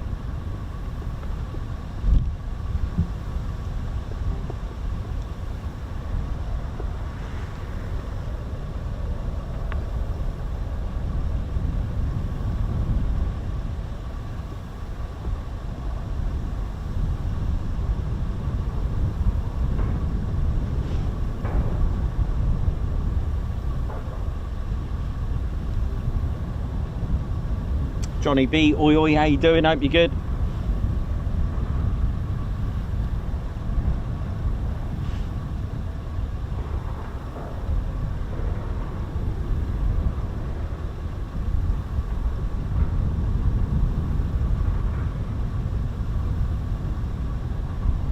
Jenny B, how you doing? Johnny B, how you doing?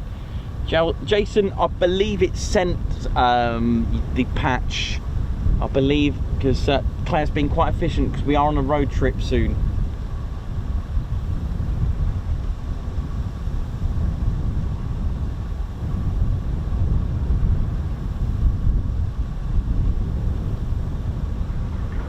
Okay, this looks good. 1, 2, 3 canopy, 4 canopies up. This looks good.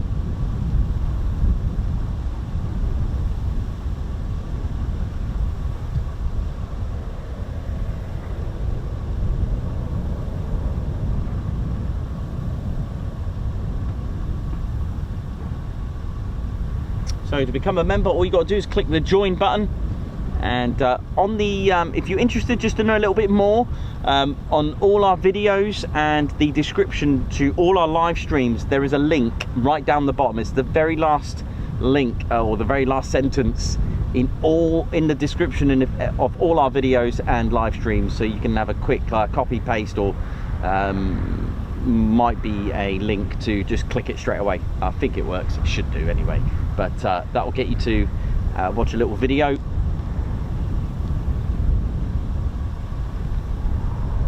J-Dog, how you doing? Thank you very much. Appreciate that. Honestly, it's such a massive thing to do that. Catherine Burkett, I've been asked by my parents to thank Ted for the Guards March to mark their anniversary. Thanks, Ted. Oh, you're welcome. I remember doing that.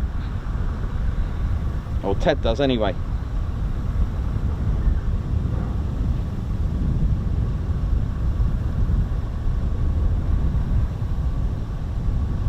So the weather's sadly just deteriorating as we speak.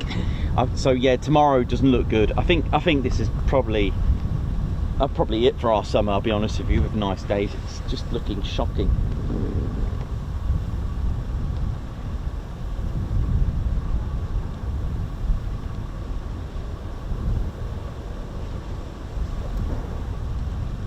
Should we RAF it now, Ted, yeah? Alright, mate.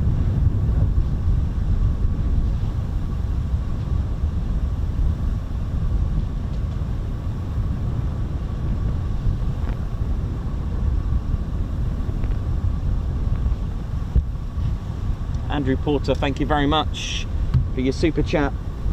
Thank you, Ground Crew Drew, Guards March. Thank you very much. Jason Elsa, thank you very much. High five, thank you for gifting 5 Ted Coningsby memberships. That's so kind of you, man. Thank you very much. Thank you. And a Guards March for Ann Cox, super chat. For Nikos and Ted and pilots and ground crew, fantastic streaming and footage, Nikos as always, and Spanner crew and all the bears. Guards March, thank you very much. Margot, thank you for the super sticker, Guards March. And thank you for the pocket chair super sticker. Thank you very much, Guards March. And Cox, thank you for the super sticker as well, Guards March. David Harrison, thank you for the super. Another great stream by Nikos and Ted, Guards March. Thank you so much. Margot Baxter, high five. Thank you very much for gifting a Ted Coningsby membership as well. Guards March, thank you very much.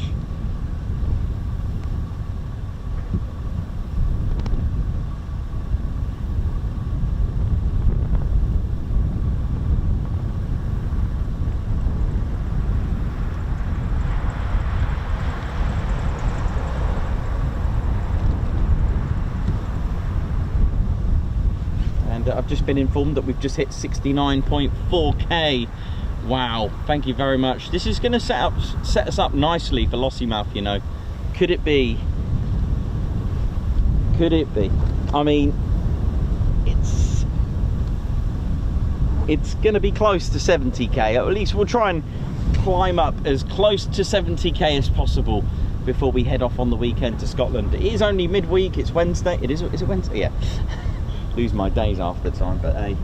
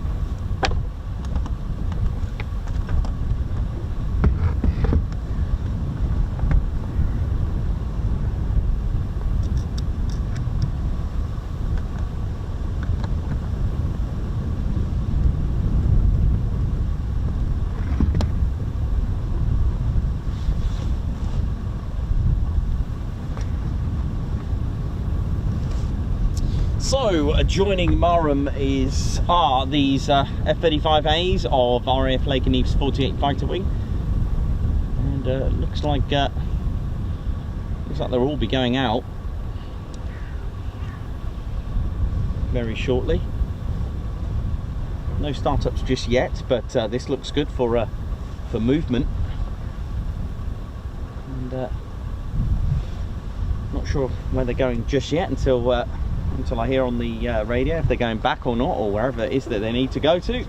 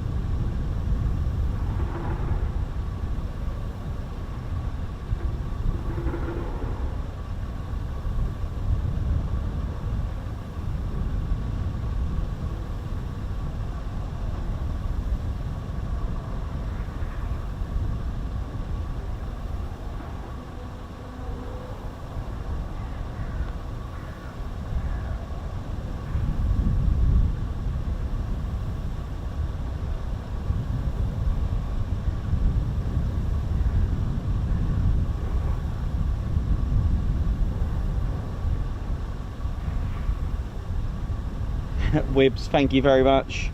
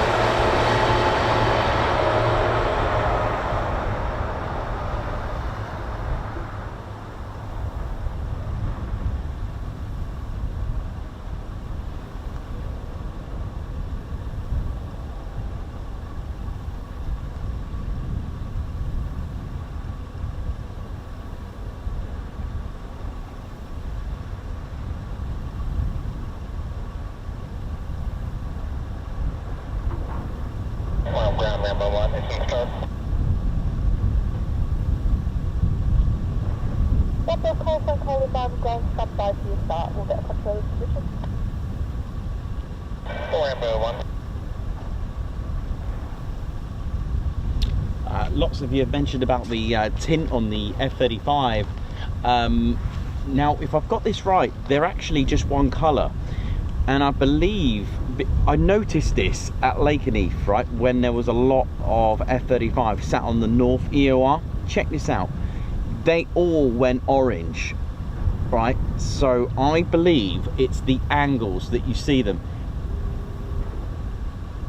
It's the angle that you see them. It's funny how they are just orange on the left and blue, but if you look through them, they all appear orange. It's a really strange, and yes, it is electro-absorbing, stealthy stuff.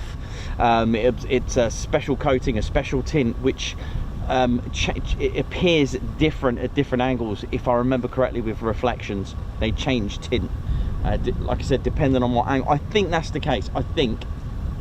I could be wrong, but they all appeared orange at one point, even the blue ones. Unless it is just a case of that, but ultimately it looks like they all appear the same at one point.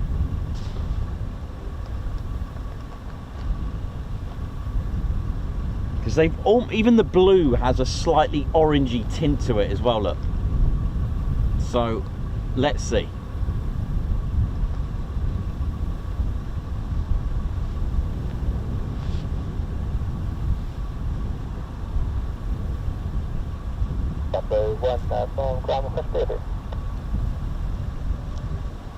Take care, Jason. Have a good one.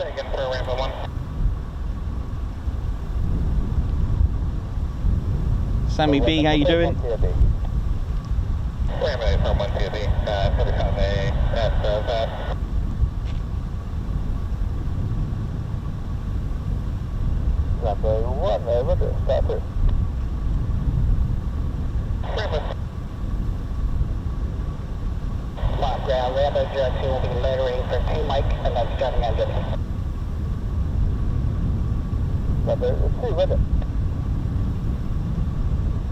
Yeah, I could be wrong on that. I don't know. It's just on one of the, I'll try and get a screenshot of it. It was yesterday actually, in fact, that I seen that. But you are right. It's predominantly orange on the left and blue on the right. Major 1, engine start. There we go. Engine starts. Major 1, stop it. Major. The only way to find out, I'll tell you what, the only way to find out is if they actually swapped. But yeah, originally from yesterday's stream, I thought very clearly they clearly have them in different tints. Maybe it's just a choice thing. Let's go with that at the moment until if we see it change, that'd be really weird. Maybe they are all orange and they appear blue at certain angles, or the other way around.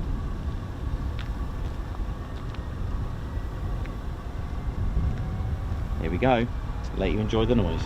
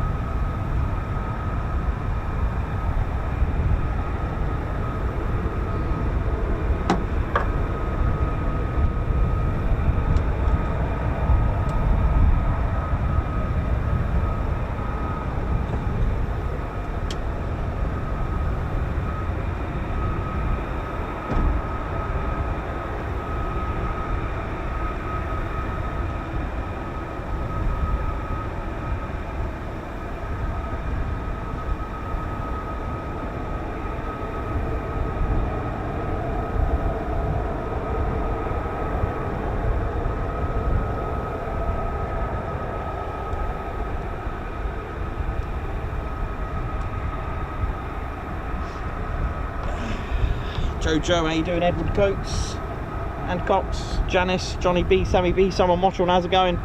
Alex, Black Cat, ooh yeah. Elizabeth LeBourne, how you doing? Hope we're all good.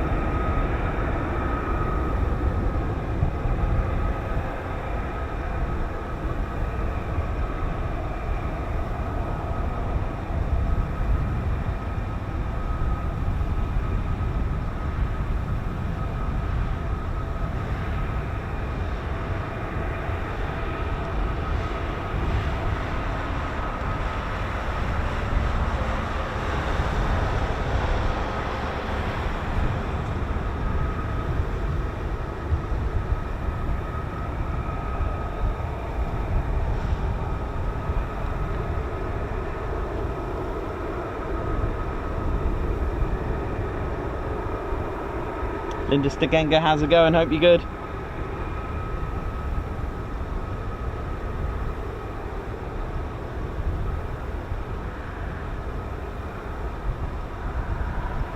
Let's ride. Here we go.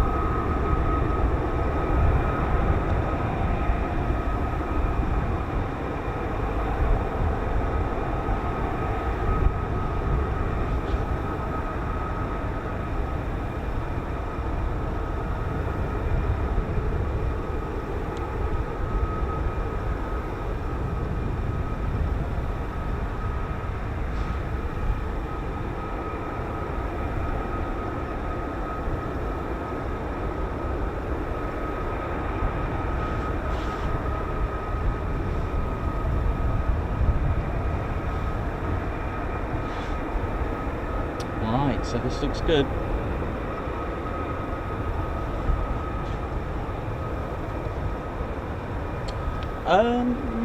Good question, that from Frank Fitzgerald. The F-35Bs do not have an arrestor hook. They don't have a tail hook. But I would imagine, actually I can probably tell you if I can see it. I think they do. I think all airfields potentially have one. Let's have a look. I don't know if we're going to see it from here, but I would have thought they've got the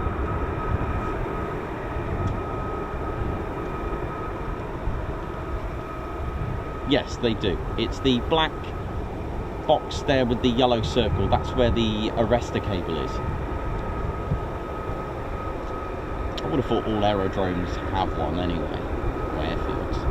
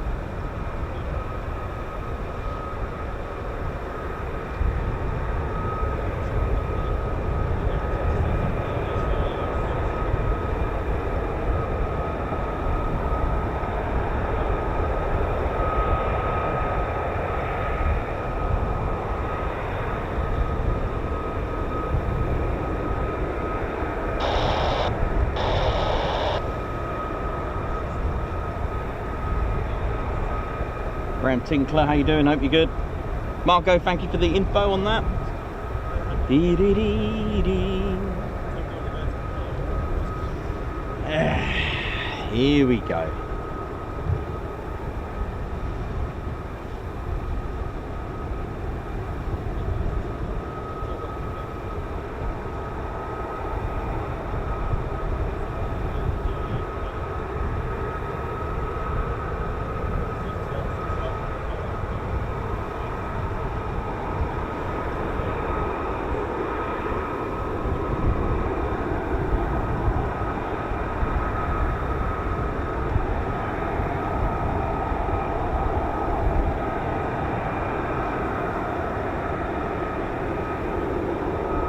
Frank, yes they are, they're from Lakenheath.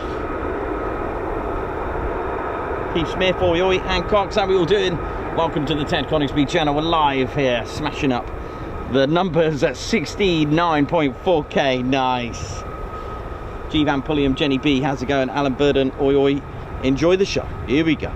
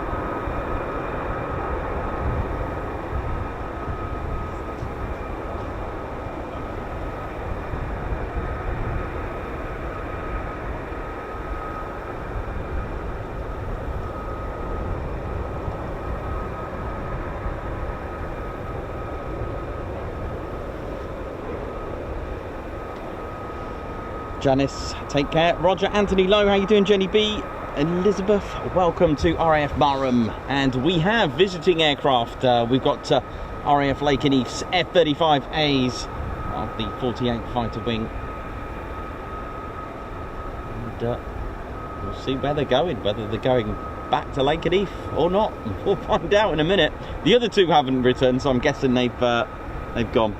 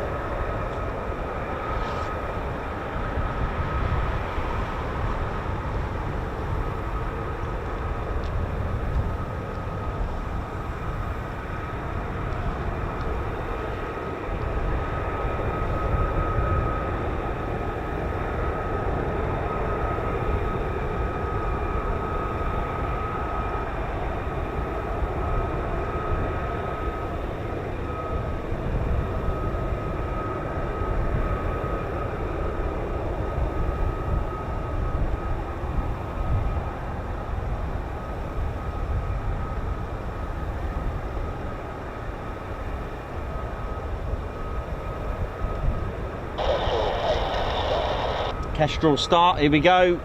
F-35B's going to be starting up as well.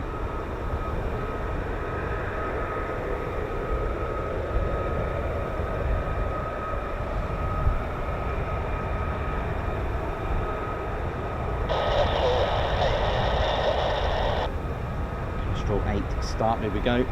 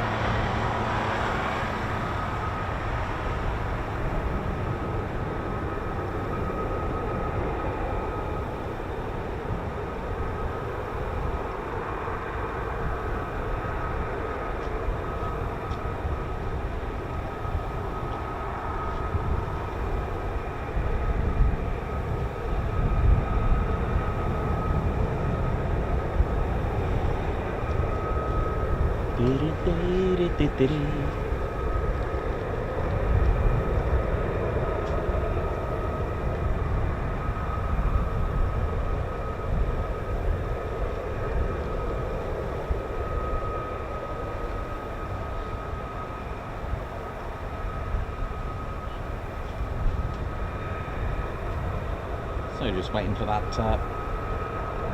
second one to start pinging as well.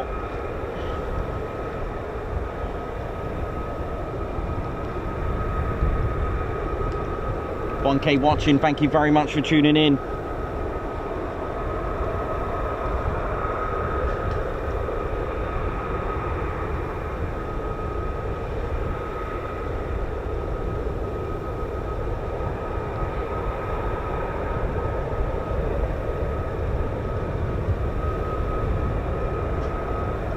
Robert Brassel, how you doing? Good morning to you. Linda Steganga, how's it going? Thanks a lot, Linda. Very kind of you. Someone watching, how you doing? Pretty sure I heard Kestrel start, but I can't hear him. Amazing how sound travels. Maybe we'll maybe this is drowning it out.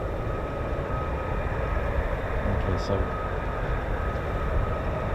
what we got here? So these are the 48 fighter wings F-35s. These are A. They don't. These are the A variant F-35A. These don't hover.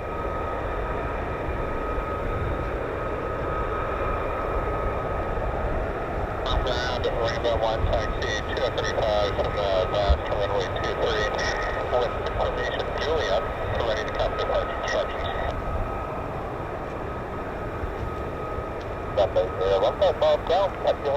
There we go, to taxiing now, and we should have the other two as well.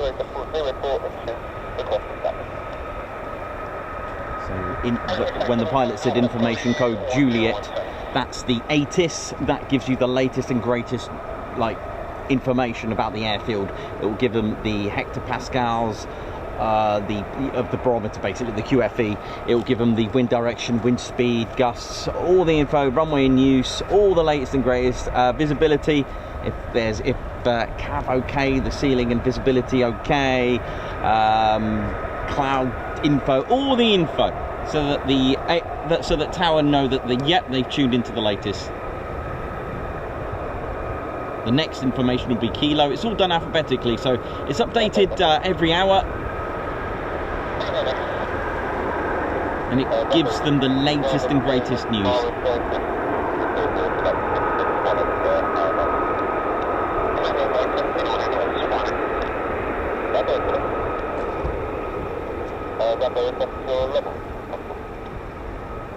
Going to be looking for 5040. If you can pass forward to Swanwick, we're going to be rendezvousing with Nightmare 2 of Typhoons.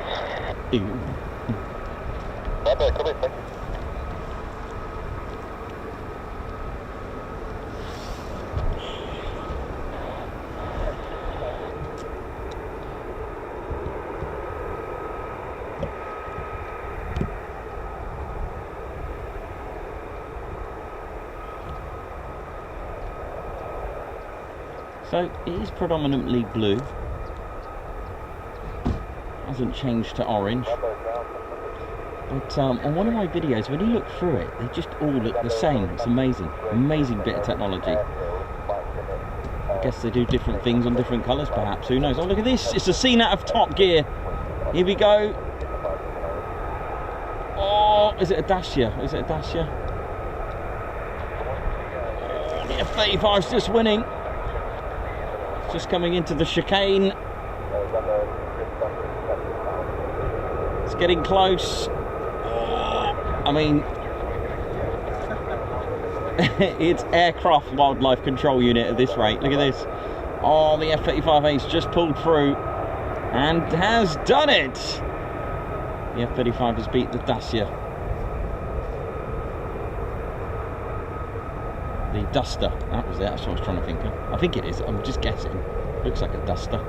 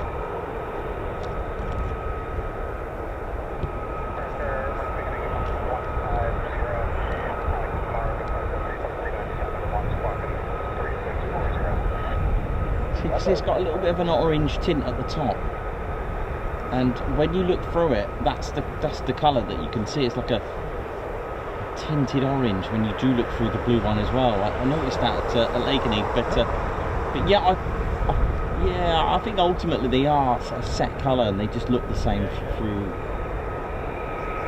when you're on the inside. I don't like to talk about the attributes too much, I can tell you that much.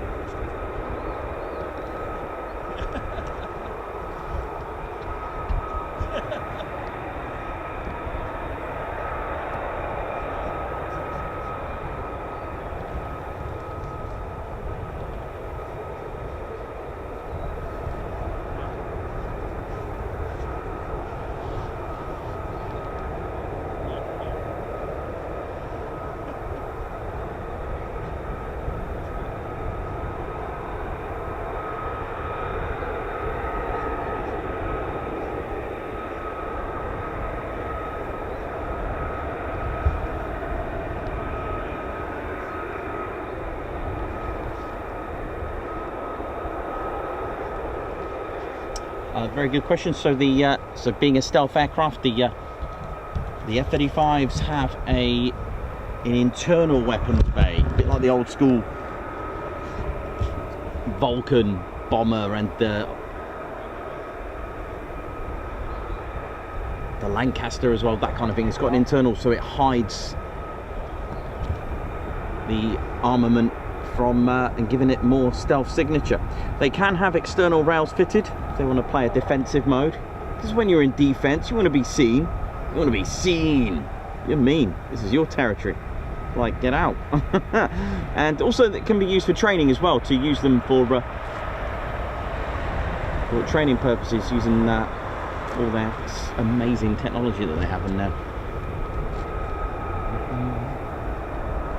If you have them on the outside, then you're kind of going to lose your stealth. But then again, with their beyond visual range, that's how far they can lock onto targets. It's phenomenal. So I wouldn't really need to worry about that, I guess. But hey.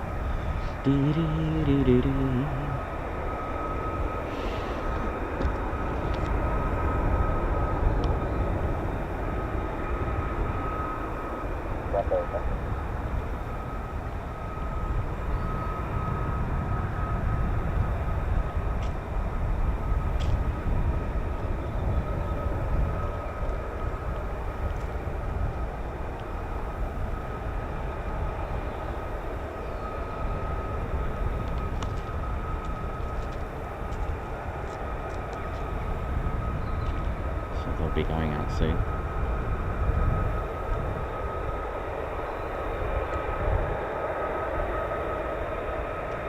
Can't hear the F-35Bs that I thought I heard start, but it could be drowned out by what's in front of us. Acoustics do have a way of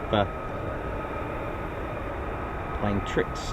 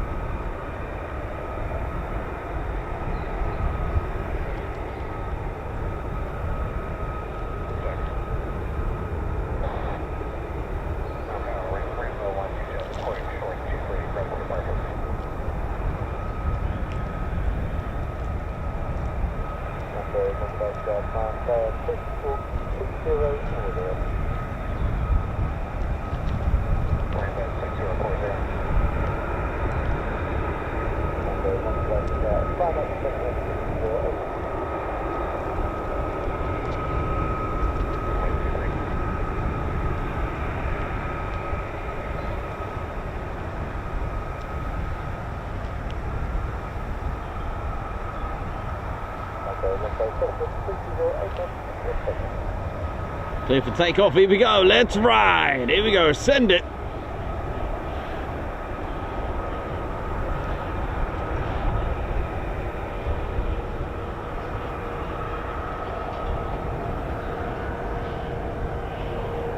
£43,000 of thrust and a single engine.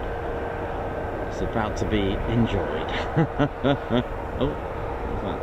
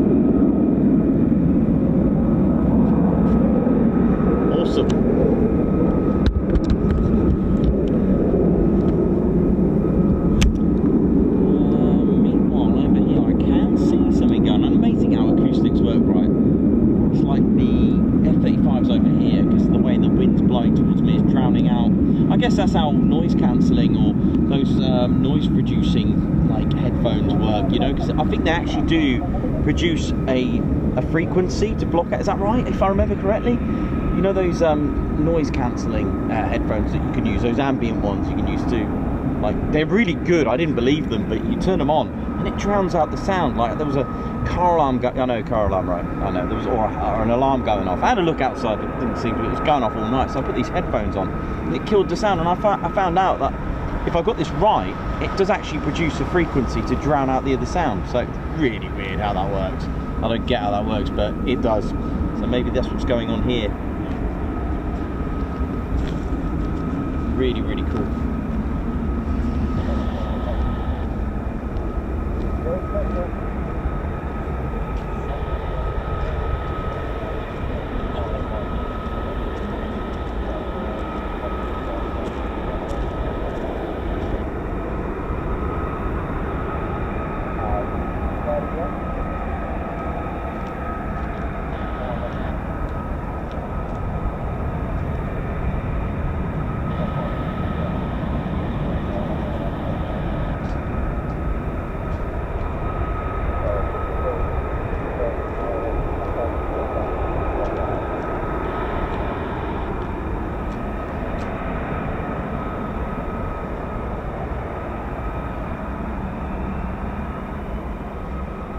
Starts up again, there's another one. Amazing.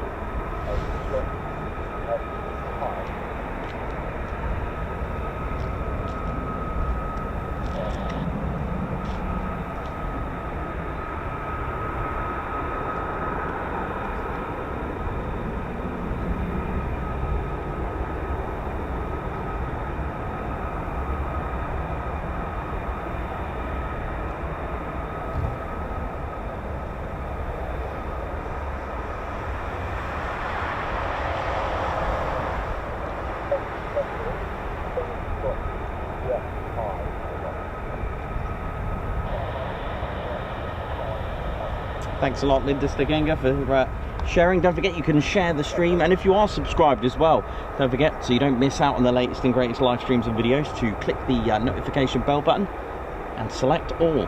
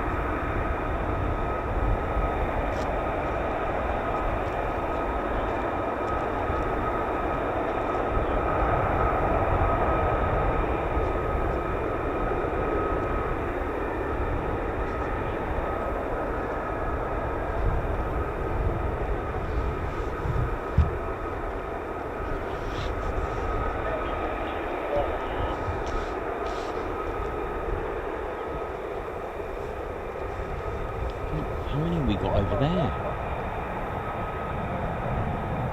Is that one there? Two. Is that the middle one going? Okay, so we definitely got two there. Pretty good, isn't it? Eh? Had quite a good day today. Really good.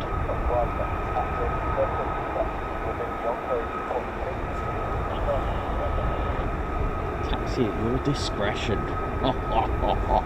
Like, yeah, you know it is. That's a good one, isn't it? Taxi at your discretion.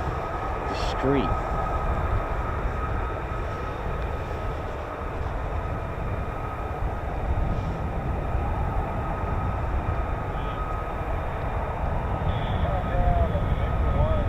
Nige. How you doing, Nige? Hope you're good. Watching from Lancashire. Been watching all morning and still watching. Awesome. Keep it up. Good work. Thank you very much. There's Donaldson. How's it going?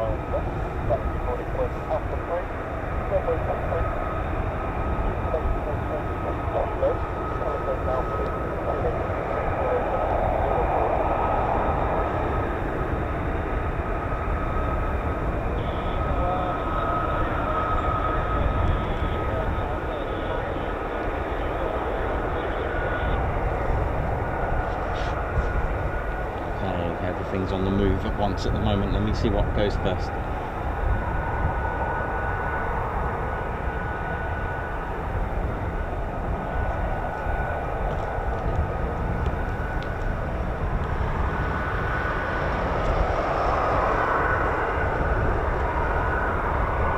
Okay, so maybe there'll be more than two as this one's come out over here.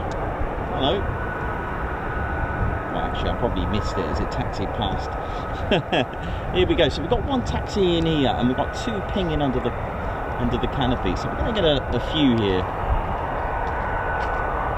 Oh, I've lost the stealth aircraft. How'd you do that, Nikos? There we go. Oh, they're taxiing and all, so it's all going off at once. Here we go. Oh, it's disappeared. Stealth mode, just like that. These stealth aircraft could just disappear, just like that.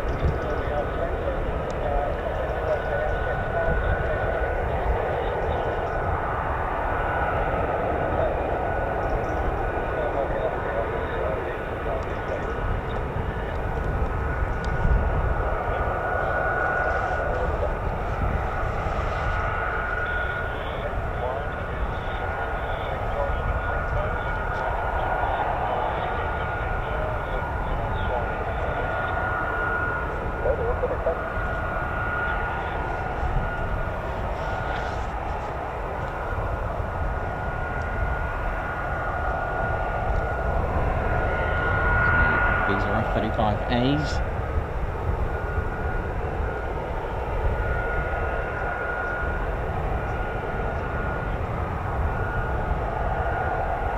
Oh, look at that. Did you see that? Just disappeared.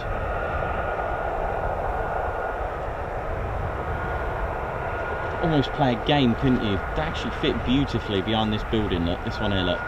Look at this. Yeah, if you want to pause it right about.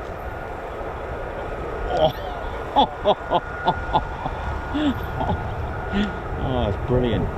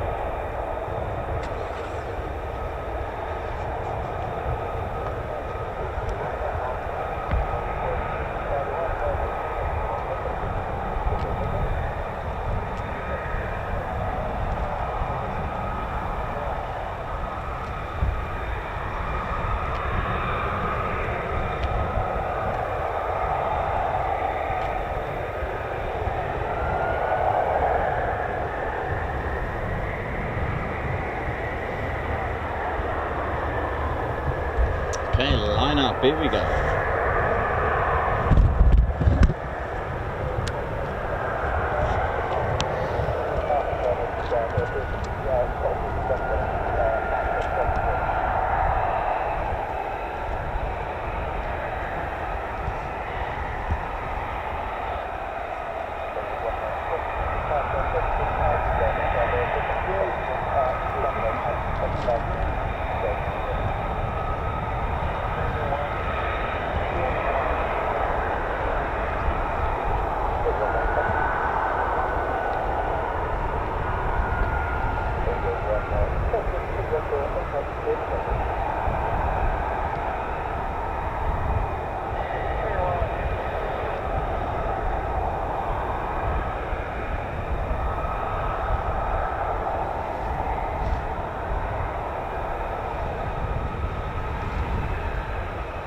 Okay, they're all taxiing now.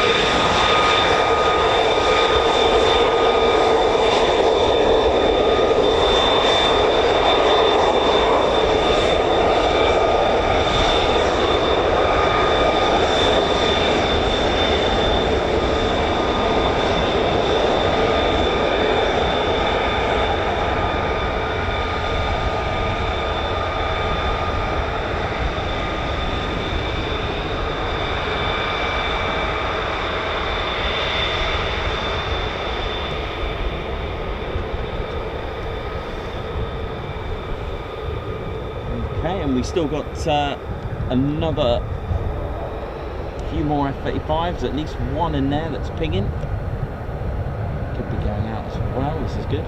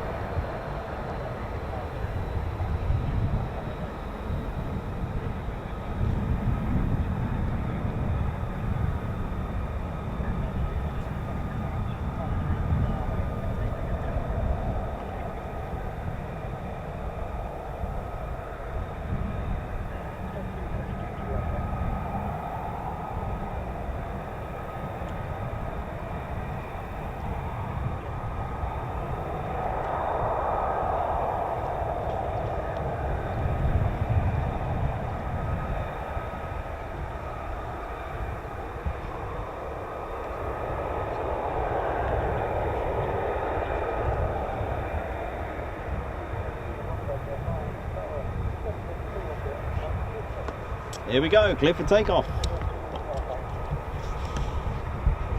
Enjoy.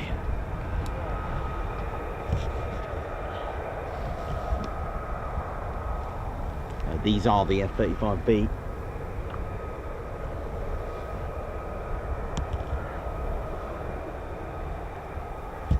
These are Marhams. Here we go.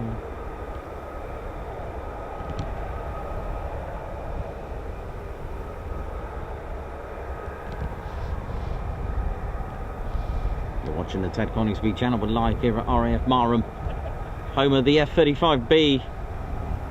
And we've had some F-35s there. Oh, here we go.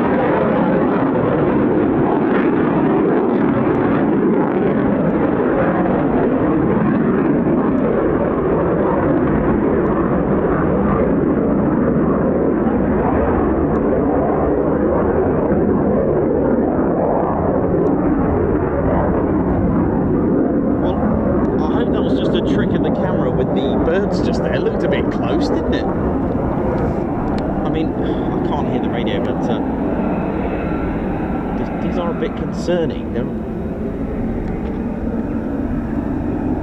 Looked like he avoided them, didn't it? But it could have been just our angle that we seen him, but looked a bit sketchy.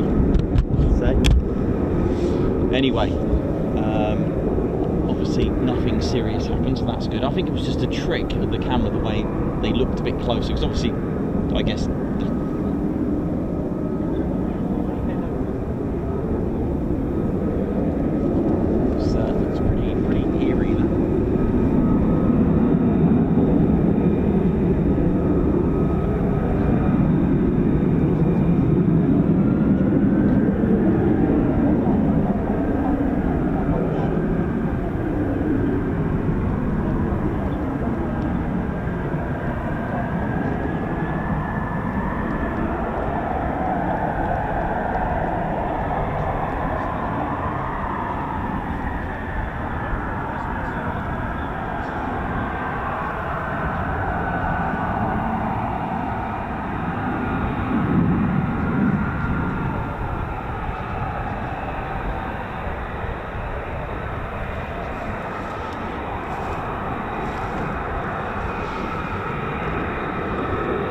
How you doing, mate? You alright? Not too, I never knew this was here. Yeah, man. Yeah, there's another There's another spot along Chalk Lane as well. Yeah, I know that one, but I always seen this road and I thought, nosy. Yeah, man. Yeah, it's all good. I've heard of you. Yeah, thank you. Nice one, man. I thought I do go to Lakenheath more regularly. Yeah, it's a lot busier, but it can be good, you know, it can be good here, and today's a good day. Today's really good. You're supposed to be working every day. I'll keep it over here. That's a good job. Yeah, no, I was just worried about the wires. Yeah, I just didn't want you to. know. Sorry about that. Yeah, you're right, man. You're right. You're good. Yeah, it's all good, man. Because you're busy today. It's all right. You on your break? Huh? Finish? Well, sort of. in between. We'll leave it. I finish in about 20 minutes. Oh, fair enough. I live locally, so that's not so bad. That's all right.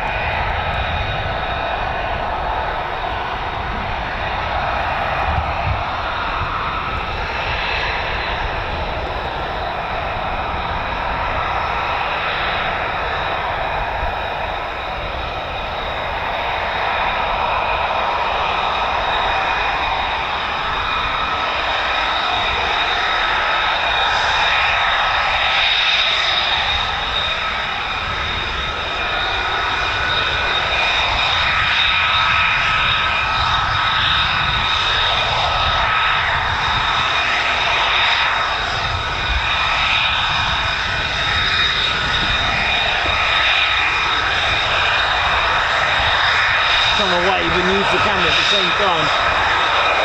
Very hard.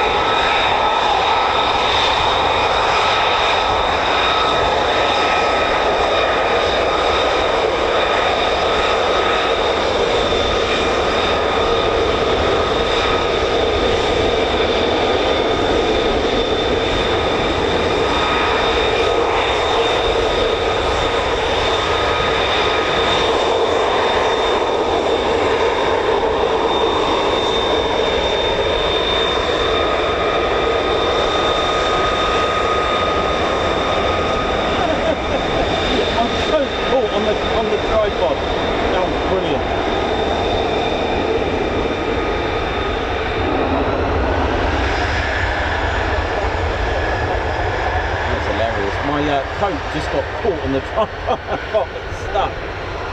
It's hilarious. Oh, I can sort of, let me just release myself from the jacket and tripod situation. How do you say, mate? It's like getting a lot of waves today, actually. And I think that would be it for today, you know. I think once these have taken off, I'd say that was it. And then obviously we've got to just wait for these to come back. But I'd say that was it, especially with the time.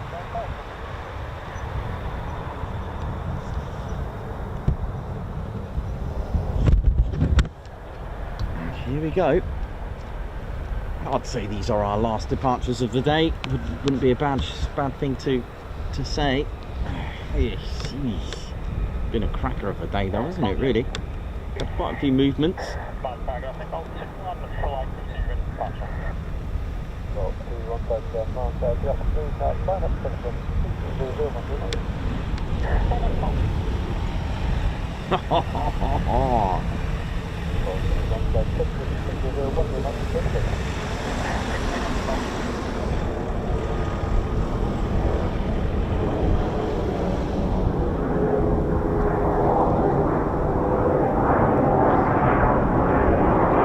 F-15 just above us.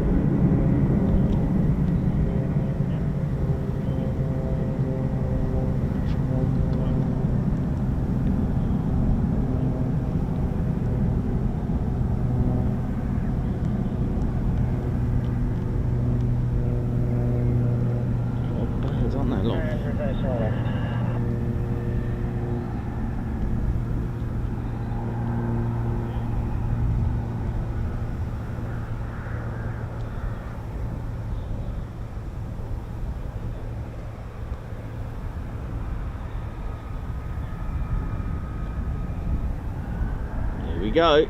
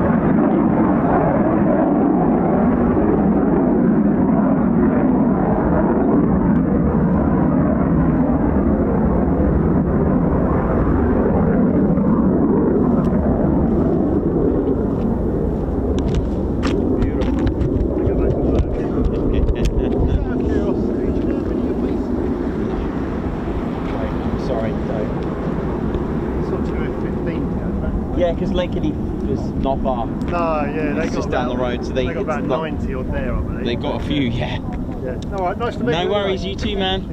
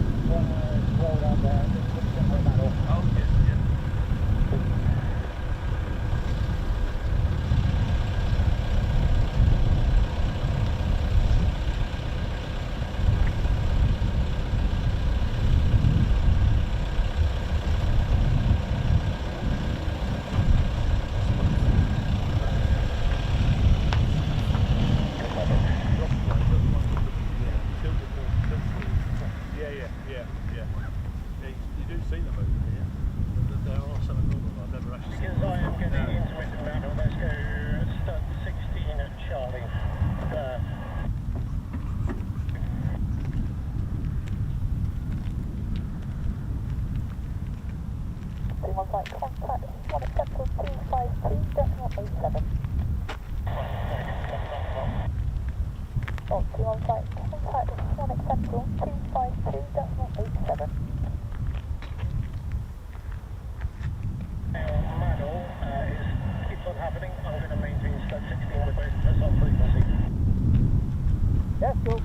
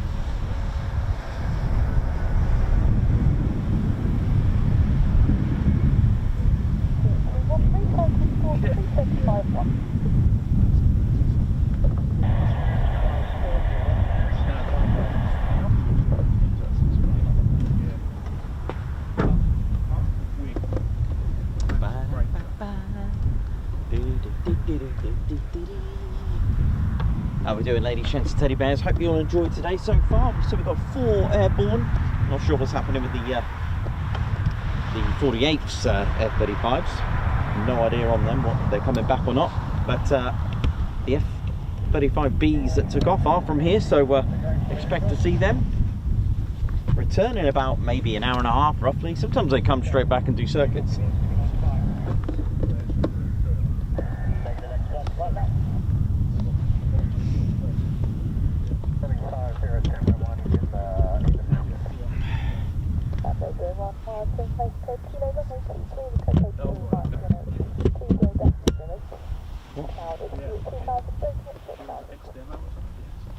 Well, looks like we've got one coming back. Okay.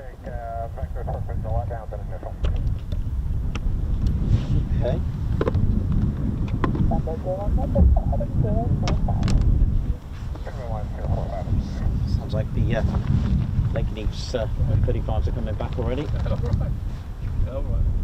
Yeah. Yeah. Oh, it's got red cap.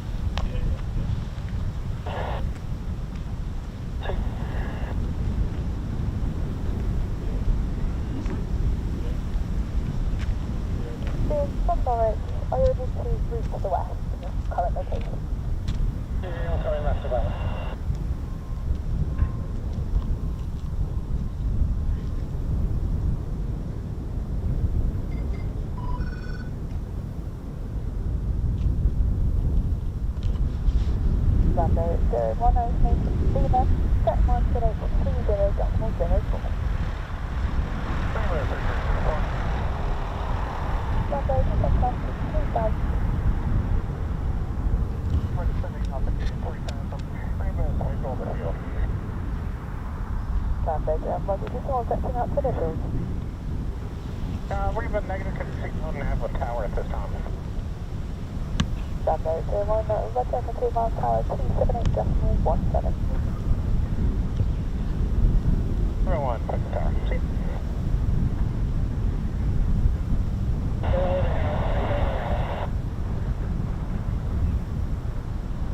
For initial, currently just in the field, flying out to the northeast. Here we go. Sunday 01, Marham tower, join runway 23, QNH 30.04. Have 3004 joining for runway 23. 01 report initial. Here we go. This is the 493rd Fighter Squadron of 48 Fighter Wings, RAF Lakenheath, on initial. Any second now, here we go.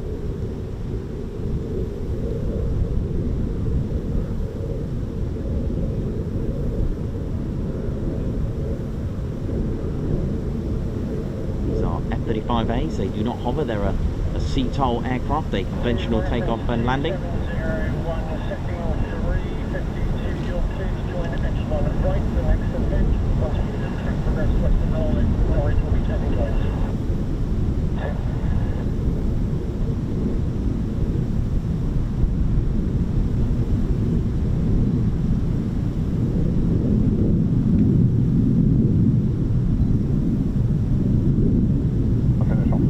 Here we go.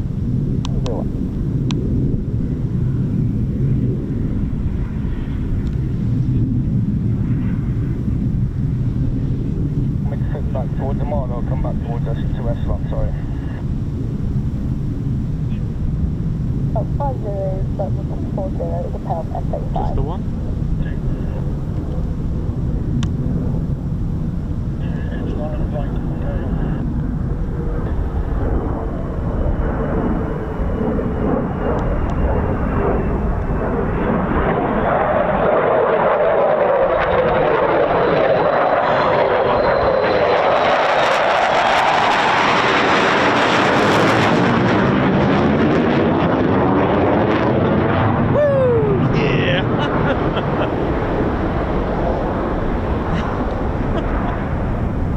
Beautiful.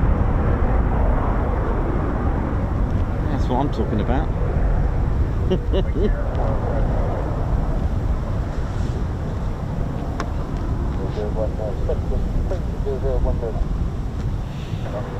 Base gear, low approach. I love saying base rather than final.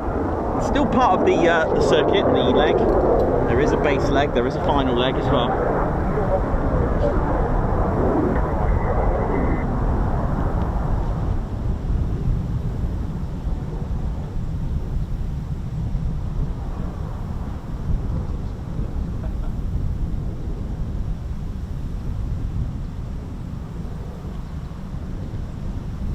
Awesome, hope you enjoyed that. Felt like I just got strafed.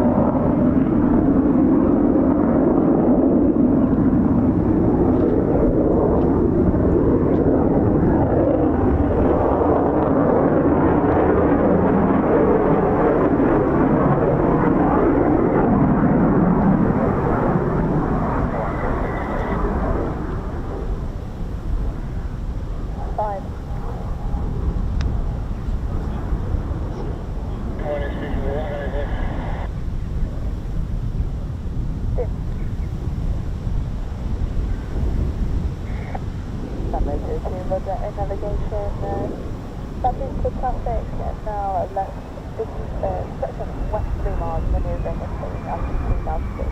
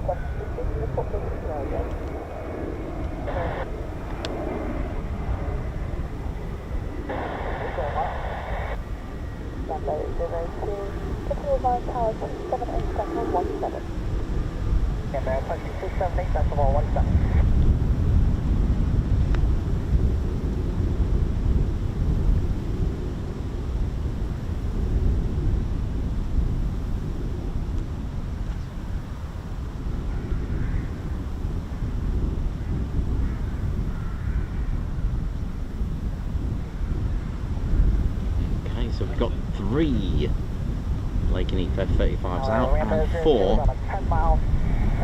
Mountain initial descending height 1,700 for the visual circuit runway 23 full stop. There we go. Next one, Rambo. Runway 23 at 2.830.047. Measure 230.04. Initial brake land. That's what we're going to get. Let's ride. 012 mile ground complete 0.40. Remember, what's ground 6? Rambo line 6 across the north side, speed to the pass.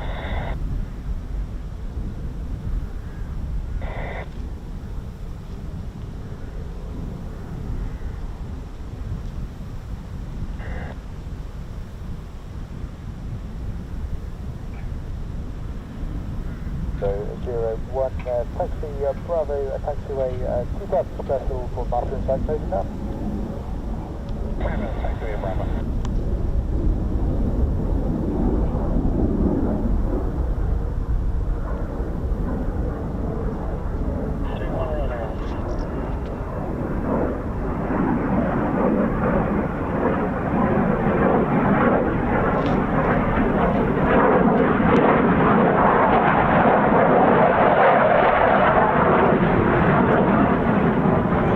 Aggressive brake.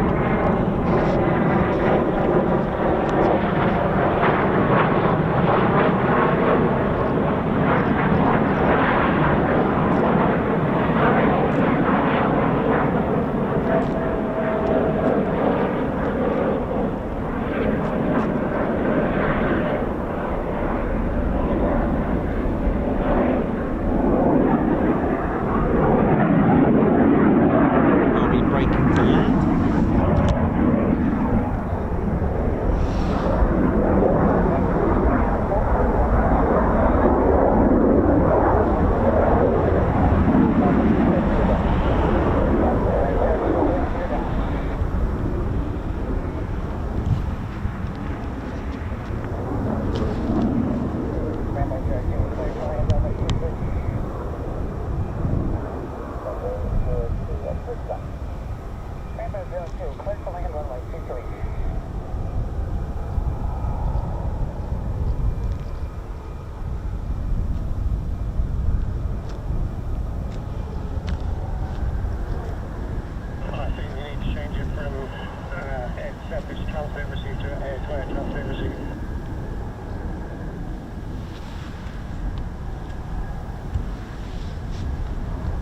To where received, now set.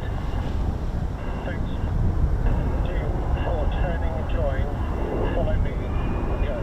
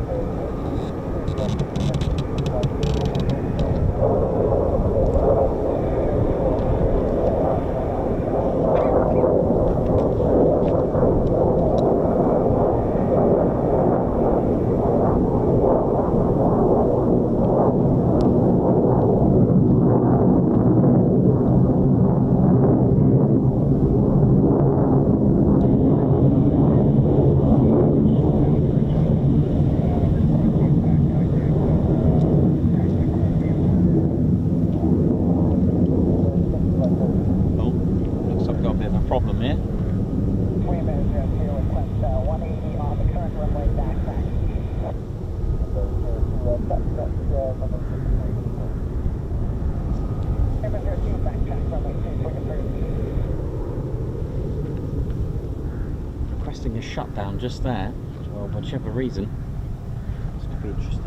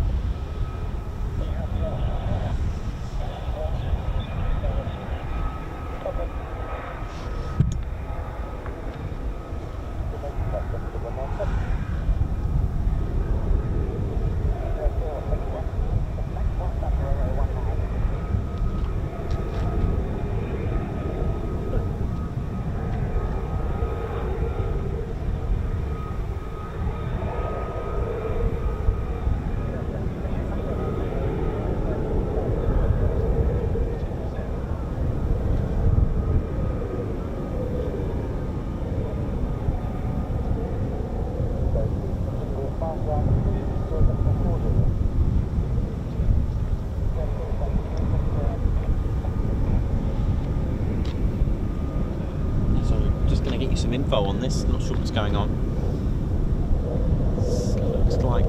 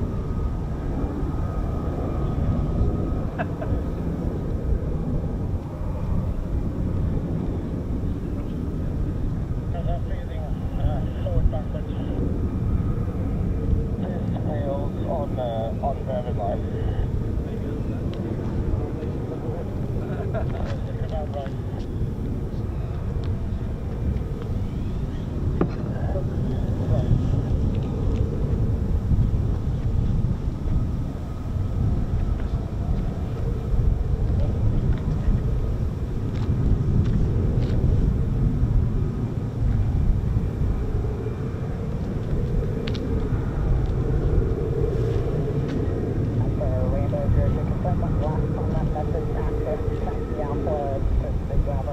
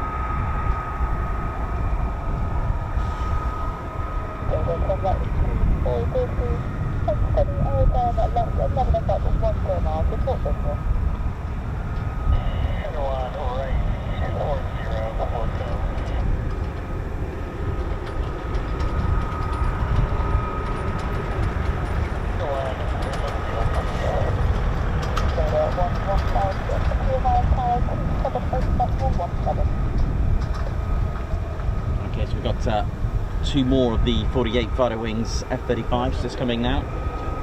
So that's been taken care of.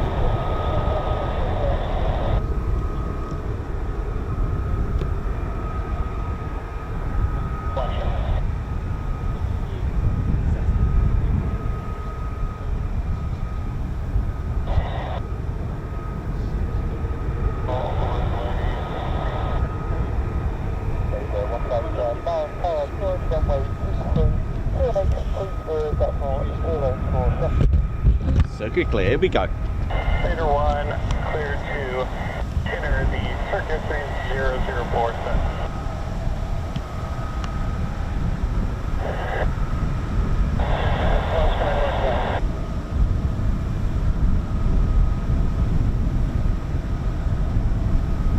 You're watching the Ted Coningsby channel. We're live here at RAF Marham. How we doing? Hope we're good. Hope you're enjoying the show. It's absolutely brilliant today here at Marham. Here we go on initial. Here we go. Yeah, 13 and above, one's got 12 below. It's a love one. 130 and above. Dash one's got 12 and below. 130 and above, 2. Yep. Down, Rambo Jet 2 is closing down. Rambo 0.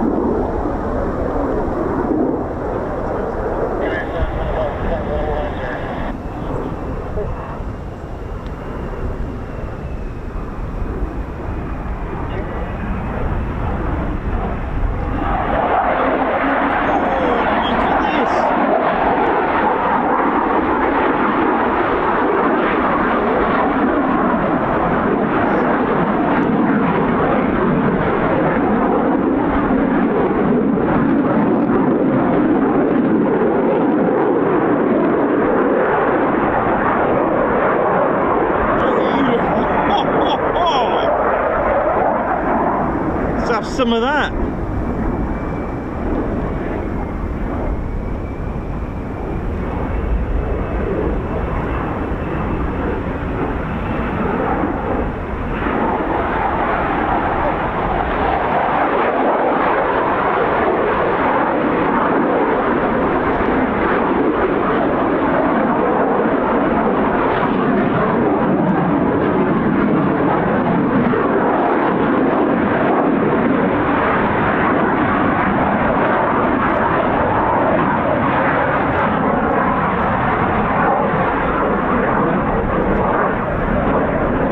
Mate, they are incredibly absolutely. I've lost one of them anyway. Hang on, please do another one. Oh, I've cleared to land on one of them.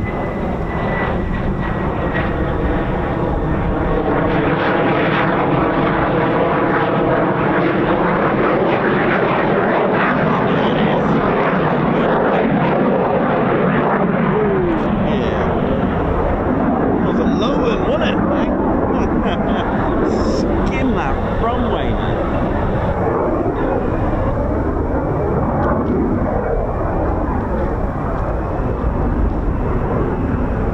Sadly, clear to land for us.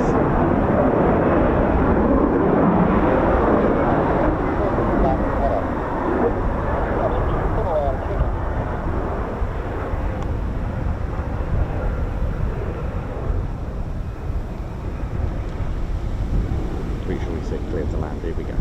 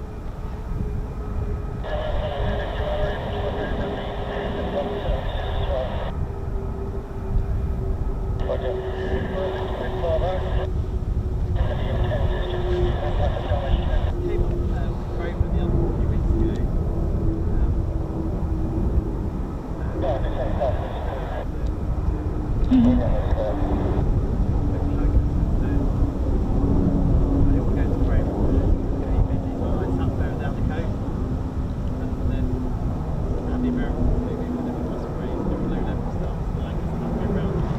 Completely missed it.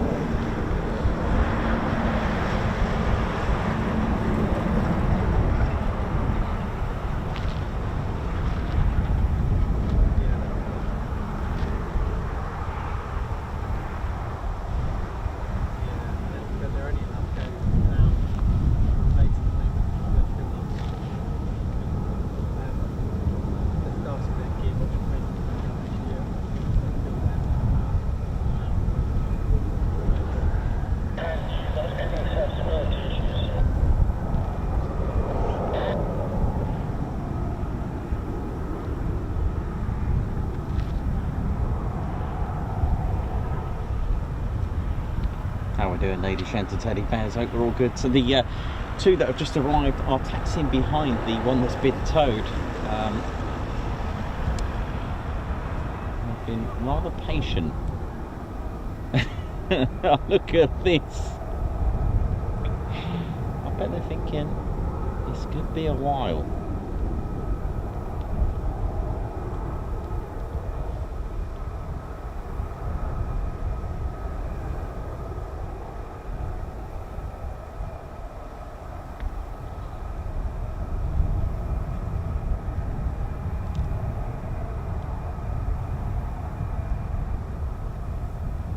Been a good day here at RAF Marham. Many thanks. Just confirm, please, you do maintain your emergency heavily heading.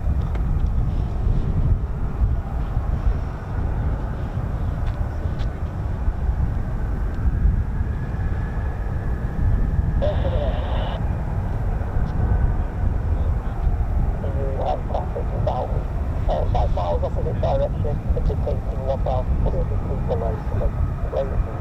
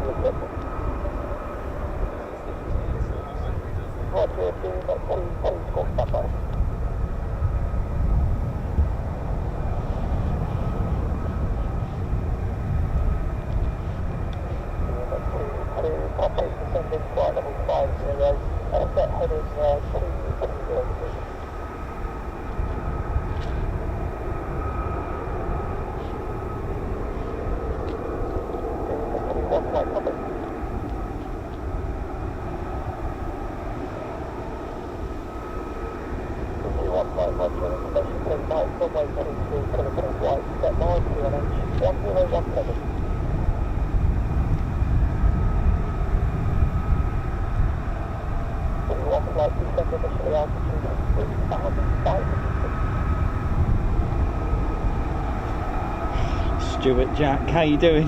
That's the busiest Marham has been in years. Yeah, you could see that.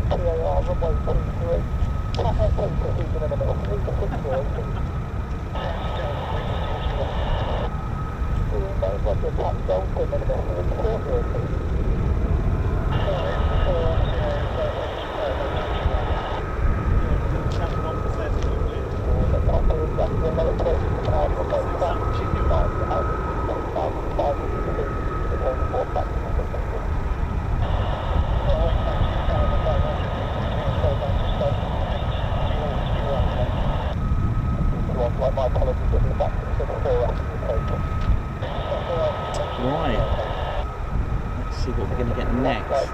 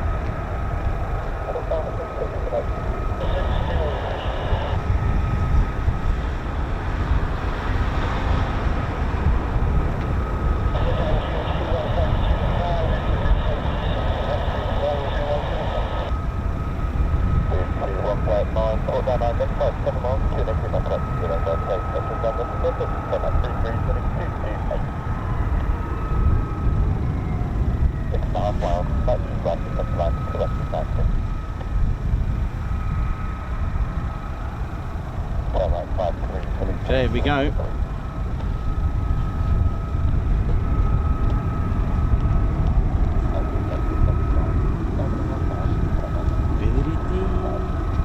Right, 5.5 miles away now.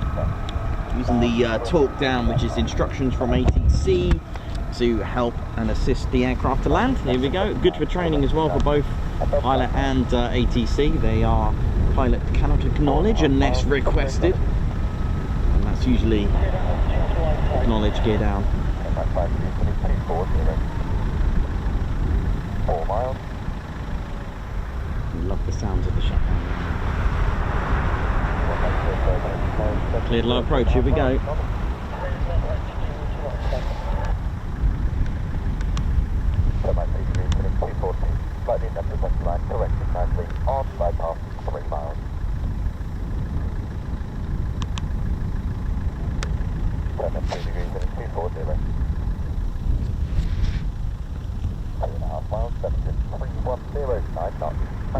Here we go.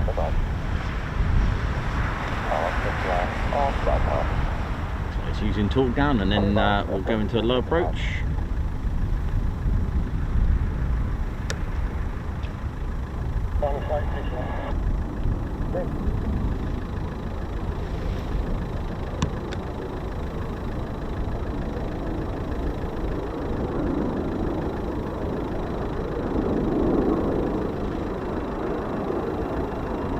Look at this.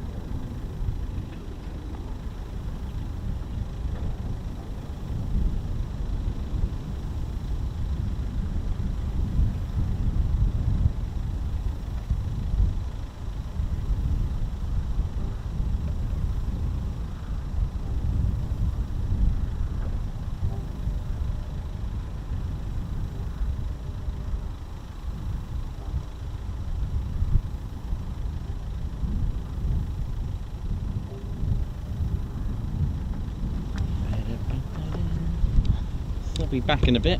Let's see what's going on over here. It's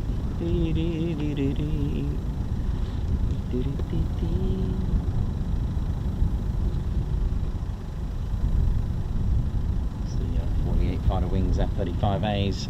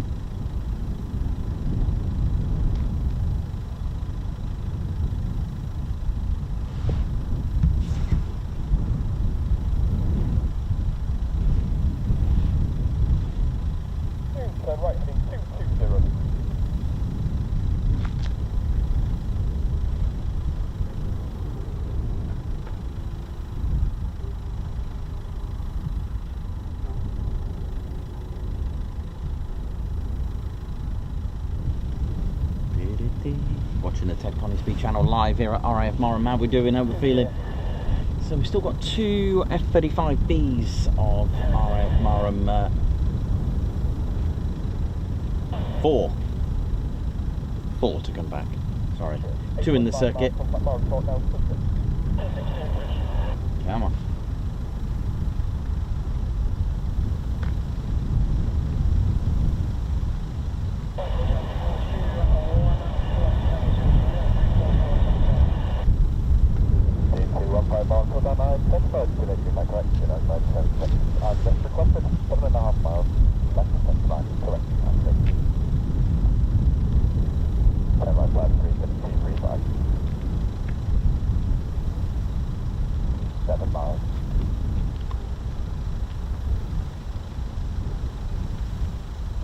It is Rodney, there he is.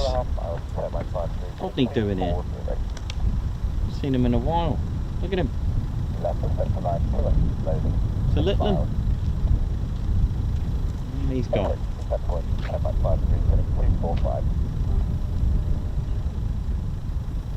5.5 miles, left of center line, correct master. 5 miles, begin descent. Now, we're at 3 degrees right path. 4.5 miles, 1,560 feet, entry knowledge.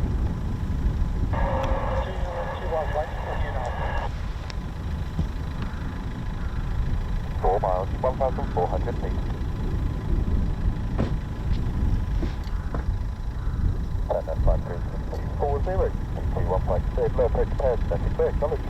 Pairs low approach, here we go. On center line, 3 miles, 1,080 feet.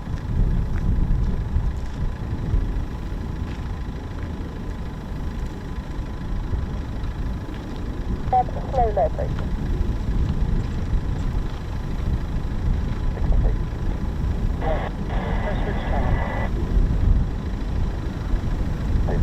Weather, 1,000 feet.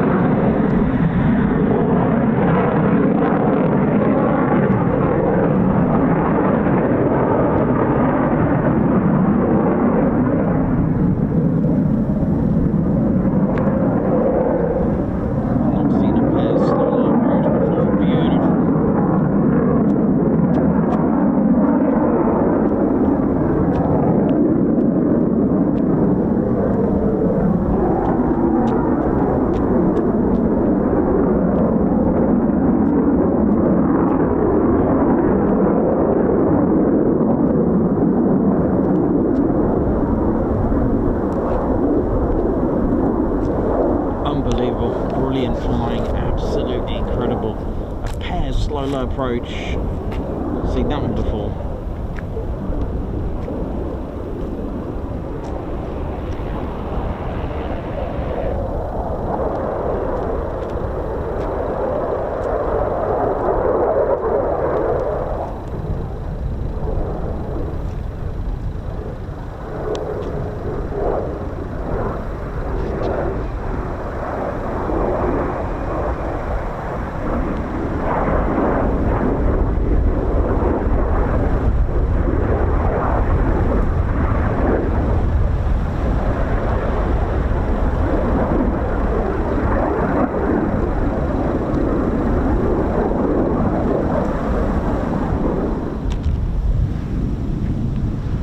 We are being spoiled today.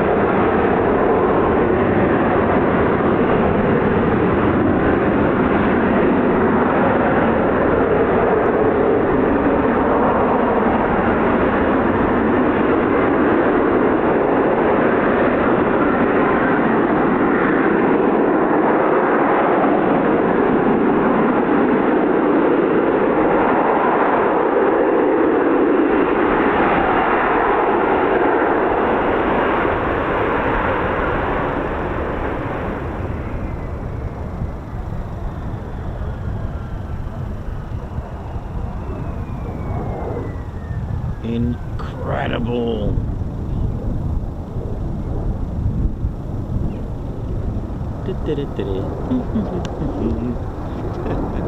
Right, free to go.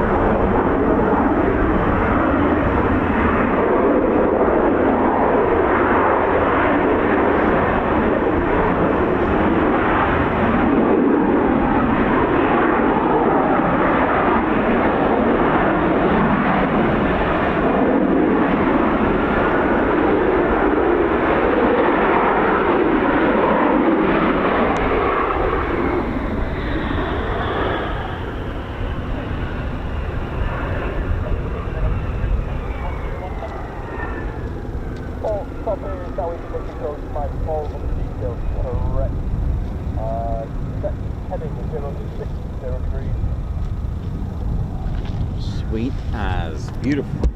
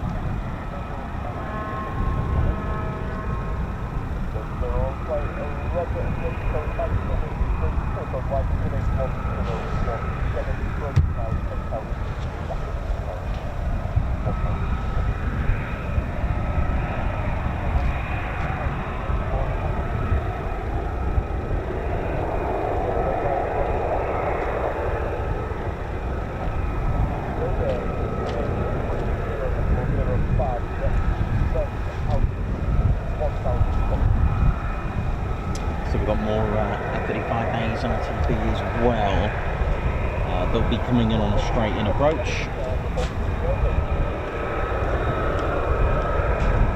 Runway 23.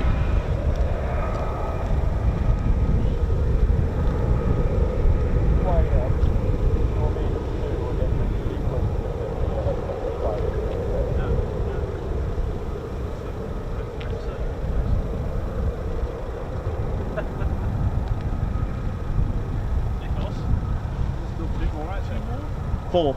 Four more to come back. Yeah, there's 2 F-35As and 2 more of these. Yeah, they've the 2 that went out first thing in the morning went somewhere else, and they're now coming back. Oh, are they? Yeah, so 4 more to come. 2 A's and 2 B's. The 2 A's are going to come in straight in to land.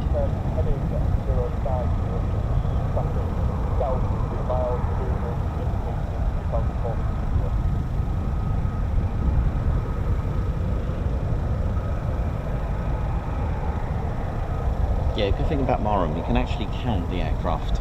Lakenheath, forget it, I could never count them. I always lose count on them.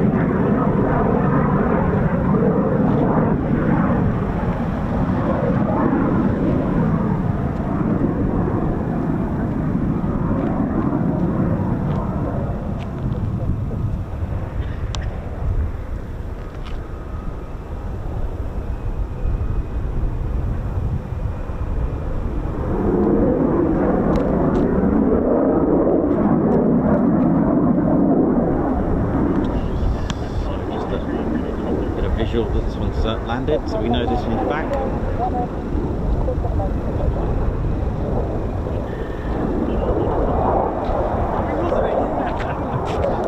Still playing the game.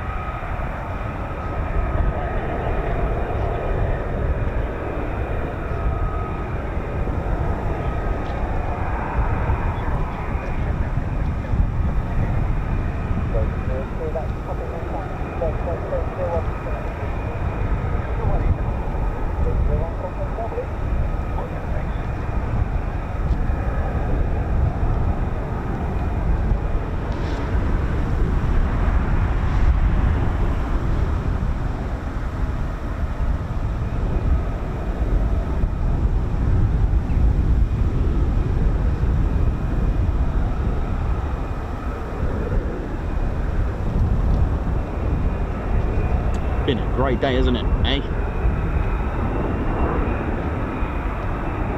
Here we go.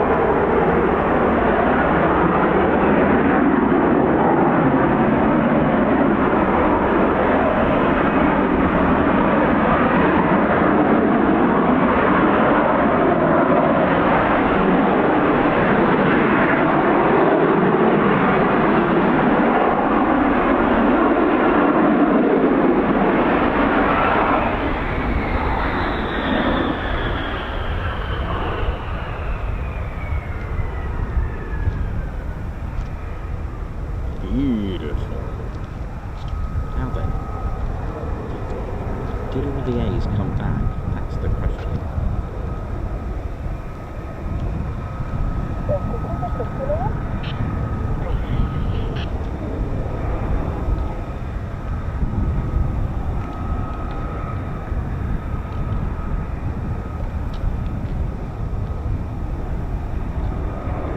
I think they did.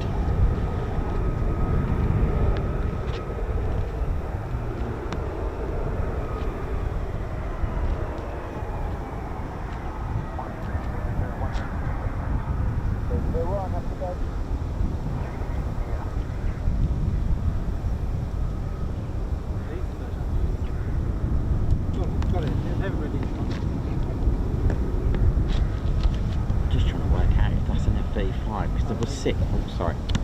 Now fire. Yeah.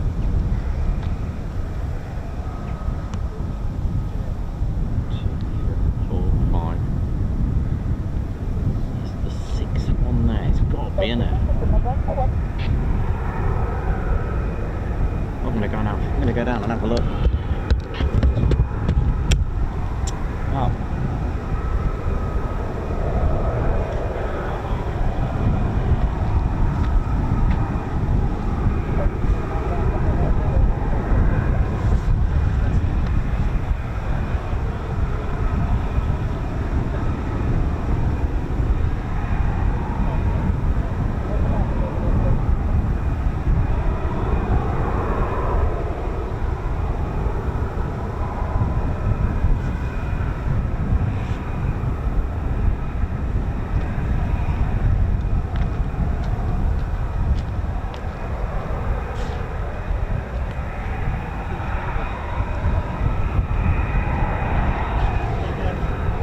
Bye. See ya. Yeah, see you tomorrow at Milno.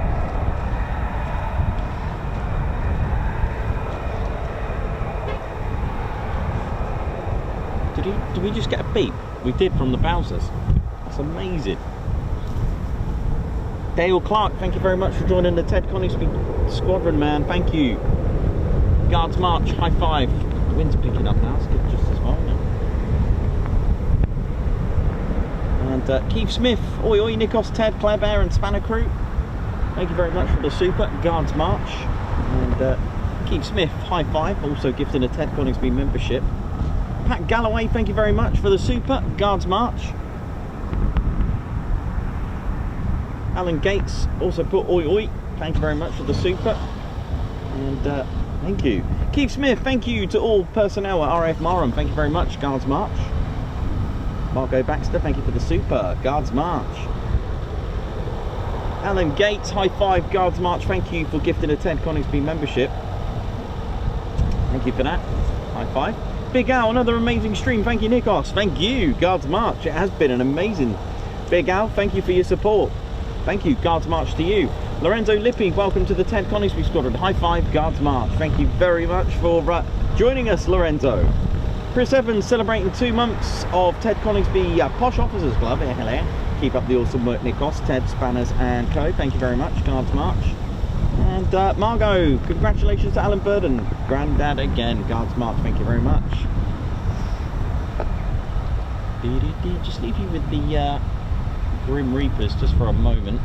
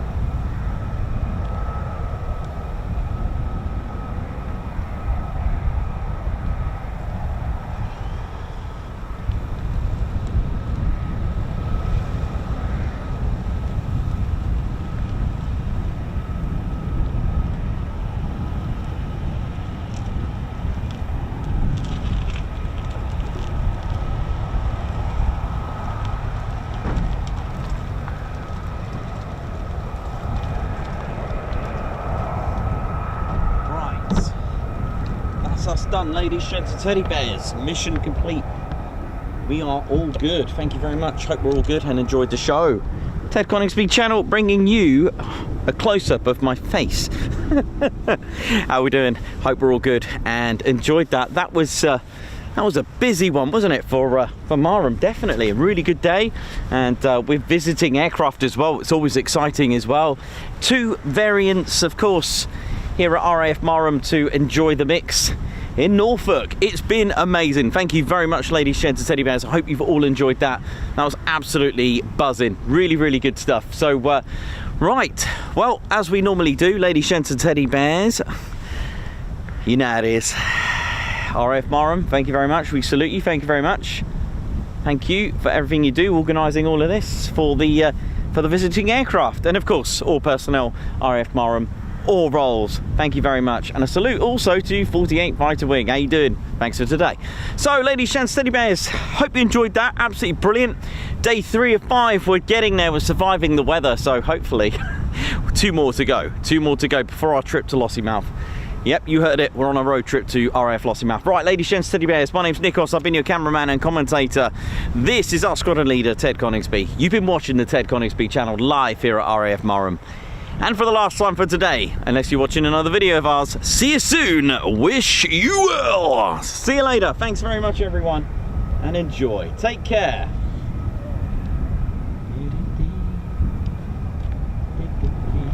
All right. Come on in, Ted. Let's go and get some salmon, mate.